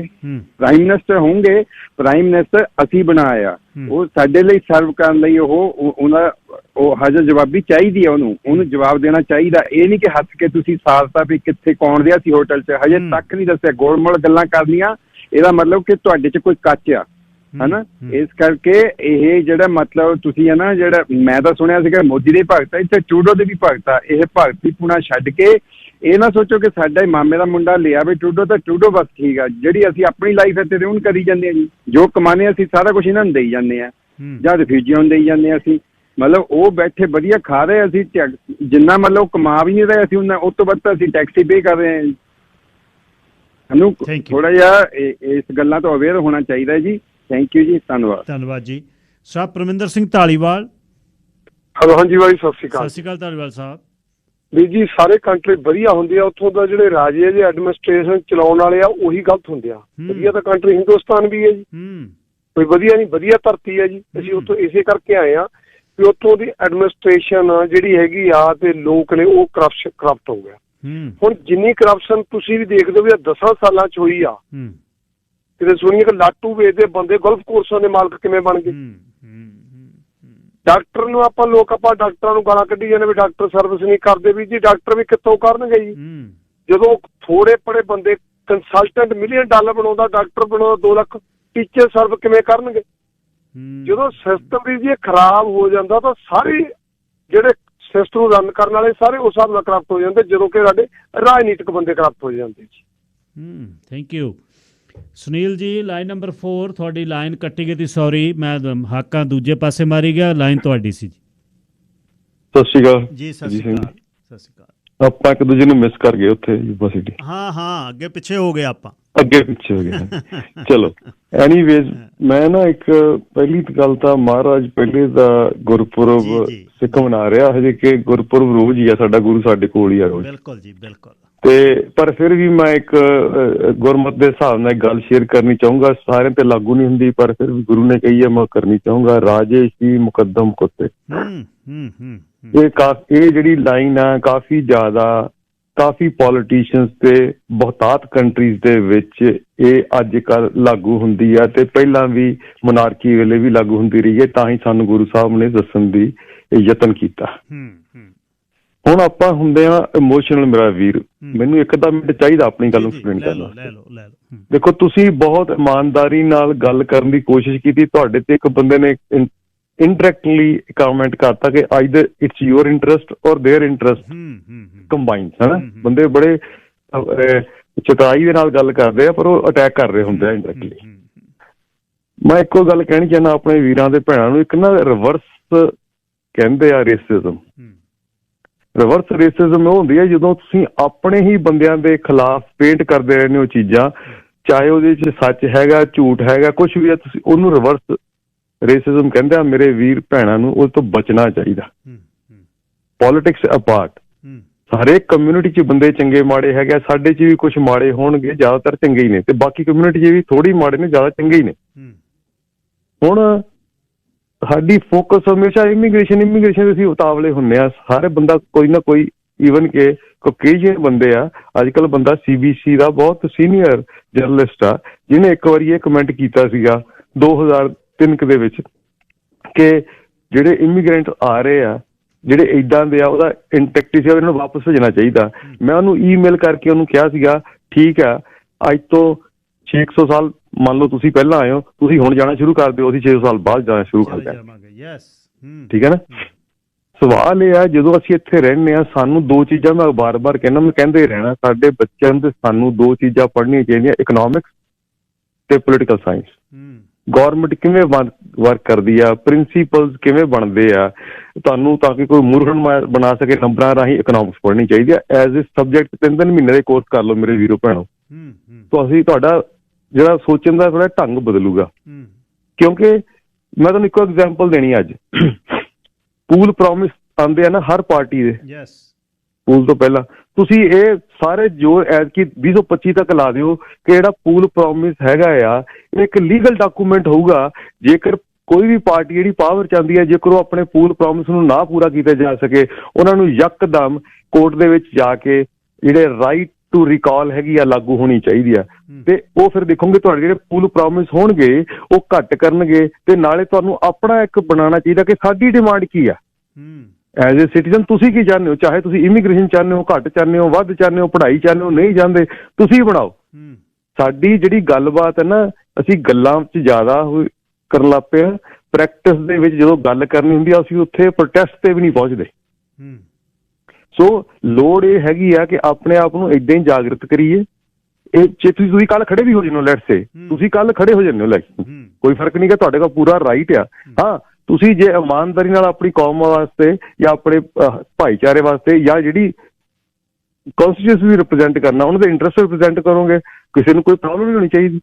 ਪਰ ਸਾਨੂੰ ਇਹ ਤਾਂ ਚਾਹੀਦਾ ਨਾ ਕਿ ਅਸੀਂ ਜੋ ਚਾਹੁੰਦੇ ਹਾਂ ਉਹਨੂੰ ਲਿਖਤੀ ਰੂਪ ਦੇ ਵਿੱਚ, ਕਿਸੇ ਏਜੰਡੇ ਦੇ ਰੂਪ ਦੇ ਵਿੱਚ ਪਾਰਟੀਆਂ ਦੇ ਪ੍ਰਧਾਨਾਂ ਨੂੰ, ਪਾਰਟੀਆਂ ਦੇ ਰਿਪਰੈਜ਼ੈਂਟੇਟਿਵ ਨੂੰ ਦਈਏ, ਫਿਰ ਫਾਲੋ ਅਪ ਕਰੀਏ। ਜਿਵੇਂ ਆਹੀ ਮੈਂ ਕਹਿਣਾ, ਜਿਹੜਾ ਪੂਲ ਪ੍ਰੋਮਿਸ ਆ ਉਹਨੂੰ ਇਹੀ ਬਣਾ ਲਓ ਵੀ ਇਹਨੂੰ ਲੀਗਲ ਡਾਕੂਮੈਂਟ ਦੇ ਤੌਰ ਤੇ ਡਿਕਲੇਅਰ ਕਰਾ ਦਈਏ। ਤੁਸੀਂ ਦੇਖੋਗੇ ਤੁਹਾਡੀਆਂ ਕਾਫੀ ਗੱਲਾਂ ਤੋਂ ਪੋਲੀਟੀਕਲ ਪਾਰਟੀਆਂ ਡਰ ਜਾਣਗੀਆਂ ਤੇ ਤੁਹਾਨੂੰ ਸਹੀ ਤਰੀਕੇ ਨਾਲ ਪੂਲ ਪ੍ਰੋਮਿਸ ਕਰਕੇ ਤੁਹਾਡਾ ਕੋਈ ਨਾ ਕੋਈ ਕੰਮ ਹੋਊਗਾ। ਮੇਰੀ ਅੱਜ ਦੇ ਇਹੀ ਵਿਚਾਰ ਹੈ। ਥੈਂਕ ਯੂ ਵੀਰ ਜੀ। ਸਰ ਗੁਰਨਾਮ ਸਿੰਘ ਮਾਨ ਜੀ, ਲਾਈਨ ਨੰਬਰ 1। ਹੈਲੋ ਜੀ ਮਾਨ ਸਾਹਿਬ। ਗਿੱਲ ਸਾਹਿਬ ਸਤਿ ਸ਼੍ਰੀ ਅਕਾਲ ਜੀ। ਸਤਿ ਸ਼੍ਰੀ ਅਕਾਲ। ਇਹ ਗਿੱਲ ਸਾਹਿਬ ਜਿਹੜੇ ਤੁਸੀਂ ਟਾਕ ਸ਼ੋ ਕਰ ਰਹੇ ਨੇ, ਇਹ really very important for specially for immigrants. ਹੁਣ ਜਿਹੜਾ ਇਮੀਗ੍ਰੇਸ਼ਨ ਜਿਹੜੀ ਪਾਲਿਸੀਆਂ ਦੇ ਗਵਰਨਮੈਂਟ ਦੀਆਂ ਜਿਹੜੀਆਂ ਪਿਛਲੇ ਦੇਖੋ ਇਮੀਗ੍ਰੇਸ਼ਨ ਦਾ ਵੀ ਆਲਮੋਸਟ ਇਹਨਾਂ ਨੇ ਕਲਪਸ ਕਰਤਾ, ਹੈਲਥ ਕੇਅਰ ਸਿਸਟਮ ਆਪਾਂ ਦੇਖ ਰਹੇ ਹਾਂ, ਫੋਰਨ ਪਾਲਿਸੀ ਜਿਹੜੀ ਹੈਗੀ ਹੈ ਬਿਲਕੁਲ ਵੀ ਜਿਹੜੀ ਗਰਕ ਜੀ ਇਹਨਾਂ ਦੀ ਜਿਹੜੀ ਹੈਗੀ ਆ। ਹੁਣ ਇੰਡੀਆ ਦੀ ਫਲਾਈਟਾਂ ਦਾ ਕਿੰਨਾ ਮਾੜਾ ਹਾਲ ਹੈ, ਕੁਝ ਨਹੀਂ ਰਿਹਾ ਉਹਨਾਂ ਨੇ, ਠੀਕ ਹੈ ਨਾ। ਸੋ ਡਰੱਗਸ ਦਾ ਇਸ਼ੂ ਜਿਹੜਾ ਹੈਗਾ ਕੈਨੇਡਾ ਦੇ ਵਿੱਚ, ਦੇਖੋ ਕਿੰਨੇ ਲੋਕ ਜਿਹੜੇ ਮਰ ਰਹੇ ਹੈ ਨਾ, ਕੁਛ ਨਹੀਂ ਇਹਦਾ, ਕੋਈ ਕੁਛ ਨਹੀਂ ਕੀਤਾ ਇਹਨਾਂ ਨੇ। ਸੋ ਜਿਹੜਾ ਕਰਪਸ਼ਨ, ਜਿਵੇਂ ਇਮੀਗ੍ਰੇਸ਼ਨ ਦਾ ਆਪਣਾ ਬੰਦੇ ਦਾ ਹੈਗਾ, ਸਿਰਫ ਇਮੀਗ੍ਰੇਸ਼ਨ ਦੇ ਨਾਂ ਦੇ ਵੋਟਾਂ ਪਾਉਣਾ। ਜਿਵੇਂ ਜਨਤਾ ਦਲ ਨਹੀਂ ਹੁੰਦਾ ਸੀ ਪਹਿਲਾਂ ਆਪਣੇ ਇੰਡੀਆ ਦੀ ਕਾਂਗਰਸ ਦਲ, ਬਈ ਬੰਦਾ ਗਰੀਬ ਨੂੰ ਜਿੰਨਾ ਮਰਜ਼ੀ ਸਮਝਾ ਜਾਓ, ਇਹਨੇ ਕਾਂਗਰਸ ਤੇ ਜਾ ਕੇ ਪੰਜੇ ਤੇ ਵੋਟ ਲਾਏ ਦੀ। ਉਹ ਹਾਲਾਤ ਆਪਣੀ ਅੱਜ ਕੈਨੇਡਾ ਦੇ ਵਿੱਚ ਵੀ ਆਪਾਂ ਇਹ ਨਹੀਂ ਦੇਖਦੇ ਵੀ ਜਿੱਥੇ ਅਸੀਂ ਰਹਿੰਦੇ ਹਾਂ ਕਿਸ ਤਰ੍ਹਾਂ ਦਾ ਕੰਟਰੀ ਹੈ, ਕਿਸ ਤਰ੍ਹਾਂ ਦੇ ਕਾਨੂੰਨ ਕਾਇਦੇ ਹੈਗੇ ਨਾ। ਸੋ ਉਸ ਤਰ੍ਹਾਂ ਉਸ ਚੀਜ਼ ਨੂੰ ਦੇਖ ਕੇ ਸਾਨੂੰ ਵੋਟ ਪਾਉਣੀ ਚਾਹੀਦੀ, ਜਾਗਰੂਕ ਹੋਣਾ ਚਾਹੀਦਾ। ਹੁਣ ਜਿਹੜੇ ਵਰਕ ਪਰਮਿਟ ਹੈ, ਵਰਕ ਥੋੜਾ ਇਹਦਾ ਕਰਪਟ ਪਰਮਿਟ ਹੈ ਜੀ। ਸੋ ਇਹ ਚੇਂਜ ਲਈ ਨਾ ਜਿਹੜਾ ਲੋਕਾਂ ਨੂੰ ਬਿਲਕੁਲ ਅਵੇਅਰ ਹੋਣਾ ਚਾਹੀਦਾ, ਜਿਹੜੀ ਪਾਲਿਸੀ ਹੈ ਇਹਦੇ ਨਾਲ ਜਿਹੜਾ ਸਾਡੇ ਆਮ ਮਤਲਬ ਆਪਣੀ ਜਨਰੇਸ਼ਨ, ਆਪਣੇ ਜਿਹੜੇ ਬੱਚੇ ਪੜ੍ਹ ਰਹੇ ਆ, ਫਿਊਚਰ ਉਹਨਾਂ ਦਾ ਦੇਖਣਾ ਚਾਹੀਦਾ ਸਾਨੂੰ ਕੀ ਹਾਲਾਤ ਕਿੱਧਰ ਨੂੰ ਜਾ ਰਹੇ। ਹਾਊਸਿੰਗ ਦਾ ਇਹਨਾਂ ਨੇ ਮਾੜਾ ਹਾਲ ਕਰਤਾ, ਦੇਖੋ ਉਦੋਂ ਪਹਿਲਾਂ ਕੁਛ ਨਹੀਂ ਕੇਅਰ ਕੀਤੀ, ਕੋਈ ਇੰਟਰਸਟ ਰੇਟ ਦੀ ਹੈ ਨਾ, ਉਦੋਂ ਥੋੜਾ ਬਹੁਤਾ ਰੇਂਜ ਕਰਦੇ, ਉਹਨੂੰ ਸਸਟੇਨ ਕਰਦੇ, ਪਹਿਲਾਂ ਹੀ ਨੱਥ ਪਾਉਂਦੇ, ਤਾਂ ਹੁਣ ਜਦੋਂ ਬਿਲਕੁਲ ਹੋ ਗਏ ਤਾਂ ਹੁਣ ਇਨਫਲੇਸ਼ਨ ਦੇ ਵੀ ਜਿਹੜੇ ਡਾਟਾ ਇਹਨਾਂ ਦੇ ਉਹ ਮੈਨੀਪੂਲੇਟਡ ਡਾਟਾ ਹੈਗੇ। It's really concerning situation overall Canada ਦੀ ਇਸ ਗਵਰਨਮੈਂਟ ਦੇ ਵਿੱਚ। Definitely people need to think and something for the change. Thank you Sahib, thank you. 2015 ਦੇ ਵਿੱਚ ਜਿਹੜੇ ਜੇ ਸਟੱਡੀ ਪਰਮਿਟ ਨੇ, ਸੁਣਿਓ ਹੁਣ, ਟਰੂਡੋ ਸਰਕਾਰ ਤੋਂ ਬਾਅਦ 1,87,000 2015 'ਚ, 2016 ਟੋਟਲ ਨੇ, 16 'ਚ 2,34,000, 2017 'ਚ 3,08,000, 2018 'ਚ 3,43,000, 2019 'ਚ 4,27,000, 2020 'ਚ 2,23,000, 21 'ਚ 37,000। ਸੋ ਆਲਮੋਸਟ ਇਹ 2 ਮਿਲੀਅਨ ਬਣਦੇ ਆ ਜੀ 15 ਤੋਂ ਲੈ ਕੇ 21 ਤੱਕ। ਅਤੇ ਮੈਂ ਤੁਹਾਨੂੰ ਦੱਸਦਾ ਪਰਿਵਾਰ ਦੀ ਗੱਲ, 99 'ਚ ਭਾਈ ਸਾਹਿਬ ਜਦ ਵੱਡੇ PhD ਕਰਨ ਆਏ, PhD ਮਾਸਟਰਸ ਕਰਕੇ ਉਹ ਹੀਲਾਂ ਕਢਾਤੀਆਂ ਕੈਨੇਡੀਅਨ ਸਰਕਾਰ ਨੇ ਐਡਮਿਸ਼ਨ ਦੇਣ ਲਈ PhD। ਇਹ 89 ਦੀ ਗੱਲ ਹੈ, ਗ੍ਰੇਡ 12 ਵਾਲੀ ਤਾਂ ਗੱਲੇ ਕੋਈ ਨਹੀਂ, ਪੋਸਟ ਗ੍ਰੈਜੂਏਸ਼ਨ ਕੀਤੀ ਹੋਈ ਬੰਦੇ ਦੀ। ਉਹ ਕਹਿੰਦੇ ਵੀ ਦੁਬਾਰਾ ਫੇਰ ਸਾਡੇ ਪੋਸਟ ਇੱਕ ਮਾਸਟਰਸ ਕਰ ਜਾ ਕੇ ਫੇਰ PhD 'ਚ ਐਡਮਿਸ਼ਨ ਦੇਵਾਂਗੇ। 11 ਸਾਲ ਲੱਗ ਗਏ। ਸੋ ਇਹ ਮੇਰੇ ਇੰਟਰਸਟ ਵੱਲ ਨੂੰ ਨਾ ਪਲੀਜ਼ ਜਾਓ, ਮੈਂ ਤੁਹਾਡੇ ਕੋਲ ਇੱਥੇ ਗੱਲਾਂ ਬਾਤਾਂ ਕਰ ਰਿਹਾ, ਮੈਨੂੰ ਵਧੀਆ, ਮੈਂ ਦੇਖ ਲਿਆ ਇਹਦਾ ਆਨੰਦ। ਮੈਂ ਗੱਲ ਕਰ ਰਿਹਾ ਵੀ ਆਉਣ ਵਾਲਾ ਭਵਿੱਖ ਤੁਹਾਡਾ ਬਾਲ ਬੱਚਾ ਕਿੱਥੇ ਰਹਿਣਾ, ਉਹਦੇ ਲਈ ਕਮਿਊਨਿਟੀ ਅਵੇਅਰ ਹੋਵੇ, ਸਵਾਲ ਪੁੱਛਣੇ ਸ਼ੁਰੂ ਕਰੇ, ਤਾਂ ਪੋਲੀਟੀਕਲ ਪਾਰਟੀਆਂ ਨੂੰ ਇਹ ਪਤਾ ਹੋਵੇ ਵੀ ਸਮੋਸੇ ਕਲਚਰ ਵਾਲੇ ਨਹੀਂ, ਲੱਡੂਆਂ ਵਾਲੇ ਨਹੀਂ, ਇਹ ਕੁੜਤਾ ਪਜਾਮਾ ਪਾ ਕੇ ਸ਼ੇਰਵਾਨੀ ਪਾ ਕੇ ਇਹਨਾਂ ਕੋਲ ਜਾ ਕੇ ਫਤਿਹ ਬੁਲਾਉਣ ਨਾਲ ਵੋਟਾਂ ਨਹੀਂ ਪਾਉਂਦੇ। ਇਹਨਾਂ ਦੀ ਪਕੜ ਹੈ, ਸਿੰਬੋਲਿਕ ਨਾ ਹੋਵੇ, ਸਾਨੂੰ ਗ੍ਰਾਸ ਰੂਟਸ 'ਤੇ ਪਤਾ ਹੋਵੇ ਅਸੀਂ ਕਿੱਧਰ ਨੂੰ ਚੱਲਣਾ। ਅਤੇ 2015 ਤੋਂ ਲੈ ਕੇ 2020 ਤੱਕ ਜਿਹੜੇ ਜਿਨ੍ਹਾਂ ਨੂੰ ਦੇਸ਼ ਨਿਕਾਲਾ ਦਿੱਤਾ ਗਿਆ ਉਹ 58,000 ਨੇ ਜੀ ਟੋਟਲ। ਅਤੇ ਜਿਹੜੇ ਵਿਦਿਆਰਥੀਆਂ ਦਾ ਤੁਹਾਨੂੰ ਦੱਸਿਆ ਸੀ ਉਹ 'ਚ ਸਭ ਤੋਂ ਵੱਧ ਭਾਰਤ ਅਤੇ ਚੀਨ ਦੇ ਨੇ ਬੱਚੇ। ਆਉਣ ਆਪਾਂ ਇਹਨਾਂ ਦੇ ਸਦਾ ਹੱਕ 'ਚ ਹਾਂ, ਪਰ ਜਦੋਂ ਆ ਕੇ ਹੁਣ ਇਸ ਵਿਸ਼ੇ 'ਤੇ ਆਪਾਂ ਹੋਰ ਨਹੀਂ ਗੱਲ ਕਰਨੀ, ਅਗਲੇ ਵਿਸ਼ੇ ਦੀ ਮੈਂ ਗੱਲ ਤੁਹਾਡੇ ਨਾਲ ਸ਼ੁਰੂ ਕਰਨੀ ਹੈ। ਆਉਣ ਬੱਚੇ, ਪਰ ਜਿਹੜਾ ਕੁਛ ਆ ਕੇ ਉਹਨਾਂ ਨੂੰ 20-21 ਵਰ੍ਹਿਆਂ ਦੇ ਨਾਲ ਹੋ ਰਿਹਾ ਇੱਥੇ, ਅਤੇ ਉਹ ਹੁਣ ਪੜ੍ਹਨ ਥੋੜ੍ਹਾ ਆ ਰਹੇ ਨੇ। ਉਹ ਤਾਂ ਹੁਣ 5th ਸਟੇਟ ਨੇ ਦੱਸ ਦਿੱਤਾ, ਤੁਹਾਨੂੰ ਸਮਝਾ ਦਿੱਤਾ ਕਿ ਉਹ ਪੜ੍ਹਨ ਨਹੀਂ ਆ ਰਹੇ, ਉਹ ਤਾਂ ਇਮੀਗ੍ਰੇਸ਼ਨ ਲਈ ਆ ਰਹੇ ਨੇ। ਕੱਲ੍ਹ ਨੂੰ ਇਹ ਕਰ ਦੇਣ ਵੀ ਵਿਜ਼ਿਟ ਵੀਜ਼ੇ ਵਾਲੇ ਵਰਕ ਪਰਮਿਟ 'ਤੇ ਨਹੀਂ ਜਾ ਸਕਦੇ, ਦੇਖਾਂਗੇ ਕਿੰਨੇ ਕੁ ਵਿਜ਼ਿਟ ਵੀਜ਼ੇ 'ਤੇ ਆਉਂਦੇ ਆ। ਅਤੇ ਪੜ੍ਹਾਈ ਵਾਲਿਆਂ ਨੂੰ ਇਮੀਗ੍ਰੇਸ਼ਨ ਨਹੀਂ ਮਿਲਣੀ, ਪੜ੍ਹ ਕੇ ਵਾਪਸ ਆਉਣਾ ਪਊ, ਦੇਖ ਲਿਓ ਕਿੰਨੇ ਕੁ ਆਉਂਦੇ ਆ। ਨਾਲੇ ਤਾਂ ਉਹ ਟੱਬਰ ਉੱਜੜ ਜਾਂਦਾ, ਇੱਧਰੋਂ ਇੱਧਰ ਇਹਨਾਂ ਨੇ ਨਹੀਂ ਪੱਕੇ ਹੋਣਾ, ਅਤੇ ਅਸੀਂ ਇੱਥੇ ਡੱਫ ਖੜਕਾਉਂਦੇ ਆ ਵੀ ਸਾਨੂੰ ਇਹ ਸਾਡੇ ਬੰਦੇ ਆ ਗਏ, ਸਾਡੇ ਬੰਦੇ ਆ ਗਏ, ਪਰ ਉਹ ਬੰਦੇ ਆ ਕੇ ਉਹਨਾਂ ਦਾ ਹਾਲ ਕੀ ਹੈ ਇਹ ਤਾਂ ਕੋਈ ਦੱਸੋ। ਜਿਹੜਾ ਭਾਈਚਾਰਾ ਉਹਨਾਂ 'ਤੇ ਤਾੜੀਆਂ ਮਾਰਦਾ ਹੈ, ਉਹ ਭਾਈਚਾਰਾ ਜਿਹਦੇ ਉਹ ਪੈਰਾਂ ਥੱਲੇ ਆ ਜਾਂਦਾ, ਵਟੇਰਾ ਨਿੱਤ ਤਰੀ ਨਾਲ ਖਾਂਦੇ ਆ ਕਿ ਨਹੀਂ? ਸਾਰਿਆਂ ਦੀ ਮੈਂ ਗੱਲ ਨਹੀਂ ਕਰਦਾ, ਜਿਨ੍ਹਾਂ ਦੇ ਧੱਕੇ ਕੋਈ ਚੜ੍ਹ ਜਾਂਦਾ ਹੈ, ਜਵਾਕ ਦਾ ਬਣਦਾ ਕੀ ਹੈ, ਉਹਦਾ ਜਵਾਕੜੀ ਦਾ ਹੁੰਦਾ ਕੀ ਹੈ? ਆਪਾਂ ਹੀ ਵੇਚਦੇ ਹਾਂ 50-50 ਹਜ਼ਾਰ ਦੀਆਂ LMIA, ਆਪਾਂ ਹੀ 10-10 ਹਜ਼ਾਰ ਲੈਂਦੇ ਹਾਂ ਜੋਬ ਲੈਟਰ ਦਾ, ਆਪਾਂ ਹੀ ਕੈਸ਼ 'ਤੇ ਕੰਮ ਕਰਾ ਕੇ ਜਵਾਬ ਦਿੰਦੇ ਹਾਂ ਉਹਨਾਂ ਨੂੰ ਵੀ ਅਸੀਂ ਕੁਛ ਨਹੀਂ ਦੇਣਾ। ਕਿਹਨਾਂ ਕੋਲ ਕੰਮ ਕਰਦੇ ਆ 80%, ਸਾਡੇ ਕੋਲ 90%। ਸੋ 2 ਮਿਲੀਅਨ ਦੇ ਕਰੀਬ ਇਹ ਜਵਾਕ ਸਾਡੇ ਸਟੱਡੀ ਵੀਜ਼ੇ 'ਤੇ ਆਏ ਨੇ ਜੀ, ਟੋਟਲ ਵਰਲਡ ਦੇ ਨੇ ਜਿਹੜੇ ਮੈਂ ਤੁਹਾਨੂੰ ਦੱਸ ਰਿਹਾ, ਪਰ ਸਭ ਤੋਂ ਵੱਧ ਇਹਦੇ 'ਚ ਚੀਨ ਅਤੇ ਭਾਰਤ ਦੇ ਆ। ਅਤੇ 1,87,000 15 'ਚ ਨੇ, 2016 'ਚ 2,34,000 ਨੇ, 2017 'ਚ ਲਿਬਰਲ ਨੇ ਤਾਂ ਓਪਨਲੀ ਕਹਿਤਾ, ਤੁਸੀਂ ਮਿਨਿਸਟਰ ਦੀ ਸੁਣੀ ਹੋਈ ਆ ਵੀ ਸਾਨੂੰ ਪੈਸਾ ਬਹੁਤ ਆ ਰਿਹਾ, 3 ਗੁਣਾ ਫੀਸ ਦਿੰਦੇ ਆ। ਹੁਸੈਨ ਨੇ ਕਿਹਾ ਹੀ ਸੀ ਵੀ ਲੰਬਰ ਇੰਡਸਟਰੀ ਜਿੰਨੇ ਪੈਸੇ ਬਣਾਉਂਦੇ ਨੇ ਵਿਦਿਆਰਥੀ, ਇਹ ਫਿਰ ਇਹ ਤਾਂ ਕਮੋਡਿਟੀ ਹੋ ਗਈ, ਇਨਸਾਨ ਥੋੜ੍ਹਾ ਨੇ ਉਹਨਾਂ ਲਈ। ਬਾਕੀ ਜਿਹੜਾ ਹਾਲੇ ਲੰਮਾ ਸਮਾਂ ਰਾਜਨੀਤੀ ਕਿੱਧਰ ਨੂੰ ਜਾਂਦੀ ਹੈ, ਪਰ ਅਕਾਊਂਟੇਬਿਲਿਟੀ ਯੈਸ, ਰਿਫਾਰਮ ਪਾਰਟੀ 'ਤੇ ਗੱਲ ਬਿਲਕੁਲ ਉਹਨਾਂ ਵੇਲੇ ਕੀਤੀ ਹੈ ਕਿ ਜਦ ਸ਼ਿਪ ਆਇਆ ਵਿਰੋਧਤਾ ਕੀਤੀ, ਦਸਤਾਰ ਦੀ ਵਿਰੋਧਤਾ ਕੀਤੀ, ਪਰ ਟਰਾਂਜੀਸ਼ਨ ਹੈ, ਕਿੱਥੋਂ ਕਿੱਥੇ ਬੈਠੇ ਆ ਕੇ। ਅੱਜ ਦਾ ਸਮਾਂ ਜਿਹੜਾ ਸਰਦਾਰ ਜਸਵੀਰ ਸਿੰਘ ਹੁਣੀ ਕਹਿ ਗਏ ਕਿ ਵਿਰੋਧ ਕਰਦੇ ਰਹੇ ਨੇ, ਪਰ ਅੱਜ 10 ਲੱਖ ਵੋਟ ਹੈ, 20 ਤੋਂ 25 ਦੇ ਕਰੀਬ ਸੀਟਾਂ ਨੇ ਜਿੱਥੇ ਸਿੱਧਾ ਪੰਜਾਬੀ ਡਾਇਸਪੋਰਾ ਜਿਹੜਾ ਇਫੈਕਟ ਕਰਦਾ। ਬਾਕੀ ਵੋਟਾਂ ਪਾ ਕੇ ਕਿਸੇ ਨੇ ਬਣਨਾ, ਇੱਥੇ ਬੂਥ ਕੈਪਚਰਿੰਗ ਤਾਂ ਇਹ ਦੇਸ਼ 'ਚ ਹੁੰਦੀ ਨਹੀਂ ਨਾ, ਇਹਦਾ ਕੋਈ ਇਸ਼ੂ ਨਹੀਂ। ਜਿੱਧਰ ਨੂੰ ਲੋਕਾਂ ਦੀ ਹਨੇਰੀ 15 ਦੇ ਵਿੱਚ ਵਗਦੀ ਤੁਸੀਂ ਵੇਖੀ ਹੈ ਵੀ ਕਿੱਥੋਂ ਕਿੱਥੇ ਗੱਲ ਗਈ ਸੀ। ਟਰੂਡੋ ਹੋਣੀ ਜਿਹੜੇ ਆ ਕਿੱਥੋਂ ਕਿੱਥੇ ਚਲੇ ਗਏ। ਮੈਨੂੰ ਹਲੇ ਵੀ ਹਰਪਾਲ ਸਿੰਘ ਕਾਂਗੋ ਨਹੀਂ ਦੱਸਦੇ, ਕਹਿੰਦੇ ਗਦਰੀ ਬਾਬਿਆਂ ਦੇ ਮੇਲੇ 'ਤੇ ਟਰੂਡੋ ਕਹਿੰਦਾ ਕੱਛਾਂ 'ਚ ਹੱਥ ਦੇਈ ਪਿੱਛੇ ਖੜਾ, ਪਿੱਛੇ ਕੱਲਾ। ਕਹਿੰਦੇ ਮੈਂ ਜਿਆਦਾ ਮੈਂ ਹੈਰਾਨ ਹੋ ਗਿਆ। ਕਹਿੰਦਾ ਹਰਪਾਲ ਕਾਂਗੋ ਨਹੀਂ, ਕਹਿੰਦੇ ਮੈਨੂੰ ਦੱਸਿਆ ਉਹਨਾਂ ਨੇ ਇੱਕ ਦਿਨ, ਕੋਲ ਉਹਦੀ ਲੰਘੀ ਜਾਣ ਲੋਕ। ਕਹਿੰਦੇ ਜਿਹੜੇ ਹੁਣ ਇੱਕ MP ਬਣਿਆ ਹੋਇਆ ਭਾਈਚਾਰਾ, ਮੈਂ ਉਹਨੂੰ ਕਹਿੰਦਾ, ਮੈਂ ਕਿਹਾ ਵੀ ਮੈਨੂੰ ਇਹ ਭਵਿੱਖ ਦਾ ਪ੍ਰਾਈਮ ਮਿਨਿਸਟਰ ਲੱਗਦਾ। ਉਹ ਕਹਿੰਦਾ ਨਾ ਇਹਨੇ ਕਿੱਥੇ ਬਣਨਾ। ਹੁਣ ਜਿਹੜਾ MP ਬਣਿਆ ਹੋਇਆ ਬੰਦਾ ਪੰਜਾਬੀ ਆਪਣਾ, ਅਤੇ ਜਾਨੂ ਪ੍ਰੇਮ ਬਿਨਗੋਣੀ ਆ ਗਏ ਜਿਨ੍ਹਾਂ ਨੂੰ ਅੰਕਲ ਕਹਿੰਦੇ ਸੀ। ਸਟੇਜ 'ਤੇ ਵੀ ਟਰੂਡੋ ਹੈ ਅੰਕਲ ਜੱਫੀ ਜੁੱਫੀ ਪਾਈ, ਲੋਕ ਵੇਖਣ ਕਾਫ ਚਾੜੇ ਹੋਏ ਉਸ ਤਰ੍ਹਾਂ ਹੀ। ਇਹ 14 ਦੀ ਗੱਲ ਆ, ਉਹ ਕਹਿੰਦਾ ਗਦਰੀ ਮੇਲਿਆਂ ਦੇ ਪਿੱਛੇ ਖੜਾ ਸੀ ਟਰੂਡੋ। ਅਤੇ ਅੱਜ ਵੇਖ ਲਓ ਕੁਛ ਮੱਥੇ ਦੀਆਂ ਲਕੀਰਾਂ ਨੇ ਜਿਨ੍ਹਾਂ ਨੇ ਜਿੱਥੇ ਜਾਣਾ ਹੈ। ਹਾਂ, ਉਹਦਾ ਪਰਿਵਾਰ ਇੱਕ ਪ੍ਰਾਈਮ ਮਿਨਿਸਟਰ ਦੇ ਘਰੇ ਜੰਮਿਆ ਹੋਇਆ, ਬਹੁਤ ਵੱਡਾ ਫਰਕ ਹੈ। ਗਾਂ ਆਪਣੀ ਵੀ ਕਿਸਮਤ ਹੈ। ਹੁਣ ਜੰਮਿਆ ਤਾਂ ਰਾਹੁਲ ਗਾਂਧੀ ਵੀ ਪ੍ਰਾਈਮ ਮਿਨਿਸਟਰ ਦੇ ਘਰੇ ਹੈ। ਉਹ ਦੇਖ ਲਿਓ ਜਾ ਕੇ ਸਾਡੀ ਫੇਸਬੁੱਕ 'ਤੇ ਫੋਟੋ, ਉਹਦਾ ਕੀ ਬਣਾਇਆ ਹੋਇਆ ਕਾਨਪੁਰ ਦੇ ਬੰਦਿਆਂ ਨੇ। ਦਾੜੀ ਉਹਦੀ ਵੱਧ ਗਈ ਭਾਰਤ ਦੀ, ਅਤੇ ਉਹਦੇ ਉੱਪਰ ਚੋਲਾ ਪਾਇਆ ਹੋਇਆ, ਪਤਾ ਨਹੀਂ ਪੱਗ ਦੀ 50 ਕਿਤੇ ਫਿਰਦੀ ਆ। ਇਉਂ ਲੱਗਦਾ ਜਿਵੇਂ ਛੇਤੀ ਕਿਤੇ ਕਿਸੇ ਸਾਈਕੈਟਰਿਸਟ ਵਾਰਡ 'ਚੋਂ ਕੱਢ ਕੇ ਲਿਆਂਦਾ ਹੋਇਆ ਬੰਦਾ। ਕਾਰਨ ਇਹ ਹੈ ਜਿੱਥੇ ਵਿੱਖ ਬੀਜਣੀ ਹੈ ਅੰਮ੍ਰਿਤ ਕਿਵੇਂ ਹੋਊ। ਜਿਹੜੇ ਪਿਓ ਨੇ ਹਜ਼ਾਰਾਂ ਦੇ ਕਤਲ ਕਰਕੇ ਧਰਤੀ ਹਿਲਦੀ ਆ, ਬ੍ਰਿਕਸ਼ 'ਚ ਗਿਰਦਾ ਹੈ, ਉੱਥੋਂ ਕਿੱਥੇ ਭਾਲਦੇ ਆ। ਜਿਹੜੀਆਂ ਗੁੱਡ ਡੀਡਸ ਨੇ ਉਹਦੇ 'ਚੋਂ ਗੁੱਡ ਨਿਕਲਣਾ। ਆਪਾਂ ਅਗਲੇ ਵਿਸ਼ੇ ਵੱਲ ਜਾਣਾ ਹੈ ਅਤੇ ਇੱਕ ਕਾਲਰ ਨਾਲ ਮੈਂ ਗੱਲ ਕਰ ਲਵਾਂ। ਸੁਰਿੰਦਰ ਕੌਰ ਗਰੇਵਾਲ ਜੀ। ਹੈਲੋ, ਸਤਿ ਸ਼੍ਰੀ ਅਕਾਲ ਵੀਰ ਜੀ। ਸਤਿ ਸ਼੍ਰੀ ਅਕਾਲ ਜੀ। ਵੀਰ ਜੀ ਮੈਂ ਆਫ ਦਾ ਏਅਰ ਗੱਲ ਕਰਨੀ ਆ। ਉਹ ਹੋਲਡ ਕਰਿਓ ਜੀ, ਜਾਂ ਫਿਰ ਤੁਸੀਂ ਇਸ ਤਰ੍ਹਾਂ ਕਰਿਓ ਜੀ, ਪ੍ਰੋਗਰਾਮ ਤੋਂ ਬਾਅਦ ਕਰ ਲਿਓ 1:05 'ਤੇ। ਇੰਨਾ ਚਿਰ ਕਾਹਨੂੰ ਵੇਟ ਕਰੋਗੇ।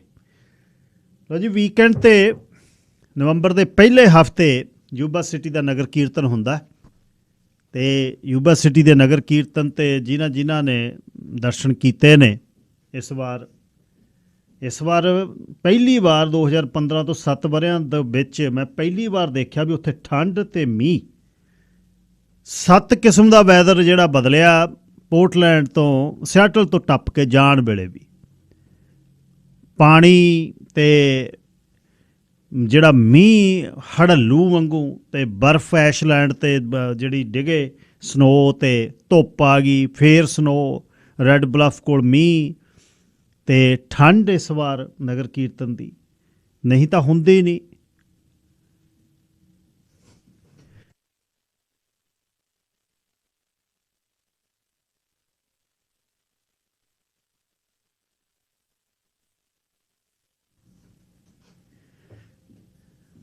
ਅਤੇ ਨਗਰ ਕੀਰਤਨ 'ਤੇ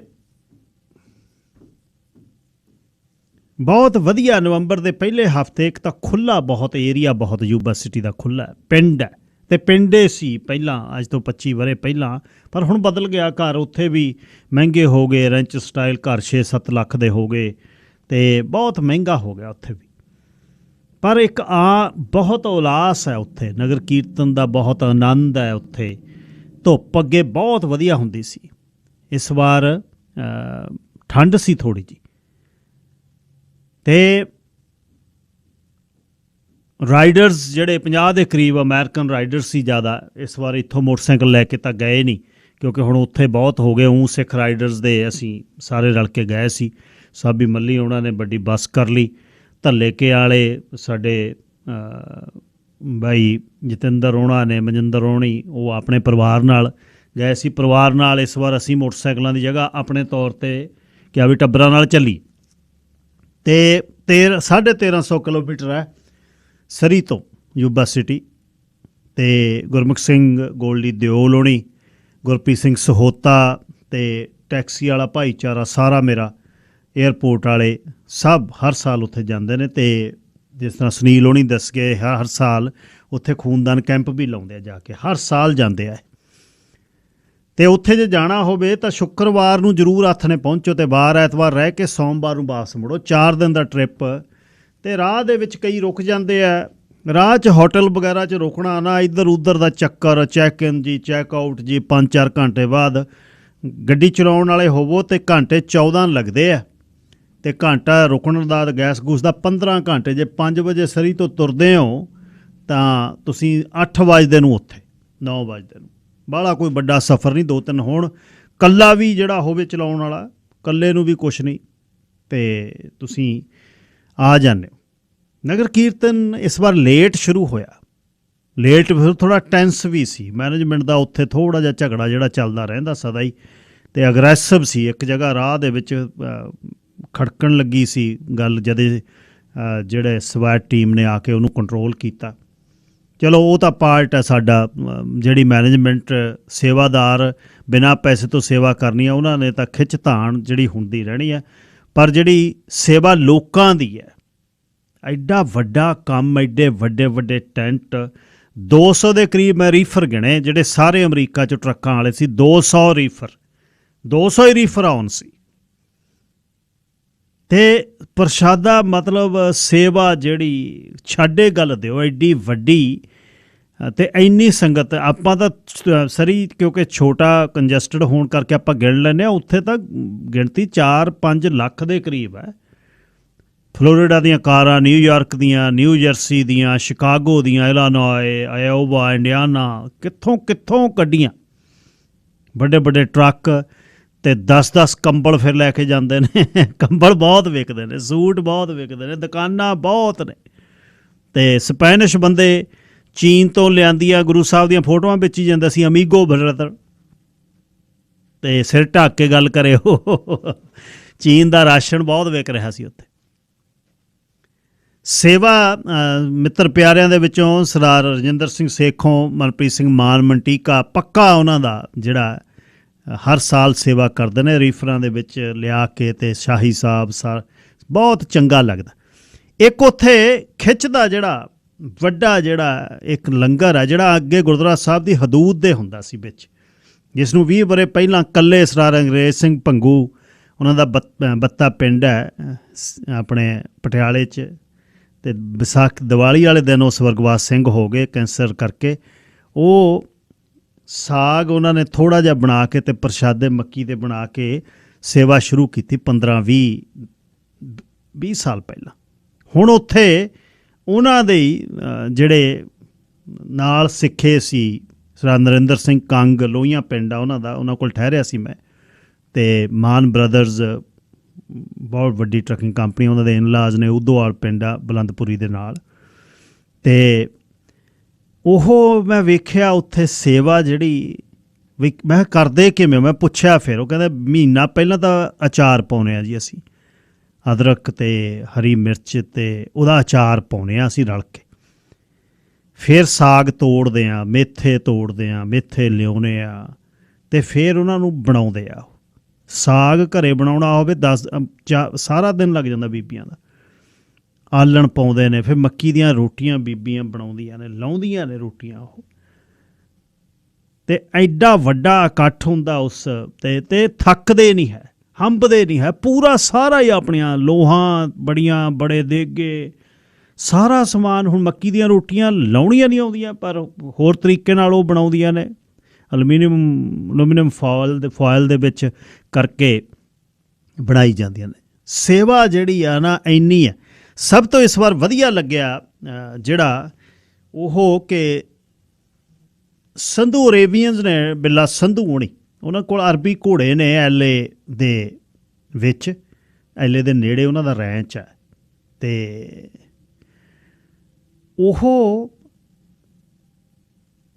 ਉਹ ਅਰਬੀ ਘੋੜੇ ਲਿਆਏ ਹੋਏ ਉੱਥੇ।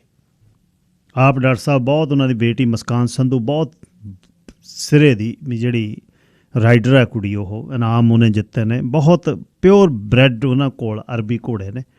ਵੈਟਰਨਰੀਅਨ ਨੇ, ਵੈਟਰਨਰੀ ਦੀ ਡਿਗਰੀ ਕੀਤੀ ਹੈ ਉਹਨਾਂ ਨੇ, ਫਰੀਦਕੋਟ ਤੋਂ ਨੇ। ਅਤੇ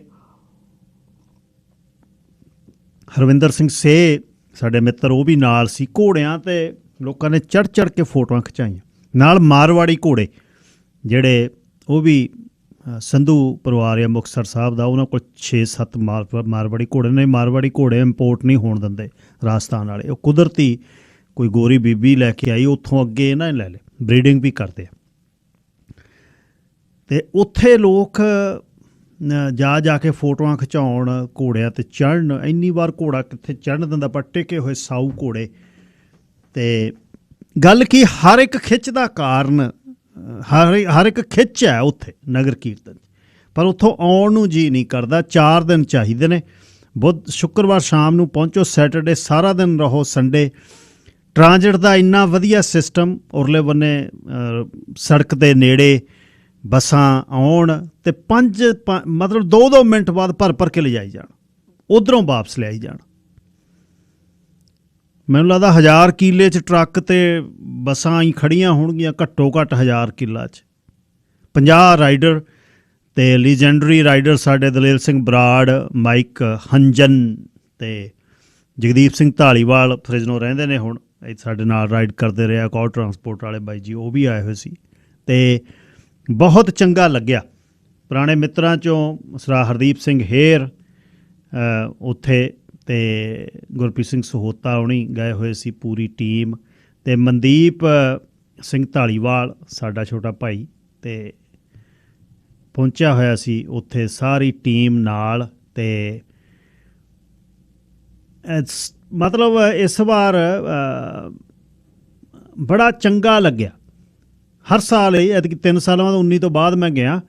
ਅਤੇ ਜਸਵੰਤ ਸਿੰਘ ਸ਼ਾਦ ਹੋਣੀ, ਹਰਦੀਪ ਸਿੰਘ ਹੇਰ, ਤਜਿੰਦਰ ਸਿੰਘ ਰੰਧਾਵਾ, ਗੁਰਪ੍ਰੀਤ ਸਿੰਘ ਸਹੋਤਾ ਅਤੇ ਰਜਿੰਦਰ ਸਿੰਘ ਟਾਂਡਾ, ਰਵਿੰਦਰ ਸਿੰਘ ਕਾਹਲੋਂ, ਸਾਰੇ ਮਿੱਤਰ ਪਿਆਰੇ ਉੱਥੇ ਮਿਲੇ। ਅਤੇ ਜਿਹੜੇ ਨਹੀਂ ਗਏ, ਮੈਂ ਬੇਨਤੀ ਕਰਦਾ ਵੀ ਜ਼ਰੂਰ ਇੱਕ ਵਾਰ ਜਾ ਕੇ ਆਇਓ।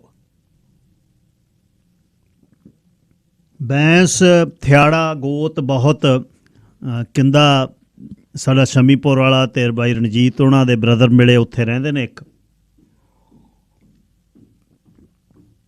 ਅਤੇ ਜਿਹੜੇ ਨਹੀਂ ਗਏ ਪਲੀਜ਼ ਜਾ ਕੇ ਆਇਓ ਇੱਕ ਵਾਰ। ਸੋ ਨਗਰ ਕੀਰਤਨ ਦੇ ਬਹੁਤ ਉਤਸ਼ਾਹ। ਸਭ ਤੋਂ ਵਧੀਆ ਗੱਲ ਜਿਹੜੀ ਉੱਥੇ ਮੈਨੂੰ ਲੱਗਦੀ ਹੈ ਕਿ ਸੰਗਤ ਹੈ ਜਿਹੜੀ, ਉਹ ਬਹੁਤ ਜਿੱਥੇ ਉਤਸ਼ਾਹ ਅਤੇ ਗੁਰੂ ਭੈ ਆ, ਸਿਰ ਨਹੀਂ ਇੱਕ ਤੱਕ ਕਿਸੇ ਦਾ ਵੀ ਮੈਂ ਨੰਗਾ ਵੇਖਿਆ ਉੱਥੇ।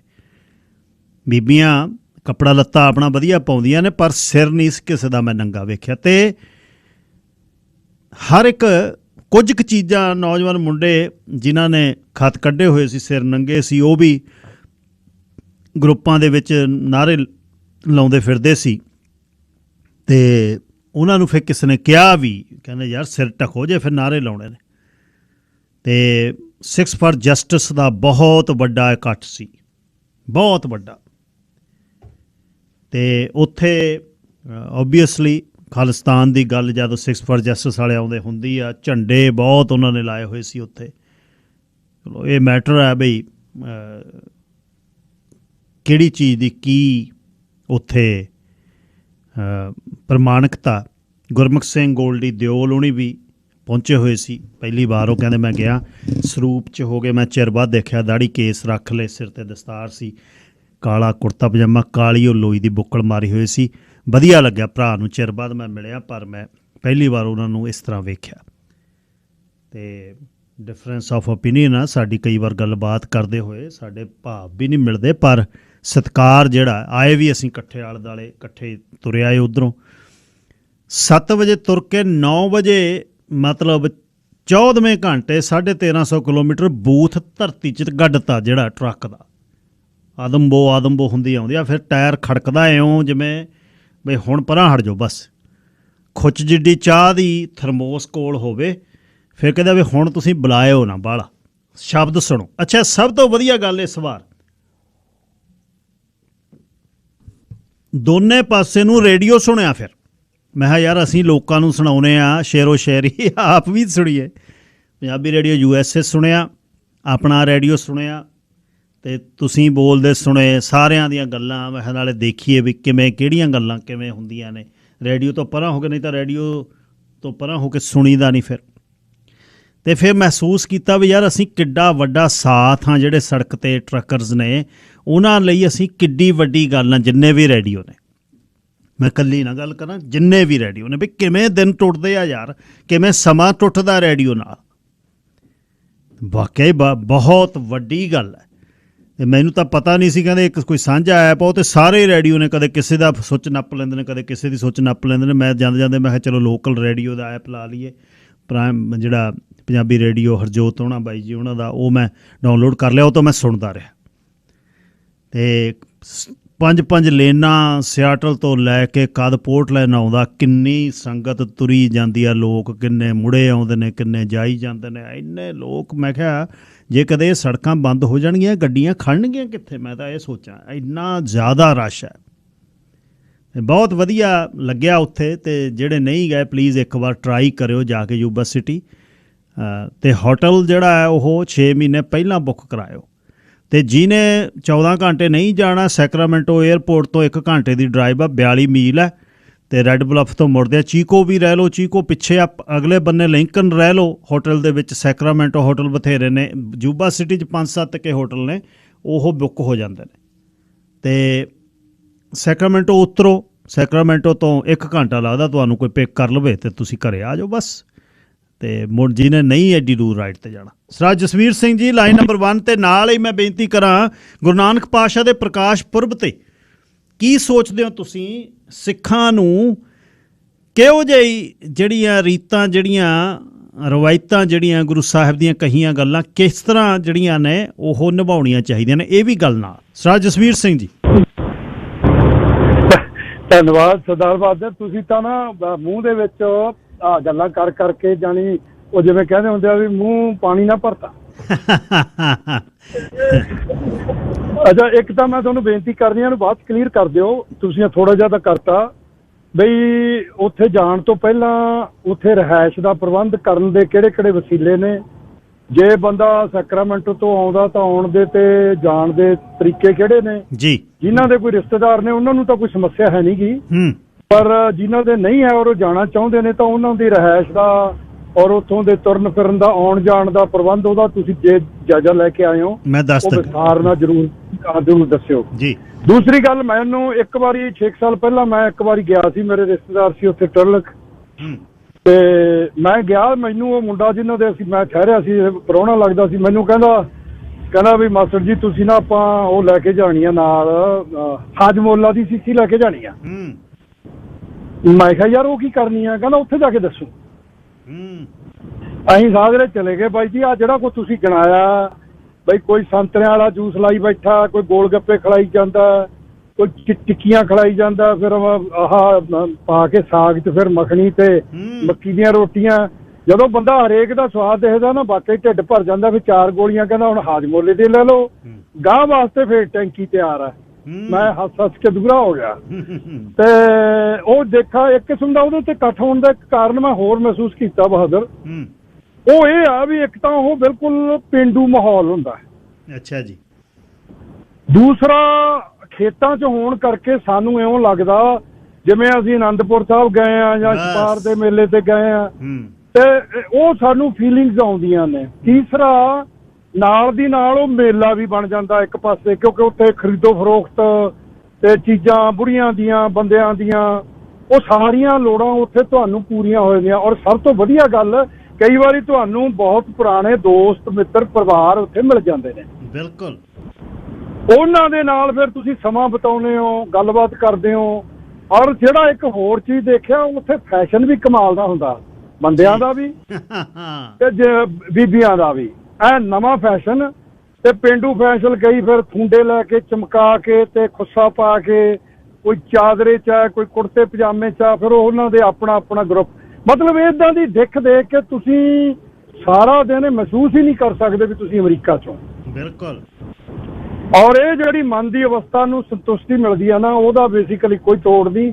ਇਹ ਮੈਂ ਬਿਲਕੁਲ ਮੇਰਾ ਗੇੜਾ ਪੁੱਠਾ ਪੈ ਗਿਆ, ਤੇ ਪੱਕੀ ਐ ਨਹੀਂ ਉਮੀਦ ਸੀ ਵੀ ਜਾ ਕੇ ਖੜਾ ਕੇ ਜਾਵਾਂਗੇ, ਪਰ ਗੱਲ ਬਣੀ ਨਹੀਂ। ਸਰਦਾਰ ਸਾਹਿਬ, ਰੇਡੀਓ ਦਾ ਸਾਥ, ਮੈਂ ਤਾਂ ਹੈਰਾਨ ਹੋ ਗਿਆ ਬਈ ਯਾਰ ਐਡੇ ਸਫ਼ਰ ਦੇ ਵਿੱਚ ਮੇਰੇ ਰੇਡੀਓ ਨੇ ਮੈਨੇ 28 ਘੰਟੇ ਦੀ ਡਰਾਈਵ ਮੈਨੂੰ ਫਿਰ ਮੈਂ ਮਨ 'ਚ ਸੋਚਿਆ, ਮੈਂ ਕਿਹਾ ਯਾਰ ਜਿਹੜੇ ਸਾਡੇ ਟਰੱਕਰਸ ਵੀਰ ਸੜਕ 'ਤੇ ਨੇ ਉਹਨਾਂ ਨੂੰ ਆਪਣੇ ਪਿੰਡ ਨਾਲ ਉਹਨਾਂ ਨੂੰ ਐਂ ਲੱਗਦਾ ਵੀ ਯਾਰ ਮੈਂ ਤਾਂ ਪਿੰਡ ਬੈਠਾ, ਸਰੀ ਦੀ ਗੱਲ ਚੱਲਦੀ ਆ। ਬਿਲਕੁਲ ਬਾਈ ਜੀ, ਤੁਸੀਂ 100% ਸਹੀ ਗੱਲ ਕਹਿੰਦੇ ਹੋ।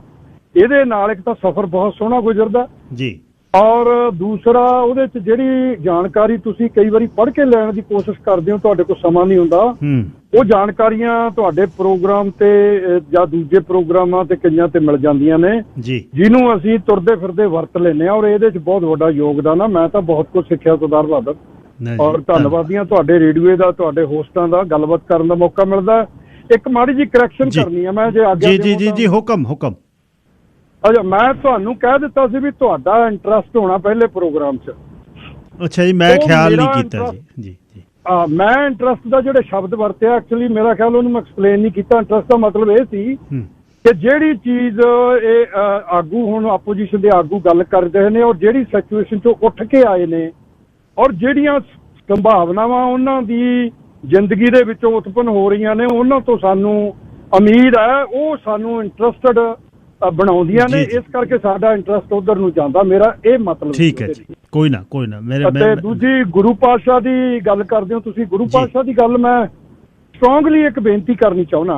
ਅਸੀਂ ਦੇਖੋ ਬਹੁਤ ਲੋਕਾਂ ਨੇ ਸਾਨੂੰ ਇੱਕ ਦੂਸਰੇ ਨੂੰ ਅਸੀਂ ਵਧਾਈਆਂ ਭੇਜੀਆਂ, ਔਰ ਪਾਤਸ਼ਾਹ ਨੇ ਅਸੀਂ ਨਾ ਫੋਟੋਆਂ ਦੇ ਉੱਤੇ ਤੇ ਫੋਟੋਆਂ ਵੱਖਰੀਆਂ ਕਰਕੇ ਭੇਜਣ ਦੀ ਕੋਸ਼ਿਸ਼ ਕਰ ਰਹੇ ਹਾਂ। ਉਹਦੇ 'ਚ ਕੋਈ ਮਾੜੀ ਗੱਲ ਨਹੀਂ, ਉਹ ਸਾਡੀ ਭਾਵਨਾ ਹੈ। ਪਰ ਸਵਾਲ ਇਹ ਪੈਦਾ ਹੁੰਦਾ ਵੀ ਐਡੇ ਮਹਾਨ ਉੱਤਮ ਪੁਰਸ਼ ਦੀ ਅਸੀਂ ਯਾਦ ਨੂੰ ਔਰ ਉਹਨੂੰ ਸਿਜਦਾ ਕਰਦੇ ਹਾਂ। ਉਹਨਾਂ ਨੇ ਗੁਰਬਾਣੀ ਦਾ ਆਰੰਭ ਕੀਤਾ, ਗੁਰਬਾਣੀ ਲਿਖ ਕੇ ਸਾਨੂੰ ਦਿੱਤੀ ਹੈ, ਤੇ ਅਸੀਂ ਕਿਤੇ ਉਹਨਾਂ ਨੂੰ ਤਾਂ ਨਹੀਂ ਮੂਰਤੀ ਪੂਜਾ ਤਾਂ ਨਹੀਂ ਕਰ ਰਹੇ। ਇਹ ਸਵਾਲ ਆ ਸਾਡੇ ਸਾਹਮਣੇ। ਹੁਣ ਗੁਰੂ ਪਾਤਸ਼ਾਹ ਨੂੰ ਸਵਾਲ ਕਰਦੇ ਨੇ ਸਿੱਧ ਵੀ ਤੁਹਾਡਾ ਗੁਰੂ ਕੌਣ ਆ, ਤੁਸੀਂ ਕਿਹਦੇ ਚੇਲੇ ਹੋ, ਕੌਣ ਸਖਤ ਜਵਾਬ ਦਿੰਦੇ ਨੇ, ਹਾਂ ਵੀ ਮੇਰਾ ਤਾਂ ਸ਼ਬਦ ਗੁਰੂ ਆ ਤੇ ਮੇਰੀ ਜਿਹੜੀ ਸੁਰਤ ਹੈ ਉਹ ਚੇਲਾ। ਸਰੀਰ ਨੂੰ ਉਹਨਾਂ ਨੇ ਹਮੇਸ਼ਾ ਦੀ ਆਪਣੇ ਪਾਸੇ ਕਰਕੇ ਰੱਖਤਾ।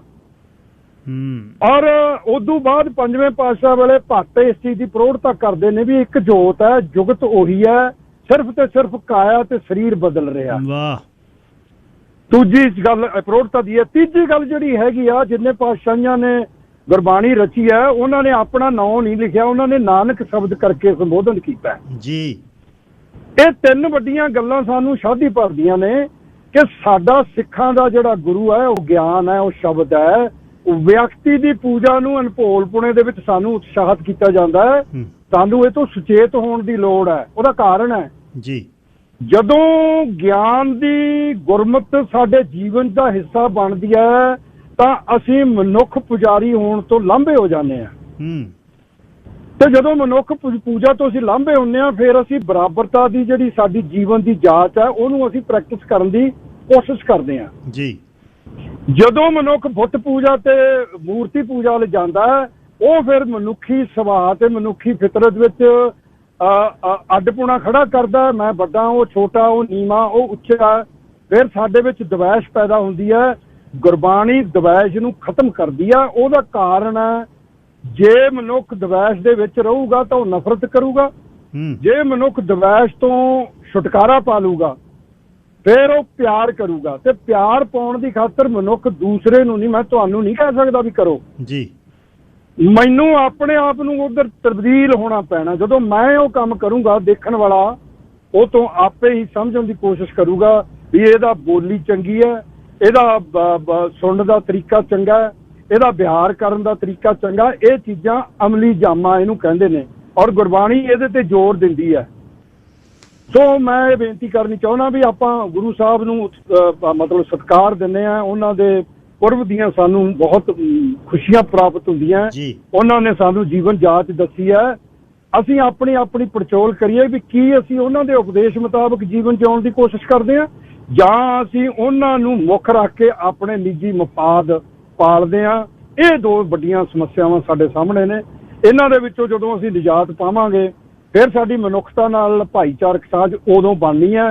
ਏਦਾਂ ਨਹੀਂ ਬਣਨੀ ਕਿ ਗੱਲੀ ਅਸੀਂ ਚੰਗੀਆਂ, ਆਚਾਰੀ ਬੁਰੀਆਂ, ਮਨੋ ਕਸੁੱਧਾਂ ਕਾਲੀਆਂ, ਬਾਹਰੋਂ ਚਿੱਟਵੀਆਂ। ਤੋ ਬਾਈ ਤੁਹਾਡਾ ਬਹੁਤ ਬਹੁਤ ਧੰਨਵਾਦ, ਔਰ ਸਮੁੱਚੇ ਭਾਈਚਾਰੇ ਨੂੰ ਖਾਸ ਕਰਕੇ ਔਰ ਮਾਨਵਤਾ ਨੂੰ ਸਾਹਿਬ ਦੇ ਆਗਮਨ ਪੁਰਬ ਦੀ ਬਹੁਤ ਬਹੁਤ ਵਧਾਈ। ਮਿਹਰਬਾਨੀ ਸਰਦਾਰ ਜੀ, ਤੁਸੀਂ ਸਮਾਂ ਦਿੰਦੇ ਹੋ। ਧੰਨਵਾਦ ਜੀ ਸਰਦਾਰ ਸਾਹਿਬ, ਧੰਨਵਾਦ। Manpreet Singh ji Maan, line number 2। Thank you Gill Sahib. ਸਾਰਿਆਂ ਨੂੰ, ਸਾਰੇ ਕੈਨੇਡਾ ਵਾਲੇ ਜਿੰਨੇ ਵੀ ਆਪਣੇ ਸਰੀ ਦੇ ਮਿੱਤਰ ਪਿਆਰੇ ਜੀ, ਸਤਿ ਸ਼੍ਰੀ ਅਕਾਲ ਬਾਈ ਜੀ। ਕਾਲਰ ਜਿੰਨੇ ਵੀ ਆਏ, ਸਾਰਿਆਂ ਦਾ ਦਿਲੋਂ ਧੰਨਵਾਦ। ਗਿੱਲ ਸਾਹਿਬ ਆਏ ਆ ਰੋਡ ਵੱਲ ਨੂੰ, ਸਾਡੀ ਪਿੱਠੇ ਹੁੰਦੀ ਹੈ ਜ਼ਿਆਦਾਤਰ ਕੰਮ ਕਰਦਿਆਂ ਦੀ। ਮੈਂ ਥੋੜਾ ਜਿਹਾ ਲੰਘ ਜਾ, ਕਹਿੰਦੇ ਤੂੰ ਗੱਲਾਂ ਜ਼ਿਆਦਾ ਕਰਦਾ, ਫਿਰ ਮੈਂ ਥੋੜਾ ਜਿਹਾ ਐਕਟੀ ਬਚਾ ਹੀ ਰੱਖਿਆ। ਪਰ ਤੁਹਾਡਾ ਬਹੁਤ ਧੰਨਵਾਦ ਗਿੱਲ ਸਾਹਿਬ, ਤੁਸੀਂ ਇਸ ਵਾਰ ਫੈਮਿਲੀ ਨਾਲ ਜਿਹੜਾ ਦਰਸ਼ਨ ਮੇਲਿਆਂ ਲਈ ਆਏ, ਉਹਦਾ ਬਹੁਤ ਧੰਨਵਾਦ। ਇਹ ਤੁਹਾਡਾ ਐਕਟੀ ਰੂਪ ਨਵਾਂ ਦੇਖਿਆ, ਨਹੀਂ ਤਾਂ ਹਰ ਟਾਈਮ ਤੁਸੀਂ 20-25 ਬੰਦਿਆਂ ਦੇ ਘੇਰੇ ਰਹਿੰਦੇ ਹੋ, ਕਿਉਂਕਿ ਹਰ ਬੰਦੇ ਨੂੰ ਇਹ ਹੁੰਦਾ ਕਿ ਗਿੱਲ ਸਾਹਿਬ ਆਏ ਨੇ, ਫੋਟੋ ਖਿਚਾਈਏ, ਮਿਲੀਏ। ਪਰ ਇਹ ਜਿਹੜਾ ਪਰਿਵਾਰ ਦਾ ਟਾਈਮ ਹੁੰਦਾ ਉਹ ਕਿਸੇ ਹੋਰ ਪਾਸੇ ਚਲੇ ਜਾਂਦਾ ਹੁੰਦਾ, ਤਾਂ ਉਹ ਵੀ ਪਰਿਵਾਰ ਹੈ। ਗਿੱਲ ਸਾਹਿਬ ਪਿਆਰ ਕਰਕੇ ਲੋਕ ਤੁਹਾਨੂੰ ਚਾਹ ਪੀਣੀ ਵੀ ਕਈ ਵਾਰ ਔਖੀ ਹੋ ਜਾਂਦੀ ਹੈ, ਦੇਖਦੇ ਹੀ ਹਾਂ ਅਸੀਂ। ਪਰ ਤੁਹਾਡਾ ਦਿਲੋਂ ਧੰਨਵਾਦ। ਹੁਣ ਅਸੀਂ ਸੇਖੋਂ ਸਾਹਿਬ ਨੇ ਸ਼ੁਰੂ ਕੀਤਾ ਸੀ 22-23 ਸਾਲ ਪਹਿਲਾਂ, ਅਸੀਂ ਵੀ 12-14 ਸਾਲ ਤੋਂ ਨਾਲ ਆ। ਬਹੁਤ ਵਧੀਆ ਪਿਆਰ ਆ ਜੀ। ਮੋਡੈਸਟੋ, ਸਟਾਕਟਨ, ਮੰਟੀਕਾ, ਟ੍ਰੇਸੀ, ਸਾਰੇ ਪਰਿਵਾਰ ਇਕੱਠੇ ਹੋ ਕੇ ਜੀ ਬਹੁਤ ਵੱਡਾ ਲੰਗਰ ਹੁੰਦਾ ਮੰਟੀਕੇ ਦਾ। ਬਹੁਤ ਵੱਡਾ, ਬਹੁਤ ਵੱਡਾ। ਔਰ ਜਦੋਂ ਤੁਸੀਂ ਆ ਜਾਂਦੇ ਹੋ ਫਿਰ 4 ਚੰਦ ਲੱਗ ਜਾਂਦੇ ਨੇ। ਪਰ ਜਿਹੜੇ ਸਾਡੇ ਬਾਬਾ ਬੋੜ, ਸ਼ੁਰੂਆਤ ਤੁਹਾਡੀ ਸਿੱਖ ਰਾਈਡਰਸ ਤੋਂ ਤੁਸੀਂ ਕੀਤੀ ਗਿੱਲ ਸਾਹਿਬ। ਜਦੋਂ ਤੁਸੀਂ ਪਿਛਲੇ ਸਾਲ ਕੋਈ ਨਹੀਂ ਆਇਆ, ਥੋੜਾ ਜਿਹਾ ਉੱਥੇ ਟਾਇਰਾਂ ਚੋਂ ਅੱਗਾਂ ਕੱਢੀਆਂ ਸੀ, ਮੈਂ ਇਸੇ ਗੱਲ ਕਰਕੇ ਆਇਆ ਕਿ ਕਾਫੀ ਬੰਦੇ ਮਨ ਉਹਨਾਂ ਦਾ ਖੁਸ਼ ਨਹੀਂ ਸੀ ਬਾਈਕ ਆਉਣ। ਪਰ ਜਦੋਂ ਤੁਸੀਂ ਲੋਕ ਆ ਗਏ ਕੈਨੇਡਾ ਵਾਲੇ, ਕਿਉਂਕਿ ਇੱਕ ਤਾਂ ਰਿਸਪੈਕਟ ਹੁੰਦੀ ਹੈ ਪੁਰਾਣੇ ਰਾਈਡਰਸ ਦੀ, ਇੱਕ ਸਿਆਣਪ ਹੁੰਦੀ ਹੈ, ਸਾਰਿਆਂ ਨੂੰ ਉਹਨਾਂ ਨੇ ਪਲਾਨ ਦਿੱਤਾ ਰਾਤ ਨੂੰ, ਉਸ ਹਿਸਾਬ ਨਾਲ ਚਲਾਏ। ਉਹਨਾਂ ਦਾ ਦਿਲੋਂ ਧੰਨਵਾਦ ਕਰਦੇ ਹਾਂ ਅਸੀਂ ਗਿੱਲ ਸਾਹਿਬ, ਤੁਹਾਡਾ ਵੀ ਔਰ ਸਾਰਿਆਂ ਦਾ। ਸਤਿ ਸ਼੍ਰੀ ਅਕਾਲ। ਧੰਨਵਾਦ ਮਾਨ ਸਾਹਿਬ। ਮਾਨ ਸਾਹਿਬ ਥੋੜੇ ਜਿਹੇ ਢਿੱਲੇ ਮੱਸੇ ਸੀ, ਫਿਰ ਵੀ ਸੇਵਾ ਤੇ ਆਏ। ਸੇਖੋਂ ਸਾਹਿਬ ਦਾ ਧੰਨਵਾਦ। Sir Ravneet Singh, line number 3। Sir Ravneet Singh ji, ਸਤਿ ਸ਼੍ਰੀ ਅਕਾਲ। ਸਤਿ ਸ਼੍ਰੀ ਅਕਾਲ ਭਾਜੀ, ਕੀ ਹਾਲ ਚਾਲ ਹੈ ਜੀ? ਠੀਕ ਹੈ ਰਵਨੀਤ, ਤੁਸੀਂ ਦੱਸੋ। ਬਹੁਤ ਵਧੀਆ ਭਾਜੀ। ਅਸੀਂ ਸੁਣ ਰਹੇ ਸੀਗੇ, ਤੁਸੀਂ ਗੱਲ ਕਰ ਰਹੇ ਸੀਗੇ ਆਪਣੇ ਯੂਨੀਵਰਸਿਟੀ ਨਗਰ ਕੀਰਤਨ ਦੀ, ਅਸੀਂ ਵੀ ਉੱਥੋਂ ਆ ਰਹੇ ਸੀਗੇ। ਅੱਛਾ ਜੀ। ਅਸੀਂ ਮਿਲੇ ਸੀਗੇ ਤੁਹਾਨੂੰ ਹੈਵਲਸਪੁਰ ਤੋਂ। ਅੱਛਾ। ਅਸੀਂ ਇਸ ਵਾਰ ਪਹਿਲੀ ਵਾਰ ਗਏ ਸੀਗੇ ਤੇ ਸਾਨੂੰ ਵੀ ਬਹੁਤ ਵਧੀਆ ਲੱਗਾ। ਅਸੀਂ ਥੋੜਾ ਜਿਹਾ ਪਲੈਨਿੰਗ ਨਾਲ ਨਹੀਂ ਗਏ ਸੀਗੇ ਇਸ ਵਾਰ, ਤੇ ਸਾਡੇ ਨਾਲ ਜਿੱਦਾਂ ਨਾ ਅਸੀਂ ਜਾ ਕੇ ਸਾਨੂੰ ਮੋਟਲ ਨਹੀਂ ਮਿਲਿਆ। ਉੱਥੇ ਇੱਕ ਗੁਰਦੁਆਰਾ ਸੀਗਾ ਮਸਤੂਆਣਾ ਕਰਕੇ, ਗੁਰਦੁਆਰਾ ਮਸਤੂਆਣਾ। ਮੈਂ ਥੋੜਾ ਜਿਹਾ ਵਾਕਿਆ ਉਹਨਾਂ ਦਾ ਸ਼ੇਅਰ ਕਰਨਾ ਚਾਹੁੰਦਾ। ਉਹਨਾਂ ਨੇ ਸਾਡੀ ਆਓ ਭਗਤ ਬਹੁਤ ਕੀਤੀ। ਅਸੀਂ ਜਿੱਦਾਂ ਗੱਲ ਕੀਤੀ ਸਵੇਰੇ ਪਹੁੰਚ ਕੇ ਤੋਂ, ਤੇ ਉਹਨਾਂ ਨੇ ਸਾਡੇ ਮੂੰਹ ਚੋਂ ਗੱਲ ਹੀ ਨਹੀਂ ਨਿਕਲ ਦਿੱਤੀ। ਕਹਿੰਦੇ ਕੋਈ ਗੱਲ ਨਹੀਂ, ਤੁਸੀਂ ਇਸ਼ਨਾਨ ਕਰਨਾ, ਲੰਗਰ ਛਕਣਾ, ਕੀ ਕਰਨਾ ਆ, ਤੌਲੀਆ, ਚੱਪਲਾਂ, ਕੀ ਚਾਹੀਦਾ ਹੈ, ਤੁਸੀਂ ਅੰਦਰ ਆਓ। ਤੇ ਉਹਨਾਂ ਨੇ ਸਾਡੀ ਪੂਰੀ ਆਓ ਭਗਤ ਕੀਤੀ। ਕਹਿੰਦੇ ਕੋਈ ਵੀ ਲੋੜ ਆ ਤੁਸੀਂ ਦੱਸੋ, ਜੇ ਤੁਹਾਨੂੰ ਰਾਤ ਨੂੰ ਕਮਰਾ ਨਹੀਂ ਮਿਲਦਾ ਤੁਸੀਂ ਗੁਰਦੁਆਰਾ ਸਾਹਿਬ ਫਿਰ ਵਾਪਸ ਆ ਜੀ। ਵਾਹ ਜੀ ਵਾਹ। ਤੇ ਉੱਥੇ ਜਿੰਨੀ ਸੰਗਤ, ਬਹੁਤ ਵਧੀਆ ਲੱਗਾ ਜੀ। ਅਸੀਂ ਪਹਿਲੀ ਵਾਰ ਹੀ ਗਏ, ਅਗਲੀ ਵਾਰ ਨੂੰ ਪਲੈਨਿੰਗ ਕਰਕੇ ਜਾਵਾਂਗੇ। ਬਾਕੀ ਉੱਥੇ ਜਿਹੜਾ ਮਾਹੌਲ ਸੀਗਾ ਉਹ ਪੰਜਾਬ ਵਰਗਾ ਲੱਗਾ ਜੀ। ਬਹੁਤ ਜੀ ਲੱਗਦਾ, ਬਹੁਤ ਜੀ ਲੱਗਦਾ। ਅਸੀਂ ਅੱਜ ਵਾਪਸ ਆ ਰਹੇ, ਸਾਡਾ ਆਉਣ ਨੂੰ ਦਿਲ ਨਹੀਂ ਕਰਦਾ ਸੀਗਾ ਜੀ, ਪਰ ਹੁਣ ਆਉਣਾ ਪੈਣਾ। ਸਮਾਂ ਕਰ ਰਹੇ ਆ ਜੀ, ਆਉਣਾ ਪੈਣਾ ਆ। ਥੈਂਕ ਯੂ ਰਵਨੀਤ, ਤੁਸੀਂ ਸਾਰੇ ਧੰਨਵਾਦ। ਜਿਹੜੀ ਗੱਲ ਸਰਦਾਰ ਸਾਹਿਬ ਨੇ ਪੁੱਛੀ ਸੀ, ਸਰਦਾਰ ਜਸਵੀਰ ਸਿੰਘ ਹੋਣਾ ਨੇ, ਸੈਕਰਾਮੈਂਟੋ ਏਅਰਪੋਰਟ ਨੇੜੇ ਆ ਜੀ। ਬੈਸਟ ਤਾਂ ਇਹੀ ਆ ਵੀ ਕਿਸੇ ਨੂੰ ਖਿੱਚ ਤਾਣ 'ਚ ਨਾ ਰੱਖੋ, ਇੱਕ ਗੱਡੀ ਆਪਣੀ ਰੈਂਟ ਕਰ ਲਓ 4 ਦਿਨ ਲਈ ਬਸ, ਅਤੇ ਆਪਣੀ ਬੱਲੇ ਬੱਲੇ ਆ ਜਿੱਧਰ ਮਰਜ਼ੀ, ਜਾਂ ਫਿਰ ਡਰਾਈਵ ਕਰ ਲਓ। 1200 ਤੋਂ 1300 ਕਿਲੋਮੀਟਰ ਕੱਖ ਨਹੀਂ, ਵਿੱਚ ਬ੍ਰੇਕ ਕਰ ਲਓ, ਕਿਤੇ ਸੇਲਮ ਦੇ ਨੇੜੇ ਯੂਜੀਨ ਦੇ ਵਿੱਚ ਰਹਿ ਲਓ ਅਤੇ ਬੱਲੇ ਬੱਲੇ ਹੈ। ਪਰ ਉਹ ਆਪਾਂ ਐਂ ਹੁੰਦਾ ਵੀ ਸਿਰੇ ਪਹੁੰਚ ਜਾਈਏ, ਇੱਕ ਵਾਰ ਤੁਸੀਂ ਬੈਠ ਗਏ, ਸੈੱਟ ਬਕਲ ਅਪ ਹੋ ਗਏ, ਅਤੇ ਫਿਰ ਤਾਂ ਇੱਧਰੋਂ ਉੱਧਰਲੀ ਖਿੱਚ ਹੁੰਦੀ ਆ, ਉੱਧਰੋਂ ਸਰੀ ਵਾਲੇ ਪਾਸੇ ਨੂੰ ਊਂ ਨਿਮਾਣ ਹੈ, ਭੱਜਦਾ ਬਹੁਤ ਆ truck. Hargobind Singh ji, line number 4। ਤੁਸੀਂ ਜੀ ਕਰ ਰਹੇ ਚੜ੍ਹਦੀ ਕਲਾ ਦੀਆਂ ਗੱਲਾਂ। Sir Komalpreet Singh Sandhu ji, Komalpreet Kaur Sandhu ji, line number 5। ਜੀ ਆਪ ਸਭ ਨੂੰ ਗੁਰਪੁਰਬ ਦੀ ਲੱਖ ਲੱਖ ਵਧਾਈ ਜੀ। ਲੱਖ ਲੱਖ ਵਧਾਈ ਜੀ। ਹਾਂਜੀ, ਉਸ ਦੀ ਹੀ ਗੱਲ ਕਰਨੀ ਆ ਜੋ ਆਪ ਅਕਾਲ ਰੂਪ ਆ, ਜਿਸਨੇ ਆਪ ਅਗਮ ਅਪਾਰ ਦੀ ਬਾਤ ਪਾਈ ਹੈ ਨਾ ਜੀ। ਔਰ ਇੱਕ ਗੱਲ ਇੰਨੀ ਜ਼ਿਆਦਾ ਵਿਸ਼ਾਲ ਬਾਣੀ ਹੈ ਨਾ, ਆਪਾਂ ਜਿਉਂ ਸਮਝਾਂਗੇ ਫਿਰ ਵੀ ਆਪਾਂ ਨੂੰ ਸਮਝ ਨਹੀਂ ਆਉਗੀ, ਘੱਟ ਹੀ ਪੈ ਜਾਊਗੀ। ਔਰ ਫਿਰ ਵੀ ਛੋਟੇ ਜਦੋਂ ਆਪਾਂ ਫਾਊਂਡੇਸ਼ਨ ਈਅਰਸ ਆ ਬੱਚਿਆਂ ਦੇ ਸਿੱਖੀ ਘਰਾਂ ਵਿੱਚ, ਉਹਨਾਂ ਨੂੰ 3 ਟੀਚਿੰਗਸ ਆਫ ਗੁਰੂ ਨਾਨਕ ਜ਼ਰੂਰ ਦੱਸਣੀਆਂ ਤੇ ਆਪ ਵੀ ਸਮਝਣੀਆਂ ਚਾਹੀਦੀਆਂ ਆ। ਕਿਰਤ ਕਰੋ, ਨਾਮ ਜਪੋ, ਵੰਡ ਛਕੋ। ਤੇ ਜਦੋਂ ਆਪਾਂ ਥੋੜੇ ਐਡਲਟ ਹੋ ਜਾਂਦੇ ਹਾਂ, ਜਿਵੇਂ ਆਪਾਂ ਡਿਸਕਸ਼ਨ ਕਰਦੇ ਹਾਂ, ਉਦੋਂ ਆਪਣੇ ਵਿੱਚ ਬਾਬਰ ਨੂੰ ਜਾਬਰ ਕਹਿਣ ਦੀ ਹਿੰਮਤ ਤੇ ਹੌਸਲਾ ਹੋਣਾ ਚਾਹੀਦਾ ਆ।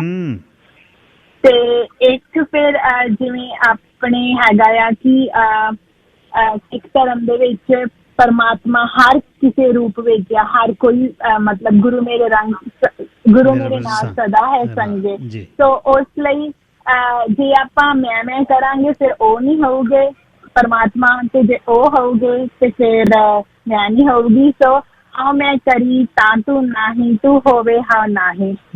ਇਹ ਪੰਨਾ 1093 ਤੇ ਆ। ਸੋ ਇਹ ਮੇਰੇ ਵੱਲੋਂ ਆਪ ਸਭ ਨੂੰ ਤੋਹਫਾ ਗੁਰਪੁਰਬ ਦਾ, ਤੇ ਮੈਂ ਵੀ ਅਮਲ ਕਰਾਂ ਤੇ ਤੁਸੀਂ ਸਾਰੇ ਵੀ ਕਰੋ। ਵਾਹਿਗੁਰੂ ਜੀ ਕਾ ਖਾਲਸਾ, ਵਾਹਿਗੁਰੂ ਜੀ ਕੀ ਫਤਿਹ। ਕਮਲਪ੍ਰੀਤ ਜੀ ਧੰਨਵਾਦ। Gurpreet Singh ji line number 6। ਗਿੱਲ ਸਾਹਿਬ ਜੀ, ਸਾਰੀਆਂ ਸੰਗਤਾਂ ਨੂੰ ਵਾਹਿਗੁਰੂ ਜੀ ਕਾ ਖਾਲਸਾ, ਵਾਹਿਗੁਰੂ ਜੀ ਕੀ ਫਤਿਹ ਜੀ। ਛੋਟੇ ਭਾਈ ਤੇ ਮਹਾਰਾਜ ਸਾਹਿਬ ਦੇ ਪ੍ਰਕਾਸ਼ ਦਿਹਾੜੇ ਦੀਆਂ ਸਾਰੀਆਂ ਸੰਗਤਾਂ ਨੂੰ ਤੇ ਆਪ ਜੀ ਨੂੰ ਵਧਾਈਆਂ ਜੀ। ਤੇ ਇੱਕ ਹੋਰ ਮੈਂ ਗੱਲ ਕਰਨੀ ਸੀ ਕਿ ਜਿਹੜੇ ਹੁਣੇ ਤੁਹਾਡੇ ਨਾਲ ਸਿਰੜ ਉਹਨੂੰ ਇੱਕ ਭਾਜੀ ਆਏ ਸੀ ਪਿਛਲੇ ਉਹਦੇ ਚ ਬ੍ਰੇਕ ਤੋਂ ਪਹਿਲੋਂ, ਜਿਹੜਾ ਤੁਸੀਂ ਲੈ ਕੇ ਆਏ ਵਿਸ਼ਾ ਕਿ ਹਾਂ ਵੀ ਤੁਸੀਂ ਪਤਾ ਨੀ 53ਵਾਂ ਕਿਹਾ ਕਿ 54ਵਾਂ ਮਹਾਰਾਜ ਦਾ ਪ੍ਰਕਾਸ਼ ਦਿਹਾੜਾ। ਮੈਂ ਤੇ ਇੱਕ ਗੱਲ ਕਹਿੰਦਾ ਆ ਕਿ ਅਸੀਂ ਸਿੱਖ ਕੌਮ ਹੀ, ਮੈਂ ਵੀ ਵਿੱਚੇ ਆ ਰਿਹਾ ਆ। ਕੁਛ ਗੱਲਾਂ ਕੁਛ ਗੱਲਾਂ ਏਦਾਂ ਦੀਆਂ ਹੁੰਦੀਆਂ ਕਿ ਜਿਹੜੀਆਂ ਛੋਟੇ ਹੁੰਦੇ ਆ ਤੇ ਜਥੇਬੰਦੀ 'ਚ ਰਹਿੰਦੀਆਂ ਨਹੀਂ ਤੁਹਾਨੂੰ ਸਮਝ ਲੱਗਦੀਆਂ, ਤੇ ਕੁਛ ਗੱਲਾਂ ਏਦਾਂ ਦੀਆਂ ਆ। ਤੁਸੀਂ ਰੇਡੀਓ ਦੀ ਵੀ ਮੈਂ ਨਾਲ ਹੀ ਗੱਲ ਟੌਪਿਕ ਜੋੜਦੀ, ਜਿਹੜੇ ਬਹੁਤ ਵਧੀਆ ਹੋਸਟ ਹੁੰਦੇ ਆ ਸਾਰੇ ਰੇਡੀਓ, ਕਈ ਨਹੀਂ ਵੀ ਸੁਣਨ ਵਾਲੇ, ਕਈ ਸੁਣਨ ਵਾਲੇ ਆ। ਤੇ ਗੱਲ ਰੇਡੀਓ ਦੀ ਨਹੀਂ ਹੈਗੀ, ਗੱਲ ਹੈਗੀ ਆ ਹੋਸਟਾਂ ਦੇ ਉੱਤੇ। ਹੋਸਟ ਕਿੱਦਾਂ ਦਾ ਆ ਕਿ ਤੁਹਾਨੂੰ ਮਤਲਬ ਸੁਣਾ ਰਿਹਾ ਆ ਜਾਂ ਕੁਛ ਦੱਸ ਰਿਹਾ, ਪਰ ਤੁਹਾਡੀ ਮਤਲਬ ਪਿੱਠ ਤੇ ਸਲਾਮ ਆ ਜਾਂ ਸਲੂਟ ਆ ਤੁਹਾਡੇ ਫਰੰਟ ਤੇ ਵੀ, ਹਨਾ, ਕਿ ਜਿੱਦਾਂ ਤੁਸੀਂ ਬਹੁਤ ਚੰਗੀਆਂ ਗੱਲਾਂ ਆ ਕੇ ਦੱਸਦੇ ਆ। ਤੇ ਜਿੱਦਾਂ ਭਾਜੀ ਹੋਰੀ ਦੱਸ ਕੇ ਗਏ ਆ, ਜਿਹੜੇ ਸਾਹਿਬ ਬਹਾਦਰ ਕਹਿੰਦੇ ਆ, ਜਸਵੀਰ ਸਿੰਘ ਜੀ, ਹਾਂਜੀ ਜਸਵੀਰ ਸਿੰਘ ਜੀ, ਇਹਨਾਂ ਦਾ ਵੀ ਬਹੁਤ ਧੰਨਵਾਦ। ਇਹ ਜਦੋਂ ਵੀ ਕੋਈ ਵੀ ਗੱਲ ਕਰਦੇ ਆ ਇੰਨੀ ਜ਼ਿਆਦੀ ਮਤਲਬ ਡੂੰਘੀ ਗੱਲ ਲੈ ਜਾਂਦੇ ਆ, ਉਹ ਮੇਰੇ ਵਰਗਾ ਸੋਚਦਾ ਰਹਿ ਜਾਂਦਾ ਤੇ ਅਗਲਾ ਕਾਲਰ ਆ ਜਾਂਦਾ ਆ ਕਿ ਸਾਹਿਬ ਬਹਾਦਰ ਮਤਲਬ ਪ੍ਰਮਾਣ ਦੇ ਕੇ ਏਦਾਂ ਦੀਆਂ ਗੱਲਾਂ ਕਰਦੇ ਆ। ਤੇ ਬਹੁਤ ਵਧੀਆ ਲੱਗਦਾ ਆ ਇਹਨਾਂ ਦਾ ਜਿਹੜਾ ਟੌਪਿਕ ਆ, ਜਦੋਂ ਇਹ ਕਾਲ ਤੇ ਹੁੰਦੇ ਆ ਤੇ ਬਹੁਤ ਕੁਝ ਸਿੱਖਣ ਨੂੰ ਮਿਲਦਾ ਆ। ਮੈਂ ਗੱਲ ਇਹ ਕਰਨ ਲੱਗਾ ਸੀ ਕਿ ਜਿਹੜੀ ਆਪਾਂ ਤਰੀਕਾਂ ਦੇ ਵਿੱਚ ਉਲਝ ਗਏ ਆ, ਗੱਲ ਤੇ ਇਹ ਆ ਕਿ ਗੁਰੂ ਨੂੰ ਯਾਦ ਕਰਨਾ ਆ, ਹਨਾ ਜੀ। ਜੇ ਆਪਾਂ ਮਤਲਬ ਕੋਈ ਹੁਣ ਇਹ KRPI ਤੇ ਵਿਸ਼ਾ ਚੱਲਣ ਦਿਆ ਸੀ ਵੀਕਐਂਡ ਤੇ ਕਿ ਮਹਾਰਾਜ ਸਾਹਿਬ ਦਾ ਪ੍ਰਕਾਸ਼ ਦਿਹਾੜਾ ਜੀ ਵਿਸਾਖ, ਹਾਂਜੀ ਵਿਸਾਖ ਦਾ। ਤੇ ਪਰ ਮੈਂ ਤੇ ਗੱਲ ਇਹ ਕਰਦਾ ਕਿ ਵਿਸਾਖ ਚ ਤਾਂ ਸਾਡੇ ਕੋਲੇ ਖਾਲਸੇ ਦਾ ਸਾਜਨਾ ਦਿਵਸ ਵੀ ਹੈਗਾ, ਆਪਾਂ ਉਹ ਮਨਾ ਲਈਏ। ਆਪਾਂ ਬਸ ਤਰੀਕਾਂ ਦੇ ਵਿੱਚ ਅੜ ਕੇ ਬਹਿ ਗਏ ਆ ਵਿੱਚੇ। ਮੈਂ ਤੇ ਇਹ ਗੱਲ ਕਰਦਾ ਹੁੰਦਾ, ਕੋਈ ਕਹਿੰਦਾ ਮੂਲ ਮੰਤਰ ਥੋੜਾ ਪੜਨਾ ਚਾਹੀਦਾ, ਜ਼ਿਆਦਾ ਪੜਨਾ ਚਾਹੀਦਾ। ਤੇ ਮਹਾਂਪੁਰਖਾਂ ਦੀ ਗੱਲ ਖਣੋ, ਸੰਤ ਬਾਬਾ ਜਰਨੈਲ ਸਿੰਘ ਕਹਿੰਦੇ ਭਾਈ ਤੂੰ ਕਿੰਨਾ ਪੜਦਾ ਆ, ਹਨਾ ਜੀ। ਸੋ ਗੱਲ ਇਹ ਆ ਕਿ ਮਤਲਬ ਆਪਾਂ ਨੂੰ ਤਰੀਕਾਂ ਦੇ ਵਿੱਚੋਂ ਹਟ ਕੇ ਗੱਲ ਤੇ ਇਹ ਆ ਕਿ ਆਪਾਂ ਗੁਰੂ ਨੂੰ ਯਾਦ ਕਰਨਾ ਆ। ਸੋ ਤੁਹਾਡਾ ਵੀ ਧੰਨਵਾਦ। ਤੇ ਜਿਹੜੀ ਤੁਸੀਂ ਰੇਡੀਓ ਵਾਲੀ ਗੱਲ ਕੀਤੀ ਆ ਕਿ ਹਾਂ ਬਈ ਰੇਡੀਓ ਮੈਂ ਖੁਦ ਸੁਣਿਆ, ਤੇ ਸੱਚੀ ਗੱਲ ਆ ਗਿੱਲ ਸਾਹਿਬ, ਆ ਵੀਕਐਂਡ ਤੇ ਮੈਂ ਇਕੱਲਾ ਹੀ ਸੀ ਤੇ ਕੁਦਰਤੀ ਲੋਡ ਵੀ ਨਹੀਂ ਮਿਲਿਆ ਤੇ ਮੈਂ ਸਟਕ ਹੋ ਗਿਆ। ਤੇ ਰੇਡੀਓ ਰਾਹੀਂ ਮਤਲਬ ਜੀ ਲੱਗਾ ਰਹਿੰਦਾ ਆ। ਆਪਾਂ ਕਦੀ ਕਿਸੇ ਦਾ ਰੇਡੀਓ ਸੁਣ ਲਿਆ, ਕਦੀ ਕਿਸੇ ਦਾ। ਆਪਾਂ ਤੇ ਇਹ ਵੇਖੀਦਾ ਹੋਸਟ ਗੱਲ ਪਤੇ ਦੀ ਕਰਦਾ ਆ ਕਿ ਨਹੀਂ ਕਰਦਾ। ਇਹ ਆਪਣੇ ਆਪ ਨੂੰ ਮਤਲਬ ਪਰਖਣ ਦੀ ਗੱਲ ਵੀ ਹੋ ਜਾਂਦੀ ਵਿੱਚ ਕਿ ਜੇ ਤੇ ਤੁਹਾਡੇ ਮਤਲਬ ਦੀ ਗੱਲ ਹੈਗੀ ਆ, ਸਹੀ ਗੱਲ ਆ, ਮਤਲਬ ਸਹੀ ਗੱਲ ਆ, ਜੇ ਜ਼ਿੰਦਗੀ ਦੇ ਹਿਸਾਬ ਨਾਲ ਸਹੀ ਗੱਲ ਆ ਤੇ ਉਹਨੂੰ ਜ਼ਰੂਰ ਸੁਣੋ। ਜੇ ਨਹੀਂ ਸਹੀ ਗੱਲ ਹੈਗੀ, ਉਹ ਭਾਵੇਂ ਕੋਈ ਡਾਕਟਰ, ਹਾਂਜੀ ਭਾਵੇਂ ਉਹਨੇ ਆਪਣੇ ਨਾਂ ਦੇ ਅੱਗੇ ਡਾਕਟਰ ਕਿਉਂ ਨਹੀਂ ਲਿਖਾਇਆ, ਉਹਨੂੰ ਛੱਡ ਦਿਓ ਕਿ ਨਹੀਂ ਭਾਈ ਇਹ ਸਾਡੀ ਜ਼ਿੰਦਗੀ ਤੋਂ ਉਲਟ ਵਾਲੀ ਗੱਲ ਆ। ਤੇ ਬਹੁਤ ਬਹੁਤ ਧੰਨਵਾਦ ਸਾਰਿਆਂ ਦਾ। ਤੇ ਜਿਹੜਾ ਤੁਸੀਂ ਬਹੁਤ ਸੋਹਣਾ ਵਿਸ਼ਾ ਲੈ ਕੇ ਆਉਂਦੇ ਆ, ਤੁਹਾਡਾ ਵੀ ਧੰਨਵਾਦ। ਤੇ ਜਦੋਂ ਮੌਕਾ ਬਣਿਆ ਤੇ ਉੱਥੇ ਜਾਵਾਂਗੇ ਕਿਤੇ ਯੂਬਾ ਸਿਟੀ, ਮੇਰੇ ਭਰਾਤਾ ਜੀ ਸ਼ਾਇਦ ਤੁਹਾਨੂੰ ਮਿਲੇ ਹੋਣਗੇ ਜਾਂ ਪਤਾ ਨਹੀਂ, ਗੱਤਕਾ ਖੇਡਦੇ ਹੁੰਦੇ ਆ ਕੈਲੀਫੋਰਨੀਆ ਗੱਤਕਾ ਦਲ ਵੱਲੋਂ। ਹਾਂਜੀ, ਉਹ ਛੋਟਾ ਬਾਬਾ ਹਰਨਾਮ ਸਿੰਘ ਧੁੰਮਾ ਹੀ ਆ, ਉਹ ਵੀ ਦੇਖਣ ਪ੍ਰਤੀ ਬਹੁਤ ਵਧੀਆ ਗੱਤਕਾ ਖੇਲੇ ਜੀ। ਹਾਂਜੀ, ਤੇ ਉਹ ਸਾਰੇ ਉੱਥੇ ਹੀ ਹੁੰਦੇ ਜਿੰਨੇ ਪੁਰਾਣੇ ਸਿੰਘ। ਤੇ ਮੇਰਾ ਸਬੱਬ ਨਹੀਂ ਕਦੀ ਬਣਿਆ, ਸੋਚਦੇ ਸੀ ਜਦੋਂ ਸਰੀ ਰਹਿੰਦੇ ਸੀ, ਹੁਣ ਚਲੋ ਮੂਵ ਹੋ ਗਏ ਸਰੀ ਤੋਂ ਵੀ, ਚਲੋ ਵਾਹਿਗੁਰੂ ਮਿਹਰ ਰੱਖੇ। ਪਰ ਸਰੀ ਛੱਡਦੀ ਆ ਅਸੀਂ, ਪਰ ਪਿੰਡਾਂ ਵਾਂਗੂ ਸਰੀ ਨੂੰ ਸਮਝੀਦਾ ਅਸੀਂ, ਪੱਕਾ ਹੀ ਰੇਡੀਓ ਸੁਣੀਦਾ ਹੈ। ਧੰਨਵਾਦ। ਸਰੀ ਦਾ ਰੇਡੀਓ ਨਹੀਂ ਛੱਡ ਸਕਦੇ, ਖਾਸ ਕਰਕੇ ਸ਼ੇਰੇ ਪੰਜਾਬ ਅਸੀਂ ਸੁਣਦੇ ਆ, ਚਾਹੇ ਮੈਂ ਆ ਚਾਹੇ ਮੇਰੇ ਬੱਚੇ ਆ ਘਰੇ ਆ, ਅਸੀਂ ਸ਼ੇਰੇ ਪੰਜਾਬ ਸੁਣੀਦਾ ਹੀ ਆ। ਧੰਨਵਾਦ ਗੁਰਪ੍ਰੀਤ ਸਿੰਘ, ਧੰਨਵਾਦ। ਸ਼ੇਰੇ ਪੰਜਾਬ ਜਿੰਦਾਬਾਦ। ਖਾਲਸਾ ਵਾਹਿਗੁਰੂ ਫਤਿਹ। ਗੁਰਪ੍ਰੀਤ ਸਿੰਘ ਬੰਬਾ ਦਮਦਮੀ ਟਕਸਾਲ ਦੇ ਵਿਦਿਆਰਥੀ ਰਹੇ ਨੇ, ਇੱਥੇ ਪੜ੍ਹਾਉਂਦੇ ਵੀ ਰਹੇ ਨੇ ਖਾਲਸਾ ਸਕੂਲ ਸਿੱਖ ਅਕੈਡਮੀ 'ਚ।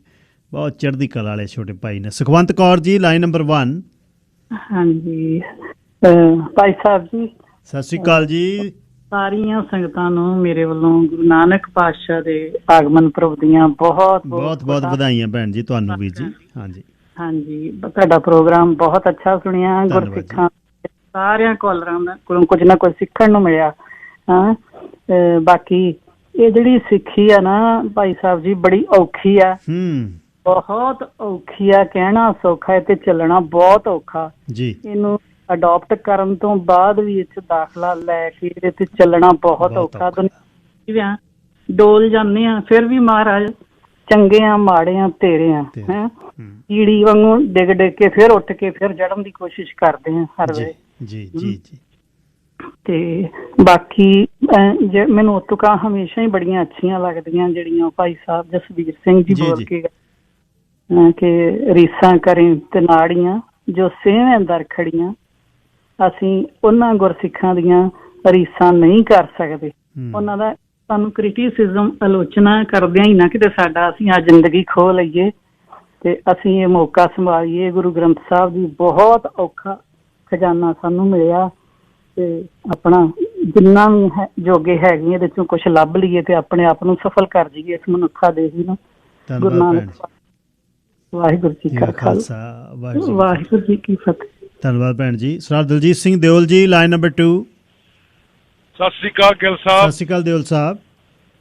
ਬਾਈ ਜੀ ਮੁਬਾਰਕਾਂ ਸਾਹਿਬ ਨੂੰ ਗੁਰਪੁਰਬ ਦੀਆਂ। ਤੇ ਦੂਸਰੀ ਗੱਲ ਬਾਈ ਜੀ, ਇੰਨੀ ਬੇਨਤੀ ਕਰਨੀ ਸੀਗੀ ਵੀ ਵੈਸੇ ਤਾਂ ਤੁਹਾਡਾ ਪ੍ਰੋਗਰਾਮ ਇੰਨਾ ਸ਼ਾਨਦਾਰ ਹੁੰਦਾ ਵੀ ਫੋਨ ਕਰਕੇ ਆਪਣਾ ਟਾਈਮ ਇੰਟਰਪਟ ਕਰਨ ਨੂੰ ਦਿਲ ਨਹੀਂ ਕਰਦਾ ਜੀ, ਬਟ ਇੱਕ ਸਿਰਫ ਛੋਟੀ ਜਿਹੀ ਗੱਲ ਸਾਂਝੀ ਕਰਨੀ ਸੀ ਬਾਈ ਜੀ। ਆਹ ਜਿਹੜੇ ਤੁਸੀਂ ਐਪ ਦੀ ਗੱਲ ਕਰਦੇ ਹੋ ਜਿਹਦੇ ਵਿੱਚ ਸਾਰੇ ਪੰਜਾਬੀ ਰੇਡੀਓ ਨੇ, ਡਿਜੀਟਲ ਪੰਜਾਬੀ ਰੇਡੀਓ, ਉਹਦੇ ਵਿੱਚ ਇੱਕ ਐਪ ਹੈਗਾ ਜੀ ਵਾਇਆ ਕਹਾਣੀ। ਅੱਛਾ ਜੀ। ਔਰ ਮੈਨੂੰ ਆਹ ਫਰਾਈਡੇ ਹੀ ਪਤਾ ਲੱਗਿਆ ਤੇ ਜਿਹਦੇ ਵਿੱਚ ਤੁਹਾਡੀਆਂ ਕਹਾਣੀਆਂ ਸੁਣਾਈਆਂ ਹੋਈਆਂ ਕਹਾਣੀਆਂ ਦਾ ਖਜ਼ਾਨਾ ਲੱਭ ਗਿਆ ਜੀ ਮੈਨੂੰ। ਕਮਾਲ ਕਰ। ਔਰ ਮੇਰੇ ਖਿਆਲ ਨਾਲ ਵੀ 200-250 ਕਹਾਣੀਆਂ ਨੇ ਜੀ, ਬੂਟਾ ਸਿੰਘ ਸਾਹਿਬ ਦੀਆਂ, ਬਾਈ ਜੱਗੀ ਗੁੱਸੇ ਦੀਆਂ, ਸਵੰਤ ਗਵਲ ਦੀਆਂ, ਸਰੂਪ ਸਿੰਘ ਅਣਖੀ ਵਗੈਰਾ ਸਾਹਿਬ ਦੀਆਂ। ਔਰ ਬਹੁਤ ਰੂਹ ਖੁਸ਼ ਹੁੰਦੀ ਹੈ ਜੀ ਸੁਣ ਕੇ। ਹੁਣ ਤਾਂ ਮੈਂ ਅੱਜ ਦਾ ਵੀਕਐਂਡ ਮੈਂ ਹੋਰ ਕੋਈ ਚੈਨਲ ਸੁਣਿਆ ਨੀ ਗਾ, ਉਹਨਾਂ ਦੇ ਲੱਕ ਬੰਨਿਆ ਹੋਇਆ ਜੀ ਕਹਾਣੀਆਂ ਤੇ। ਔਰ ਤੁਹਾਡਾ ਇੱਕੋ ਡਾਇਲਾਗ ਜਿਹੜਾ ਹਰੇਕ ਕਹਾਣੀ 'ਚ ਹੁੰਦਾ ਹੈ ਬਈ ਖੁਸ਼ ਰਹੋ ਜਿਉਂਦੇ ਰਹੋ ਗਿੱਲ ਸਾਹਿਬ। ਕਹਿਣਾ ਸੀਗਾ। ਧੰਨਵਾਦ ਬਾਈ ਜੀ, ਧੰਨਵਾਦ। ਇਹ ਕਿਹਨੇ ਚੱਕ ਕੇ ਪਾਤੀਆ ਸਿਰੇ ਲਾਤੀ ਕਹਾਣੀ। ਇੱਕ ਨਾ ਗੁਰੂ ਨਾਨਕ ਪਾਤਸ਼ਾਹ ਦੇ ਇਸ ਪ੍ਰਕਾਸ਼ ਪੁਰਬ ਤੇ ਇੱਕ ਬੇਨਤੀ ਆ ਸਾਰਿਆਂ ਨੂੰ, ਇੱਕ ਦੂਜੇ ਨਾਲ ਨਾ ਖਹਿਣਾ ਬੰਦ ਕਰੀਏ। ਅਸੀਂ ਜੇ ਕਿਸੇ ਦੀ ਜ਼ਿੰਦਗੀ ਆਪਣੀ ਵਧੀਆ, ਕੋਈ ਵੱਧ ਪਾਠ ਕਰਦਾ ਉਹਦੇ ਆਪਣੀ ਜ਼ਿੰਦਗੀ ਲਈ ਵਧੀਆ, ਕੋਈ ਚੋਲਾ ਪਾਈ ਫਿਰੇ ਕੋਈ ਨਾ ਪਾਈ ਫਿਰੇ, ਆਪਣਾ ਆਪ ਸਹੀ ਰੱਖਣ ਦੀ ਇਨਸਾਨ ਨੂੰ ਬਹੁਤ ਲੋੜ ਹੈ। ਦੂਜੇ ਨੂੰ ਸਹੀ ਸਾਨੂੰ ਕਰਨ ਦੀ ਲੋੜ ਨਹੀਂ ਹੈ। ਇਨ ਜਨਰਲ ਗੱਲ ਕਰੋ, ਕਿਸੇ ਬੰਦੇ ਨੂੰ ਬਈ ਮੈਂ ਸੁਝਾ ਦੂੰ, ਮੈਂ ਕਿਸ ਨੂੰ ਆਹ ਕਰ ਦੂੰ, ਸਮਝਾ ਦੂੰ, ਇਹ ਨਹੀਂ ਹੁੰਦਾ। ਆਪਣੇ ਆਪ ਨੂੰ ਵੇਖੋ, ਆਪਣੇ ਪਰਿਵਾਰ ਨੂੰ ਵੇਖੋ, ਆਪਣੇ ਆਲੇ ਦੁਆਲੇ ਵੇਖੋ, ਭੈਣ ਭਾਈਆਂ ਨੂੰ ਵੇਖੋ, ਟੱਬਰ ਨੂੰ ਵੇਖੋ ਕਿ ਟੱਬਰ ਖੁਸ਼ ਹੈ, ਟੱਬਰ ਦਾ ਖਿਆਲ ਰੱਖਦੇ ਹਾਂ ਅਸੀਂ। ਅਤੇ ਇਹ ਬਹੁਤ ਜ਼ਰੂਰੀ ਹੈ। ਕਹਿੰਦੇ ਚੈਰਿਟੀ ਘਰੋਂ ਸਟਾਰਟ ਹੁੰਦੀ ਹੈ ਨਾ। ਸਭ ਤੋਂ ਵੱਡੀ ਕਹਾਣੀ ਇਹ ਹੈ ਕਿ ਅਸੀਂ ਇੱਕ ਦੂਜੇ ਦੇ ਵਿੱਚ ਟੱਕਰਾਂ ਬਹੁਤ ਮਾਰਦੇ ਹਾਂ। ਮੈਂ ਪਿਛਲੇ 13 ਸਾਲਾਂ ਦੇ ਵਿੱਚੋਂ ਦੱਸਾਂ, ਤੁਸੀਂ ਨਹੀਂ ਬਦਲ ਸਕਦੇ ਕਿਸੇ ਨੂੰ। ਜੇ ਤੁਸੀਂ ਕਹੋ ਨਾ ਵੀ ਅਸੀਂ ਬਦਲ ਦਿਆਂਗੇ, ਨਹੀਂ ਬਦਲ ਸਕਦੇ। ਨਹੀਂ, ਜਿਹੜੀਆਂ ਚੀਜ਼ਾਂ ਨਾਲ ਅਸੀਂ ਜੰਮ ਪਲ ਗਏ ਉਹ ਨਾਲ ਹੀ ਰਹਿਣੀਆਂ ਨੇ ਤੁਹਾਡੀਆਂ, ਨਹੀਂ ਬਦਲਦੀਆਂ, ਕਦੇ ਵੀ ਨਹੀਂ ਬਦਲਦੀਆਂ। ਸੋ ਪ੍ਰੋਗਰਾਮ ਦੀ ਇੱਥੇ ਹੀ ਸਮਾਪਤੀ ਹੈ ਜੀ। ਕੱਲ੍ਹ ਨੂੰ ਬਾਕੀ ਗੱਲਾਂ ਬਾਤਾਂ ਕਰਾਂਗੇ। ਲਓ ਜੀ, ਰੱਬ ਰਾਖਾ।